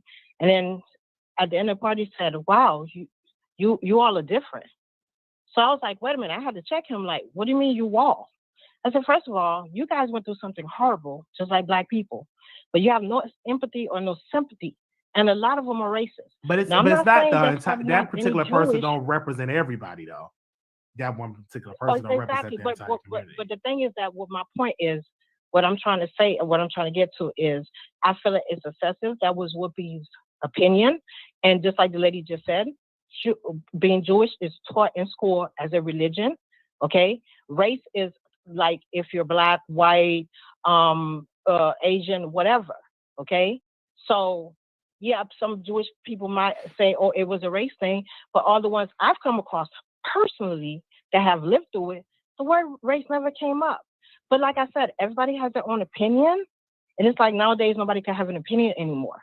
Okay? No, it's fine. It's a fine opinion, but thank you. I was speaking from your experience, from first-hand family experiences. Thank you so very much. Thank you. Okay, yeah, we definitely got to get a rabbi on the show. We definitely gonna do that. 6376. Hey, Wiley. Hey. You extended the offer for me to call back, so I did, and I'm a supporter of yours. So I just would like to ask if I can speak like you've been allowing these people to speak. Could you, if you want me to send you, just please listen. I don't like to talk and just be hung up on. I didn't say nothing disrespectful. And I'm literally in tears because you bring up a topic that's serious. And then you cutting me off when I'm just trying to say what I'm thinking. Okay, go ahead. So if you ain't prepared, go ahead with if you ain't prepared to, thank you. If you ain't prepared to ma'am, go with listen, go ahead with your. I apologize for that, but go ahead. What you gonna say? This one. We live in the world. You ask me what I know and this and that. Just think about it. The kind of care and the kind of kindness and all this niceness, and you want to wait and this and that to get a rabbi on. We don't do that for our own people. And I'm not trying to attack you. I'm saying we do that for our own. We do that for all people, ma'am. You gotta understand where I'm coming from. I'm not walking on no eggshells because I'm not Jewish. So what I'm saying is, I have to bring somebody that is educated. You hung up on me when I said that our ancestors were still deceased. Why did that make you mad? That did not make me mad, ma'am, because I thought you was trolling. But what I'm saying is, I'm bringing somebody on that is educated in that topic. I am not 100% expert in that topic. But you know what I'm saying? I am, and you don't even know what degree I have, because I still have this fun spirit in my heart. I might be 85, I might be 58. If you send for me, I'll be at your door with a tied up in a bow, waiting for whatever. Okay. I still have that fun spirit. Okay. But you don't know what my profession is and what my background is. That's what I'm saying. How can you dismiss me like that? You made me cry though. Oh, don't cry. Don't cry. Don't cry. My apologies hanging up the phone with you. I'm about to send you a picture. I don't need you to send me no pictures. Okay, I gotta let you go if you're gonna sing. If you want to, I gotta let you go. Okay, I gotta let you go. Hold on. I'm trying to keep you on. Now you jumping into some singing. Like, come on now. All right. I didn't try it. You know, you did make me cry though.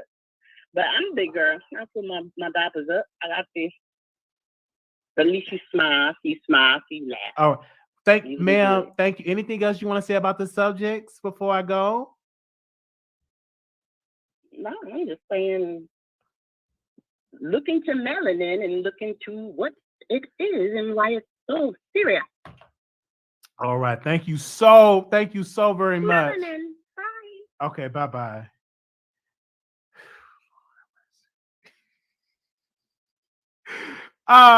6268 caller, you on the air? Hey, Wiley, I wish you would got me before her, because I was calling to tell you off about that also. Let me explain why. An 85-year-old black woman, I said, what? When did we start doing that? You understand? I didn't think that person was no 85. I think they were trolling. Wait a minute, Wiley. You did not allow this woman. I don't think that person was no 85. I understand that, but she started singing. Was that our black ancestors was navigating ships way before Christopher Columbus, and we was enslaved in our own land. That's all that black woman. I understand. I understand. And also, when you was trying to, your black card is in jeopardy. Your church card is you know you're going to get. Now you trying to snatch my church card. Okay. You're going to get rebuked tonight. 85 years old. She wasn't 85 years old. Listen. Could never go against those fake books that they teach us. I dare you, Wiley. You're getting told tonight about this. And let me tell you something else. I don't know. But anyway, I have my children raised in KKK land. This is Black History Month. You understand? I appreciate the love and respect you giving the souls to the precious souls that was lost in the Holocaust. I appreciate that. But can we also stick with Black History Month? Absolutely. Can we talk about the Black history? That's what the black lady was talking about. We need to do this for ourselves. It's Black History Month. Okay? Thank you. That's all I have to say. Thank you so. Thank you so very much. About that. Okay, thank you. Okay. She wasn't no 85 years old. Come on, baby. You ain't about to do me like that. You ain't about to do me like that. Come on. I don't know if Whoopi Goldberg is an EGOT. Is she the first EGOT that we have?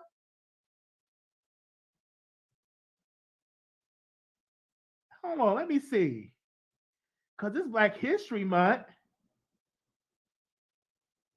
Whoopi Goldberg, this is Black History Month, is the first African American winner to win an Oscar, as the second award and the first to win two of their different awards in the same year. She won both her first daytime Emmy and her Tony in 2002. So she is the first African American winner, the first to win an Oscar as the second award, and the first to win two of their different awards in the same year. So this is shout out to that. He got historic move for Whoopi Goldberg. So that's in history. So the first EGOT African American will be Whoopi Goldberg. All right. We definitely want to say shout out to her and on this Black History Month. All right. This was an amazing show. We've been on for 4 hours. We want to thank everybody for their super chats and for their cash ups. I do want to thank Black Tea Blog. I didn't forget about you. Thank you, sis, for your super chat. I love you. I love watching your content. You're doing amazing things. Keep it up. Anytime she needs to come on my show, she got something to get off her chest, she usually hit me up and I say, come on the show, because I love talking to her. So she's doing amazing things. So I want to say shout out to her. Shout out to the lead attorney for coming through. Shout out to Nique at Nite for answering the call and we're dropping some gems. So we do want to thank you for that. All right. So the email address is wileyshow@gmail.com. And also, too, if you want to subscribe to the channel, if you haven't, click that subscribe button. Click that like button. Yes. Y'all better click that like. This is a good show. On this show, we do not charge you to call in, but if it's a lot of callers, if you got something to say, you can always just super chat your forward to the top and we'll bring you on. But we do definitely want to say thank you so very much. Make sure y'all play this back. Leave a comment. I know y'all probably gonna let me have it in the comments. That's fine. That's amazing. We do want to say thank you so very much. All right. So we going live tomorrow. I know it's snowing in Chicago, and I know New York, Jersey. I don't know if it really snowed in Dallas, but I'm feeling real good because I'm about to cook me some food, and so I got to go live tomorrow and talk to y'all because y'all want me to go live tomorrow. So we definitely will go live tomorrow. So we want to say thank you. Y'all sat down and watched this 4-hour live. All right. We went live earlier today and we covered, give me a second. We covered some amazing. All right. Good morning. Good morning, you all. So I played that replay because somebody requested me to play that replay. So I said, hey, let me play the replay. And I said it would be great. And of course, we'll be replaying some other stuff. But I want to say good morning. Also, too, if you all did not, listen to my show on Station Head, it was amazing. We did an amazing show over there. So make sure y'all go check us out. Just type in the name, The Wiley Show, and you can just, let me see if I can actually type in on Station. Good morning to you all. Can you all hear me? I want to make sure you all can hear me. Let me know if you can hear me.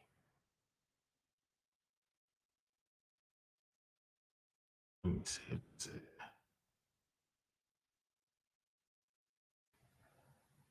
Okay. Oh, we can go live over here? Really? I didn't know we can go live over here. Okay. Yeah, so we are live. Good morning. Okay. Yeah, so I did a replay. So we are live. I want to say good morning to y'all. We did a couple of shows. We did about 2 shows yesterday on Station Head. So make sure y'all go check it out. Yeah, so I've been up. I was listening, looking at the comments and stuff like that. I'm about to give me some sleep. We just heard breaking news here that's on the Jasmine brand. Let me bring it up. We are still live. Give me a second. Let me show y'all. It's another show that has been canceled. Give me a second. Let me see if I can bring it up so y'all can see that. Give me a second here. Okay, let me screen share this so y'all can see it. Good morning. Good morning. When you all come in, please say good morning. another show has been canceled. Let's see. So we are looking at The Real to be canceled. This is exclusive report on the Jasmine brand. Another favorite daytime talk show is getting the axe. The Jasmine brand exclusive reports The Real is allegedly getting canceled. Inside tell us that the show, which has been on for 8 seasons, will be ending soon. While the specific reason for the cancellation hasn't been confirmed, it's speculated that the ratings played a part in its end. The Real is a syndicated talk show created by Sally Ann, 495 production. The series initially received a trial run on the Fox-owned markets in December of 2013. It premiered for full syndication in 2014. It's currently hosted by singer and actress Adrienne, comedian actress Lonnie, television host and fashion stylist Janine. Is it Janine? Okay. Or Gianna, one of the ones. All right. So you already know that Nick Cannon show is, his show has been canceled.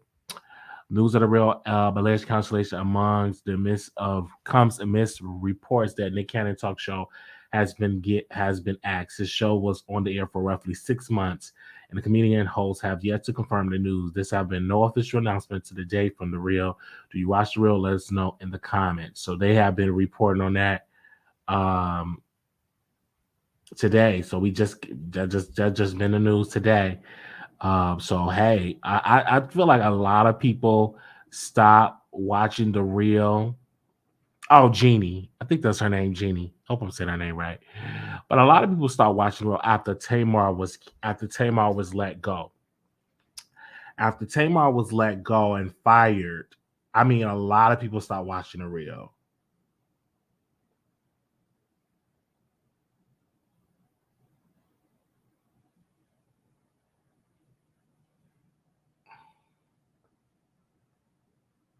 Yeah, let's be real. So are y'all surprised? Press 1 if y'all surprised. Which panelists and staff, we may all find new opportunities. Yeah, because and Nick Cannon show have been canceled as well for 6 months due to low ratings. And I'm not shocked because a lot of these shows, they need people on there that people are going to watch them on a weekly basis. And a lot of these shows are playing it safe, and the audience don't like it. Now, when Tamar was on there, she brought some type of, ratchetness, and the ratings was really good when Tamar was on the show. After Tamar left or got fired, it's just really not the same. Not the same. So The Real was canceled. So we see that. Are you surprised? I'm not surprised. So if anybody want to come on the live with me and speak on that, I'm not surprised. I'm literally not surprised. And of course, I'm going to do a whole nother episode about it. I'm not shocked at all that The Real was canceled because the show, to me, once they lost Tamara, it was one of the girls. And a lot of times you got to understand your personality have to be there. You have to make sure because your audience have so much competition. They have YouTube, they got Twitch, they got all these other apps, that they got all these podcasts you have to view. So you're in competition with thousands of shows, not just competition with shows in the market, in the current market of daytime television shows, but you are competing for that audience. And so what would want to make me wake up in the morning and tune into The Real? The last time I watched The Real show is when they interviewed Nicki Minaj husband Accuser. When they interviewed her, that was the last time I tuned into The Real show. That was the last episode I tuned in and watch. Because I used to tune in when they did a sister reunion. I tune in and watch. And I think that when they did a Moesha reunion, if I'm not mistaken, did they do the Moesha reunion? Yeah. Yeah, I'm just saying. If I'm not mistaken. So I'm not surprised. I didn't know about this. Well, I didn't know you can go live right here.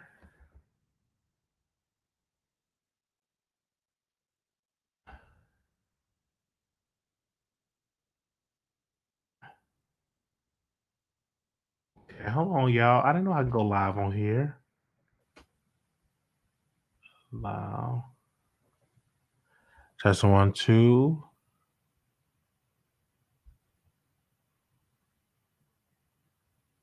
Okay, I don't want to do that.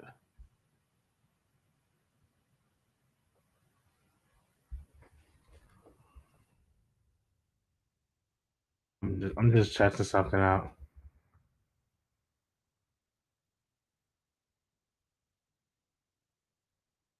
Okay. Oh wow, I got 1,600 followers on Station Head. Really? Oh wow. Okay. Good morning. So we are live. We're doing a simulcast. We are live on YouTube, and we are actually live on Station Head. Wow, this is amazing. Good morning, you guys. I mean, are you shocked? I'm just saying. They said I want to see Jeannie and the Real Housewives a cast that will bring you back to watching the series. And I already gave suggestions about Nick Cannon, and I want to say this because I don't know. Can y'all hear me? Let me know if y'all can hear me. Press a thumbs up if y'all can hear me. But what really made me look at the Real as a flop because Lonnie Love wasn't being herself. She definitely does great comedy as a stand-up comedian. When I think it was Tamara, when Tamara left, that was like a dawn of the fans. And when when Tamar was fired. If Tamar was still on the Real, I guarantee that show would be on the air. I'm just being real with you. If Tamar was still on the Real, it would have been an amazing show. Okay, let me know if y'all can hear me over here on Station Head. I didn't know you can go live on Station Head on your computer. This is amazing. This is so amazing. I didn't even know that. Good morning, you guys.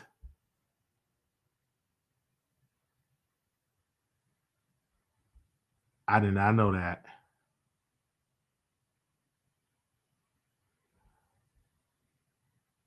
All right. Hey, Wiley, just tuning in at work. Is this a new topics? Yeah, so the Real was canceled. So the Jasmine brand just got it on here. Let me show y'all again. The Real has been canceled. And of course, we're gonna be live later on today.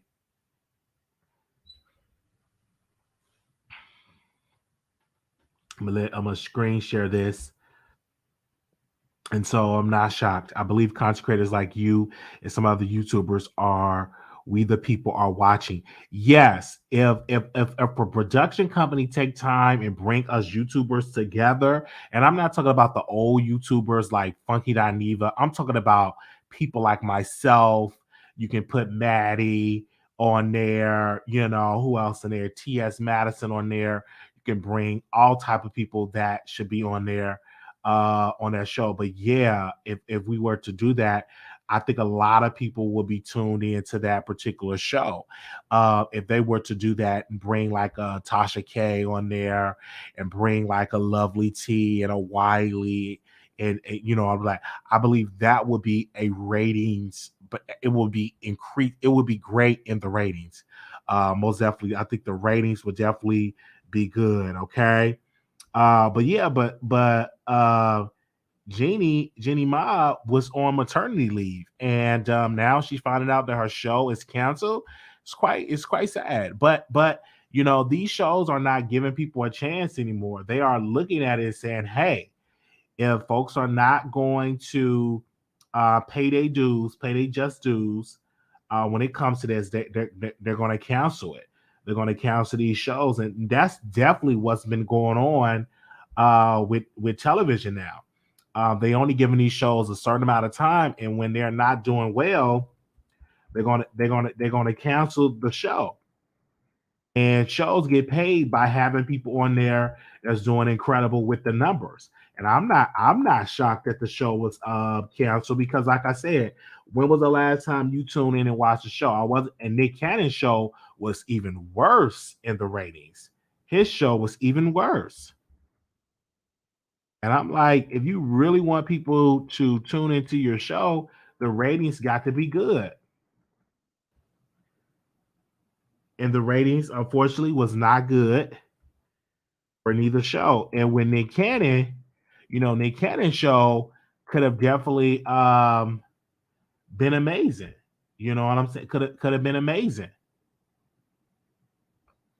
It could have. They said daytime TV has gotten boring. It have. They need some different type of talent to really rebirth daytime television. Wow, I am live on station here and I'm live on YouTube. This is amazing. I didn't even know you could do this. If they let you and Tasha be just who you are on YouTube, TV will be great. You know how to censor yourself when need be, but they try to censor you even further. I'll feel it will feel watered out. I agree. It would feel watered out if we able to be ourselves and really bring it to television. Oh my gosh, it's going to be a good show. I'm just telling you, if they really let us be ourselves, it's definitely going to be a good show. Okay. And I would love to have daytime tea time on there because a lot of people say daytime tea time is boring. She's not really a good talent. She's not really a good look. I'm not really feeling a daytime tea time at all. And I always challenge it. I said daytime tea is just amazing. She's a beautiful Black woman, a beautiful Black family. I think she could be great on the cast, but most definitely you got to put Wiley on there. You got to put Wiley on the panel because it's something different. Going to usher in a fan base, and people are going to be watching that show to say, what are they going to talk about? I would love to get on there and have that conversation, then going back and forth with people on the panel when I disagree with them. That's what it need to be. The reason why The View are so good, they got the formula right. They're allowing people to give their opinion, and then sometimes when their opinion goes so left, because they're so political, because they're liberals, you're going to get conservatives to watch it just to get mad at Jay Behar, just get mad at Whoopi Goldberg. They watch and see when they do something bad, and people tune in because it's part of their schedule, because that show been on the air for 25 years, and people know we're going to watch The View. And The View definitely got people on there doing commentary, doing hot topics, and they doing an amazing job doing the hot topics, even though they have went through a lot of hosts, but the secret sauce are having different personalities talk on different subjects. It actually works. The Real could have been better if they lived up to their title, The Real. When you have that title, The Real, you gotta keep it real. That's what I'm saying. When you have that title, The Real, you must keep it and say The Real. That's what I'm talking about. That's what I'm talking. Okay, Tamar is up. Should I be messy and tweet Tamar?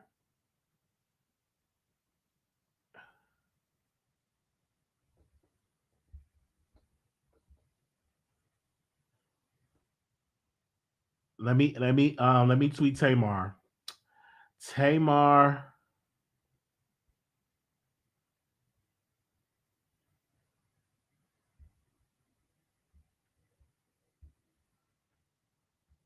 If Tamar was still on The Real, it would have.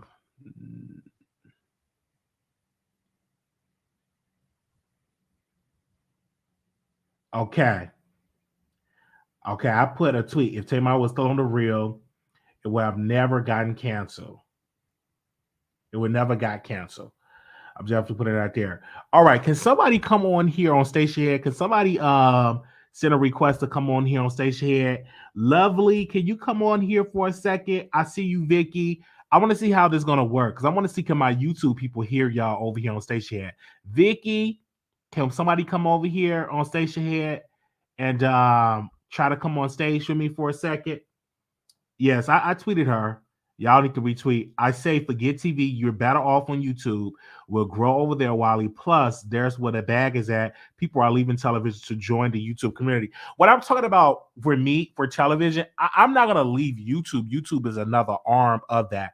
But I would love to get into my television bag. I would love to, be on television with a production staff.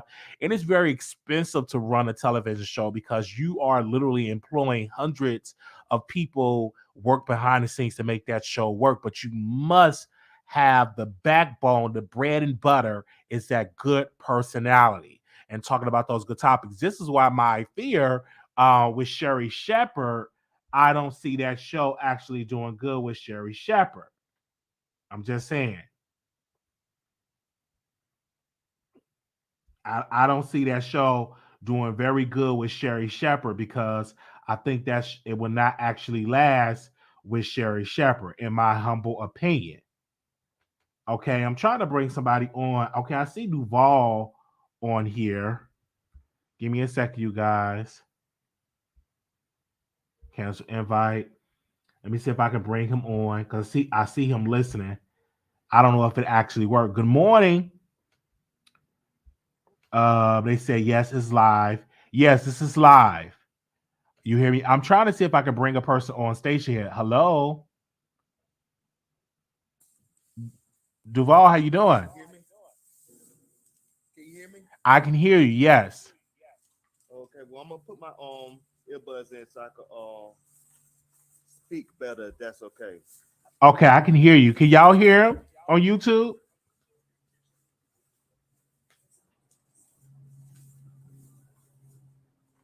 Okay. Duval, you there?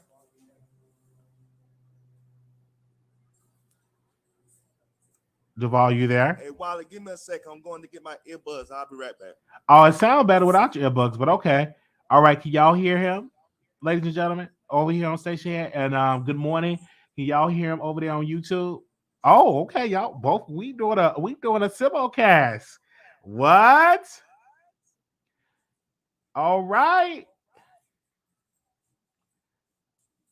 Okay, I'm just going to make sure that we good. Good morning. So we doing a simulcast. So I can go live on station and here. They said very low. Oh wow. Okay, he's gonna get his headphones. Hopefully it works. Facts, I just talked to my sister about it. Yesterday I came to Sherry. I'm on T.S. Madison, someone who was going to be lit. Yeah, but T.S. Madison personality, I don't know. Oh, it's an echo. It's an echo. It's an echo. So let me mute his mic. Can you mute? Oh, you're not allowed to mute it on here. He going to get his headphones, you guys. It's a little echo.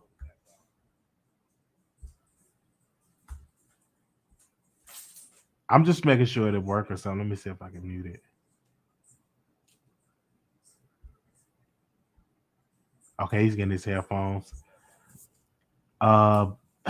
It's good morning. Welcome to the house of Wiley Hubville. Yes, thank you. Good morning. Good morning. Hey, can you hear me now? Hello. Yes, you there, Duval? Yeah.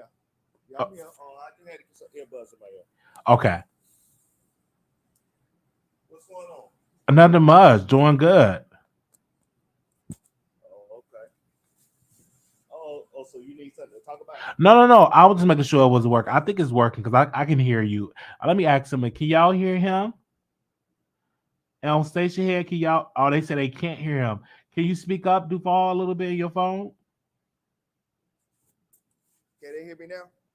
I don't know. Yeah, just keep. I don't know. Oh, they say you sound low. Okay, mute your phone and then unmute your phone and see what it works.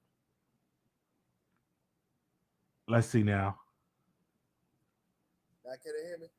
Oh, I don't. Hey, can y'all hear him in the chat? Oh, it sounds like you're underwater. Maybe if you take your headphones out, maybe they'll be able to hear you better. Because you don't have me on Bluetooth or nothing. Yeah, I got Bluetooth, but I can take it off. Okay. We're trying to see if it's gonna work, you guys. So give us a second. Now, We can just you hear me? it's I don't know if it's still low on there. I can hear you in my headphones, but they keep saying super low. I'm still super low. Okay, what about now?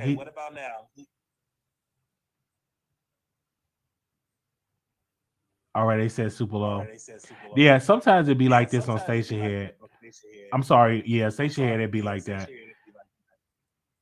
So do you need me to come back out and then get re-invited and see if that helps? Yeah, let's see if that helps. Okay.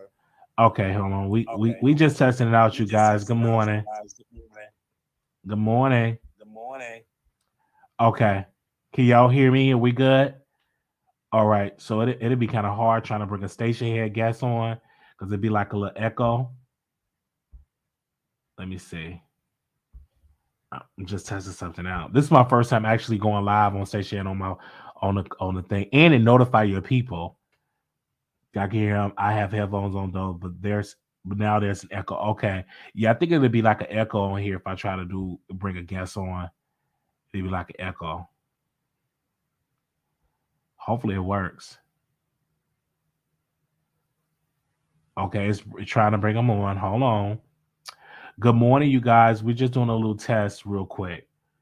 Yeah, but I think TS Max would be great. I would love to bring Kaya on, most definitely. Even though we have to censor her in daytime television, but I would definitely bring her on. Okay, now it's having a problem bringing them back on. So let me cancel the invite and let me send a request. Let's see what that works. Report a bug. Hey, now can you hear me? All right, yeah, I'm listening to you right now. It's like an echo or something like that, but I was just making sure would it work or something like that, but obviously it won't because it's an echo right now. Yeah. So you have to like come on YouTube because I'm live on YouTube right now as well. So that might be the case. Yeah. But like I said, I appreciate it anyway. Okay. Yeah. All right. Thank you, brother. Yeah. So I just sent a work note to them right now. So I sent them a note. And them know it's like an echo when you bring a guest on. Give me a second, you guys. I'm typing it in. Send them a work, like a ticket or something. I'm gonna fix it. All right. Good morning. Can y'all hear me loud and clear? Let me know. Okay. And I can play music. This is really good. It's like a real radio station. Wow. Good morning.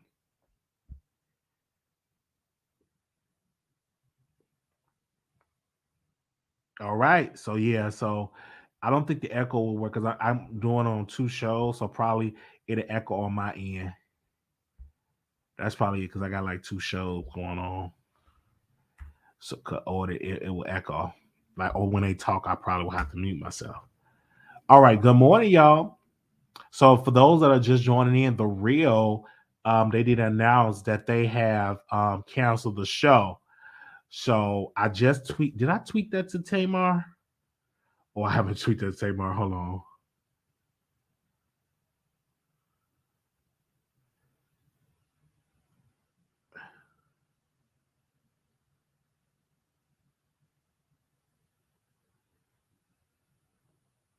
Okay, I just tweeted that to her. Hopefully she see it. Okay. I was there a couple of hours. Wiley, good morning. Good morning.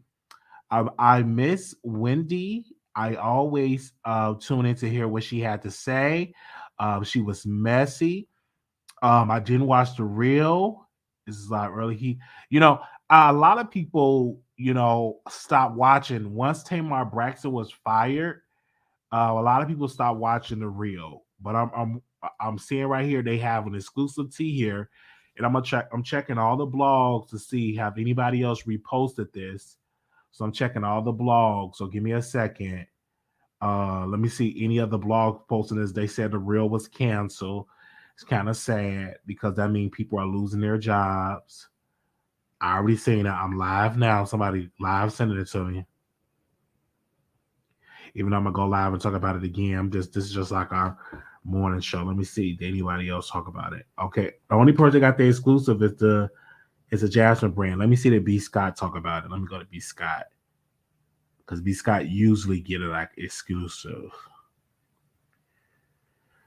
Let me see the B Scott comment on there. All right. Nope. B Scott have not said anything. Have not said anything about it. All right.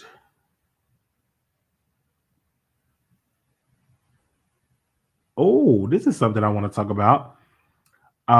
Since I'm just scrolling the internet, they said Tinder will allow users to run a background check on their matches. Tinder is taking steps to help give users more security. The app will give users the opportunity to run a background check on their matches. Match Group Inc., which also owns such dating app as Match.com, OkCupid, and partner with the women-founded nonprofit Gerber last year in an effort to provide people with more transparency and information about whomever they connect with.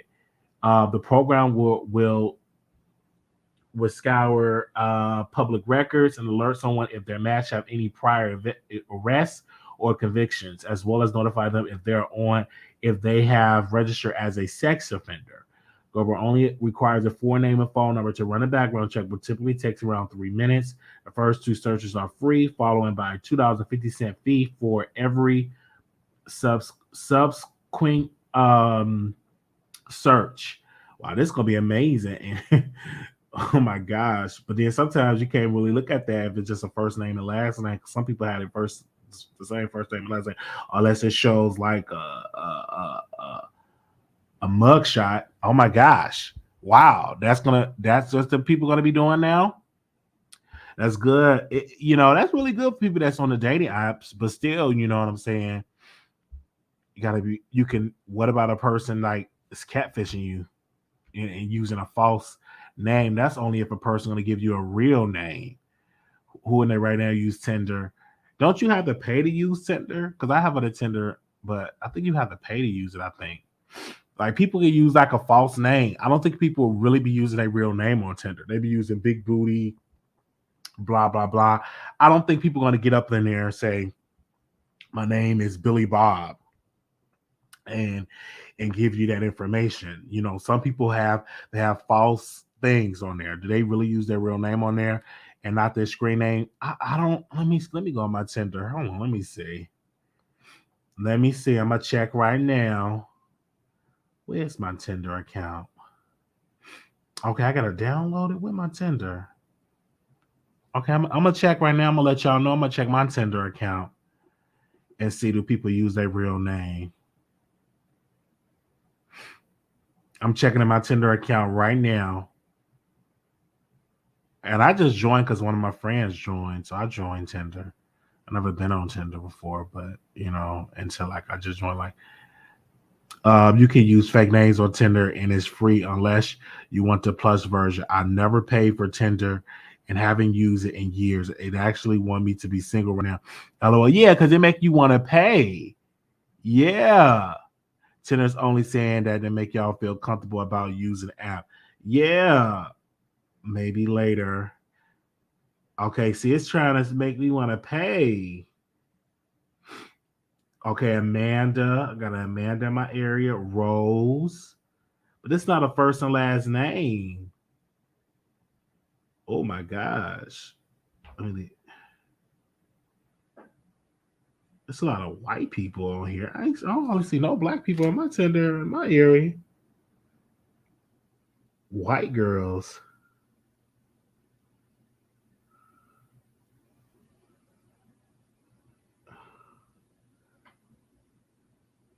Okay, Monica. No, I have my real pictures on Tinder. Now you got on too much makeup, but you is not 35. You tried it, honey. Get up out of here. It's a lot of white girls on here.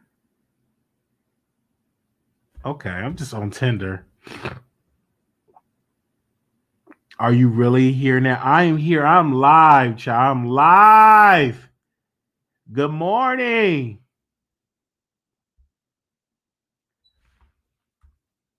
Okay, I'm just making sure that it worked. Good morning, you guys. But yeah, I don't see like this other person say MISTY, like it Megan, Gracie. They don't highlight their first and last name. That's only if 37 miles away. What?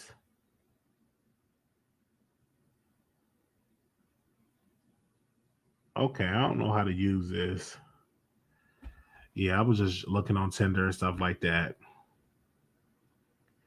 I am here. They said, where is Wiley? I am here and about, and I'm live. Good morning to you. I didn't know I can go live on Station here on the computer. Did you watch Tokyo Tony talking about all the incest with the Kardashian family? I mean, that is, I don't believe it. You know what I'm saying? No other blogs talked about it. You understand? Tokyo Tony is a crackhead. You know what I'm saying? Tokyo Tony, you know what I'm saying, is, you know, do I still have her number?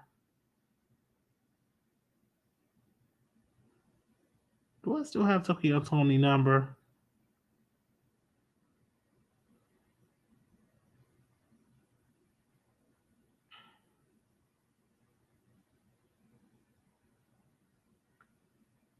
Let me see.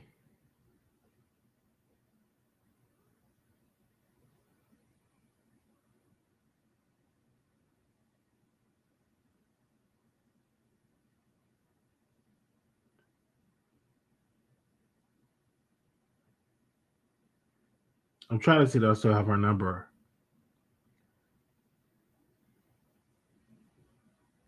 It was one of these days I was talking to her. I forgot. You know what I'm saying? You know, she just on them drugs and stuff like that. Most of the time when she be saying that stuff, I'm like, okay, well, where's the evidence? Where's the proof that it's incest going on? Because if Tokyo Tony is the source, I'm not really trying to believe that source. And I'm just being real. I'm just being real with you. I'm not trying to believe her as being the source. Okay? So yes. They said your name was in the streets last night. I don't know why my name was in the streets last night. Why was my name in the streets last night? Do you want me to open up the phone lines? You gotta let me know. I don't know why my name was in the streets. You can click on Station Head. I mean on StreamYard. Who is in a right mind take Tokyo Tony serious or pays attention to that to the Kardashian? I don't know because I don't take what she said serious. You know, when I was listening to, I listened to like one of her old videos. I just don't take her serious because she get on there, she rants, she say all this stuff.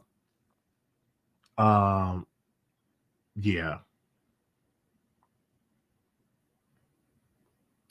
you know, even if she had all these connections, oh, now we hearing that the family does this. Who cares really? Here you, Ali, but she got a lot of connections to that family. I bet she probably does know a lot, but I hear you. Let's say if y'all believe Tokyo Tony, let me do a poll right quick. Press 1 if y'all believe Tokyo Tony. Press 1 if y'all believe Tokyo Tony. Press 2, you do not believe her. I want to see where y'all headspace is at. Press 1 if y'all believe Tokyo Tony. Press 2, you do not believe Tokyo Tony. Press 1, you believe her. Press 2, you don't believe her. Come up out of the bushes and let me know right quick. Press 1, you believe her. Press 2, you don't believe her. You just tried to get her on the show, but you was trying to pay her. She wanted me she said that I had to pay her. That's what she said. That's what she said. Okay. One, but not just solely for what she's saying, but other things we've seen. Anything is possible with the Kardashians. I am not shocked by them anymore. But it's coming from Tokyo Tony. I need another source to confirm her story because she's not that reliable in what she said. I'm just being real with you all on that. She's just not that reliable. Is that the appropriate thing to do? We got about 40. Oh, I'm sorry. We got about 28 people on my station at show in the morning. And she's just not that reliable, in my humble opinion. Tokyo is very crackish.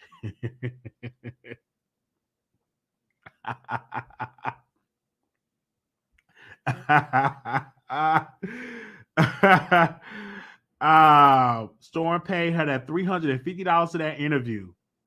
Okay, what's the tea? Just got here. We're talking about Tokyo Tony. She said you gotta pay $350 for an interview. Really? So he paid the $350? Okay. That's amazing. Good morning. Good morning, Miss T. Oh, what's up? What's up, Wiley? How you doing? I'm not used to coming on StreamYard. But hey, how you doing? It's been so long, man. It's so hard to catch you these days. I heard that. Golly, I be catching all like the tail end of stuff and trying to chime in up in the chats. Anyway, so last night your name was in the streets, Wiley. Okay. Up on the TTB. They was clearing your name because of all the drama that's going on in your community. You know what I'm saying? And you the one who got me hooked up all up in y'all little community and the TV shows and the reality shows. So I'm all in it, okay? All around the YouTube streets. And some boy tried to lie on you, which I got his behind that day when he was trying to lie, saying that you had took a Uber and you tried to rub all on him on the Uber, right? Yes. And so everybody was in the chat was like, what? Why was he's like, yeah, that's my story. Yes, I gave Wiley a ride in the Uber. And then he said he acted like the fan, but then at the end you tried to come on to him and rub all on him up in the Uber car. And everybody was like, nah, they wasn't believing that. Oh, and because Jay Sim had made those little false allegations, then cleared it up at the end.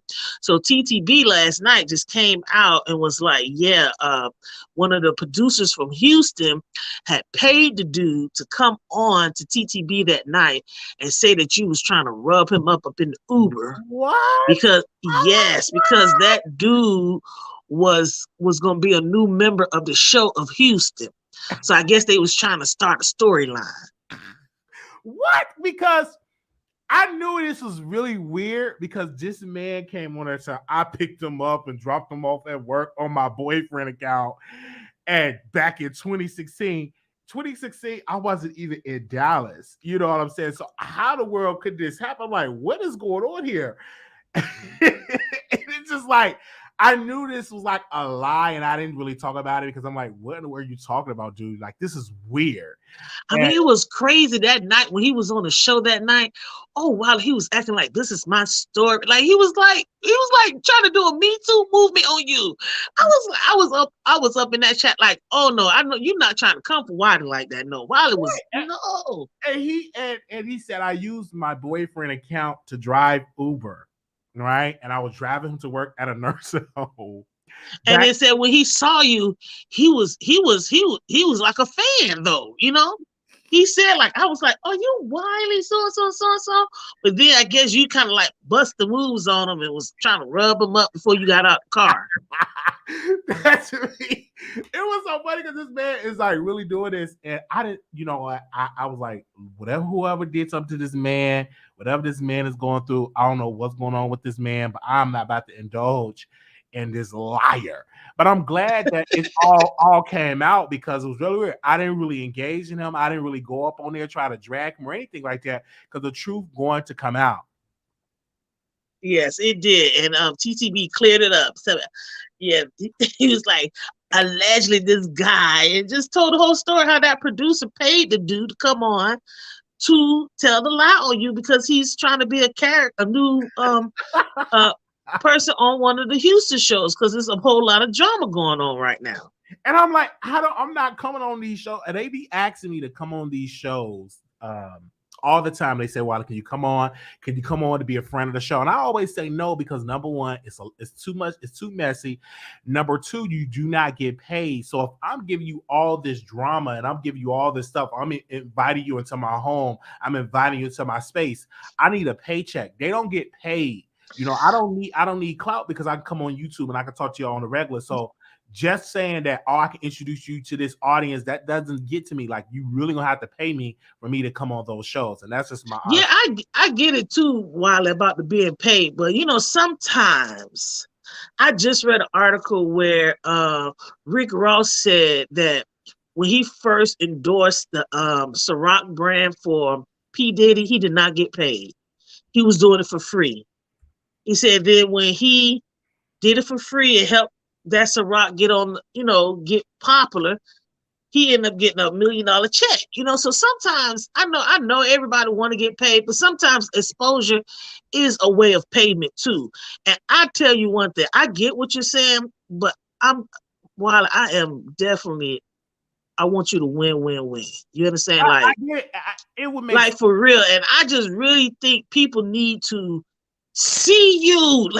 Sometimes you may not get the opportunity to get a check with it, but people can actually, get that organic feeling off of you through the camera, and when you're just being wild, because a lot of people are not privy to it. How many of my customers now, when they hear me listen to your show, they like, that's Wiley. You know what I'm saying? Right. Because I want them to hear you. I want them to see like what I'm listening to and what amuses me. And then we all be just sitting up in there watching a while. But sometimes we really need exposure. Like me, I do the stand-up comedy, right? Of course, a lot of times you don't get paid for it. You do not get paid for it, no matter how many times you get off that stage and people give you a high five and say, oh, you were good. You may not get paid for it. But you have to just get yourself exposed. You have to get enough people to see what you do. And then you never know who's watching that day, who's sitting out in the audience. Like, I went to do a stand-up comedy show, and at the end, I left early, but this guy came up to me, and I got an audition to do animation for a cartoon. I would have never even thought about being the voice for a cartoon animation. I hear you, but the only show that I would give a thought to, a deep thought, it would be Chasing Atlanta. If I were to move to Atlanta, I would do like Chasing Atlanta because that brand is so strong. But these brands up here in Dallas or in Houston, they are new startups. And so I feel like I don't know if I'm willing to do that. Now they say, hey, you could become be executive producer or some sort, then maybe. But I know how these shows operate. They want mess, they want but listen here, Wiley, last night, that's what was another piece of the drama, was that whoever the new executive producer, I believe Reese G was the executive producer of that Houston show, right? So they don't fell out, right? So now whoever is the new executive producer, the problem is with the person who created the thing, the producer, they only had one mic, one camera. So what has happened is that the new executive producer don't have any money to help do the production. So I think even as an EP, you're not just giving your creative juices, you have to put in some money as well. Absolutely. And see, you're right about that. And see, that's why I would rather be with an established brand, because I've worked so hard on YouTube. I worked so hard to build a following. I worked so hard to build a brand. And I feel like I'm not going to have to put all this into this one particular entity. No, I'm just not.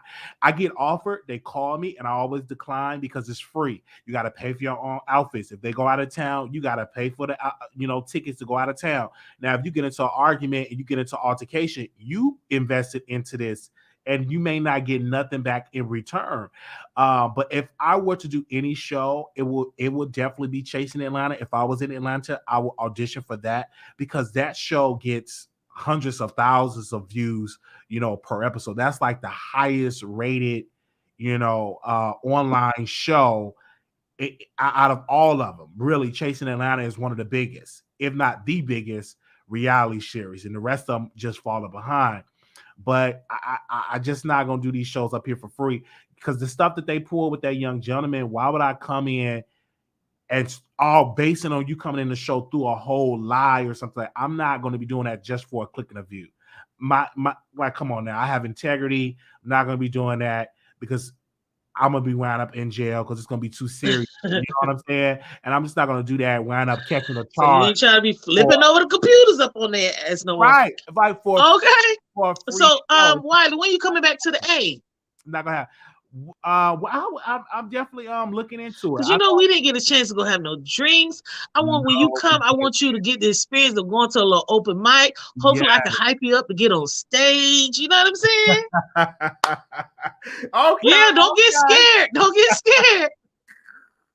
I won't be scared, but I love comedy. I love watching comedians. I love it, and I would love to come to an open mic night because that was a good show. And I only went to Atlanta because Monique was performing, and I had to go see my girl perform, and she put on a great show. Yeah, I wish we could have hung out that night. I don't know why I didn't say, "Hey, I'm gonna stay right here in the comedy house." And then after the show is over, y'all could just meet me back up in the little bar area. You know what I'm saying? Yeah, that's true. That's But true. I ain't lying, Wiley. Let me tell you, I ain't lying. I am not like a person who kiss like you're not like a celebrity, but you're moving, you're growing. You understand? And I am such a supporter of you. I kind of felt kind of like, oh, this is Wiley. Hey, why was I a little nervous? I think people will be nervous because you're watching somebody on your television screen, so you get I was thinking, girl, calm your butt down. That is Wiley. but I would definitely let you know when I'm coming back. Yeah, you need to come on back to the A. Make sure you hit me up too, okay? All right. And so we can. I like doing grown folks mature stuff. I don't like doing like hood stuff, places where you're gonna get in trouble. Just real grown people stuff. Okay. We go to and yeah, just hit me up. I ain't gonna stay on your live too long. Well, I'm glad you called in. Yeah, because I ain't even called in a long time. A couple of them I was getting in, at the end, and I was like, man, should I call in? Should I call? I'm like, no, not tonight. I can't. I ain't got the energy right now. But I ain't gonna hold on your live. You continue. I'm gonna drop back down into the bushes. Yeah, I'm glad you called in and giving me that updated information because I didn't know. You know what I'm saying? I just knew I'm at peace. I don't indulge in people when they doing stuff for a click and a view and stuff when they do stuff to come up for a show. So let them be great because again, we'll see how far that show goes. Exactly. All right, then. That's all. That's really was all I'm gonna say about that. But that ain't gonna make me want to do a show because you putting my name in some mess. No, that's gonna make me run. That's gonna make me run away from a show. That ain't gonna make me run to it. But if that's what's up. I say it again to the Chasing Atlanta people. If I was in Atlanta, if I were to move to Atlanta, I would do a show like Chasing Atlanta because that brand is so strong and everything like that. Or Chasing Dallas. I would do Chasing Dallas unless they let me be executive producer of the show and also be a cast member. I would definitely do Chasing Dallas. You don't want to be executive producer and cast member. You see what Reese G went through now. Well, Reese G is different. He wanted to be, he just wants to be so I know how to produce and allow the cast to shine. Unfortunately, Reese G just had a problem with that because he was getting all the mess, all the Instagram videos. He just did a little bit too much. He could have just been a cast member, been an executive producer, and allowed the cast to shine. That what makes for a good show instead of trying to be in every single storyline. Let's be clear. If he wasn't in a lot of those storylines, the show kind of would have been dry without him because George and him was going back and forth. Then you had the whole thing with Markel and him was going back and forth. I would have liked them to focus more so on their individual careers versus them getting involved with Reese G. But if I were to do a show, I would have to be executive producer just to have that executive producer credit and also to be a cast member. But I don't think it's as easy to be an executive producer and to be a cast member. Just speaking on my experience of being a manager, like I'm a hairstylist and barber, right? So if when I worked for a corporate salon, I was also the manager of that salon. And it became a problem being the manager of the salon, which is almost like being an executive producer, and then you're being a cast member. So I'm managing the salon, but I also have a chair in the salon. You understand? And even though I was managing and everything like that, but how am I gonna? It's like you're trying to decide which one should get most of your energy. Now I make most of my money off of the chair, because I'm also a stylist in the salon. Making money off the chair with the manager money. The manager money may not give me what all I need, I may need to put a little bit more energy in being a stylist more than being that manager. If the styling part is what's going to bring me more money, it's going to bring the EP is cool, but if you being a cast member, it's going to give you more hosting gigs and give you more opportunities. You can't. It's kind of hard to keep it 50-50. One has to get more energy than the other. I feel you on that. I think it could be a good balance. You know what I'm saying? Because, like I said, when you're producing a show, you helping paying for cameramans, you really helping paying for talent. You helping paying, give them a bus ticket or some gas money for their car, et cetera, et cetera. That's only how I would do it, to get an executive producer credit and also to be a cast, to be a cast member. I just don't want to be a regular cast member and not executive producer credit if I were to actually be on the show. So I can, make sure I edit it right so I don't be painted in the bad light on the show. But I'm glad you was keeping me updated on that. But listen, we will be covering Chasing Atlanta when it comes out. We will review that show because that is like, I have been reviewing Chasing Atlanta since, Did you see that new what's it called? Like a preview of the GS the Houston, the new show with Akeem and Sherrod. Are you talking about G-Status? I did see it, but listen. It's like only Sherrod and Akeem are the only returning people. And I'm like, I cannot wait till it come out because I don't get happy with G-Status because G-Status just went away and never came back. Now they're coming back. I'm going to wait until it actually come back before I get excited. Because they have been saying we coming back for months. And they supposed to come back on Thanksgiving. Now we all the way in the month of March. So when will they actually come back? We on March the 10th. We almost in April. And that show haven't came out yet. They're posting clips, which is great. But when are we going to get the product? Because that show left us without a finale. It left us without a reunion. And they said we're going to get the reunion and a finale, but just release it. Do you have it or not? If you don't have it, just say you don't have it and we just focus on a new show. But I can understand they lost a lot of cast members because people got tired of them not releasing the episode. It was embarrassing. It was really, really embarrassing. Are you going to do Two Men and a Lady like with a new cast? No, Two Men and a Lady coming next week, and we have the same people. We have the same two people, and we have the same. We have the same two people, and they will be on next week. We got Katie coming on next week. We also have Conscious TV. Both of them will be on next week to do Two Men and a Lady, and so what I try to do, and the reason I love them because it's so easy. They're willing to do it. When I try to reach out to other people's schedules, they can't do it. They can't commit to it. I sent you an email about Two Men and a Lady. You never responded to me. Okay. I know I'm not like a big content creator, but Oh, okay. No. Yeah, I didn't receive the email. It's probably I didn't know if you just wanted like ladies in the gay community, or just a lady. Born a lady, Yeah, no. I didn't know if you wanted to keep it LGBT or it was No, it was whomever. Like we had 7 Stars on, she wasn't part of the community, and we had Katie Talk 1-on-1. She's not part of the community. She's actually have a beautiful family, and so that's what we picked on the show. But usually it's kind of hard because like when we reached out to like our original cast with me, Storm, 7 Star and 7 Stars, it didn't really work out. Their schedules got it. They really, really can't do it.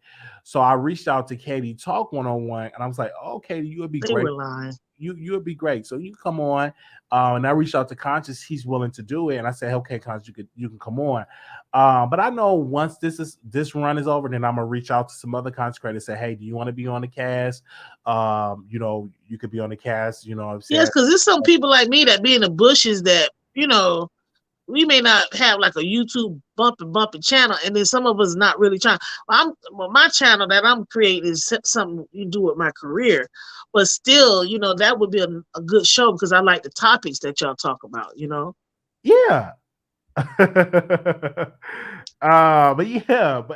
Listen, the next time around we definitely and you always can come on as a guest when we open up StreamYard, because that's what we're gonna do starting next week, we're gonna open it up, StreamYard, where the guests can come on camera, then versus me taking phone callers, because that's when you let it know if y'all are really interested in being on there. But yeah, but the cast that we have on there is Conscious and Conscious and Katie. They will be on next week, and they will be on next week. So it's going to be exciting. I'm really, really looking excited to be back with them, because we haven't done a show in about a month. And so, because like we have all been busy, like ever since that Tasha K case came out with Cardi B, everybody's been busy on that. Then a whole Storm and Roll fallout with Tasha K. Everybody's been busy about that. So everybody have been like really busy doing content. And so it's been kind of hard for all three of us to come together and do a show. But now everything that dialed down and people are back to their regular, commentary, we can fit into, man. Okay. They have dialed down. Yeah, absolutely. Okay, so I ain't gonna hold you up. Okay. Let me finish doing my hair, and then I'm gonna all right. get back in these books. All right, thank you so much. Ciao. Bye. Y'all talk about his oily chest. There's nothing wrong with that man's chest. Sometimes you put the chest like that to get attention, and obviously it's an attention grabber because people are talking about the man's chest. Okay, I'm excited about what y'all getting back together to do the show. Yes, are you excited? I'm excited too. I'm excited to do the show. You know what I'm saying? It's been a while. I'm really, really excited. It's been a while since I did the show, and listen, we open it up to any new people like to Miss T. I'll see you right there. I remember on 9. We will open it up to people that actually want to be on the cast, like for like a new season of the show. Because like the first season was Stormer Rose 7 and myself. Second season, it was myself. Wow, we had a couple of, I can't even think of their name. The second season was all over the place because we had so many guest hosts. I think we had Brandon. We had this other, I forgot her name. She was so young. She was in college. I can't think of sis' name. I can't think of her name. She was on there. And then I had my other friend, James, came. It was just season 2 was just all over the place. Season 3 was Conscious, myself, and Katie talk one-on-one. And so when we do season 4, then I'm gonna look for a different cast, and then that we'll do for that. But we still got a couple of more episodes of the season with Conscious TV, Katie, and myself. Yes. But yeah, I thank Miss T for coming on and speaking on stuff in this early in the morning. But yeah, man, I didn't even know that person that came and sold that lie about me was actually paid to lie. Wow. That is a shocker. Wow. That's crazy. You should are so messy, always scheming in front. Like, what in the world trying to lie on the Wiley Show? People will do anything for a click and a view and for $1. What? Come on now. I like the dynamic of you and Constant Katie. Y'all work well together. Yes, I like this show. I really do. And we're gonna we bringing it back and stuff like that. Let me play the intro so y'all can see us. It's coming. We coming next week. Where the intro at? Let me see where I do my intro. Let me see where my intro at.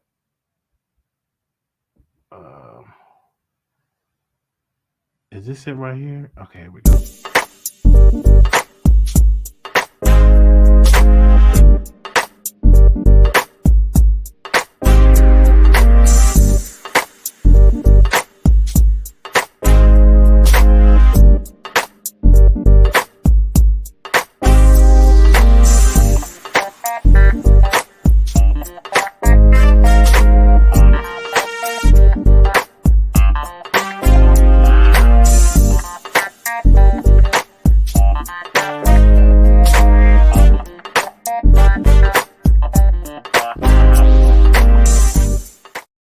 All right, so we'll be joining back with them next week.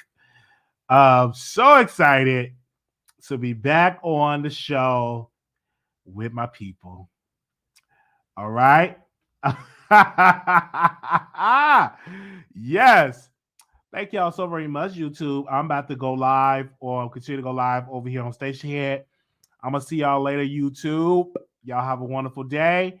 Y'all can send us some topics. Y'all can email me some topics at willeyshow@gmail.com. You can DM me on Twitter some topics, or you can DM me on Instagram some topics of what we should discuss. I highly suggest you watch the other video that we did earlier, which was last night, because sometimes y'all will give me topics that I've already covered. All right. And that'll let me know if you actually watched the show in its entirety. Okay. Okay. And I'm going to continue the after show over here on Station Head. All right. We're going to continue the show over here on Station Head. Good morning. Let me drop the link over here so y'all can watch us over there on Station Head. All right. We are live over there on Station Head. All right. And if you need the link, DM me and I can DM you the link, or you can go to my Twitter account and you can go to it right now. And I'm live on Twitter, but it's stationhead.com/The Wiley Show, stationhead.com/The Wiley Show. Go and check us out on Station Head. I will see y'all later, YouTube. I'm going to go get into this music.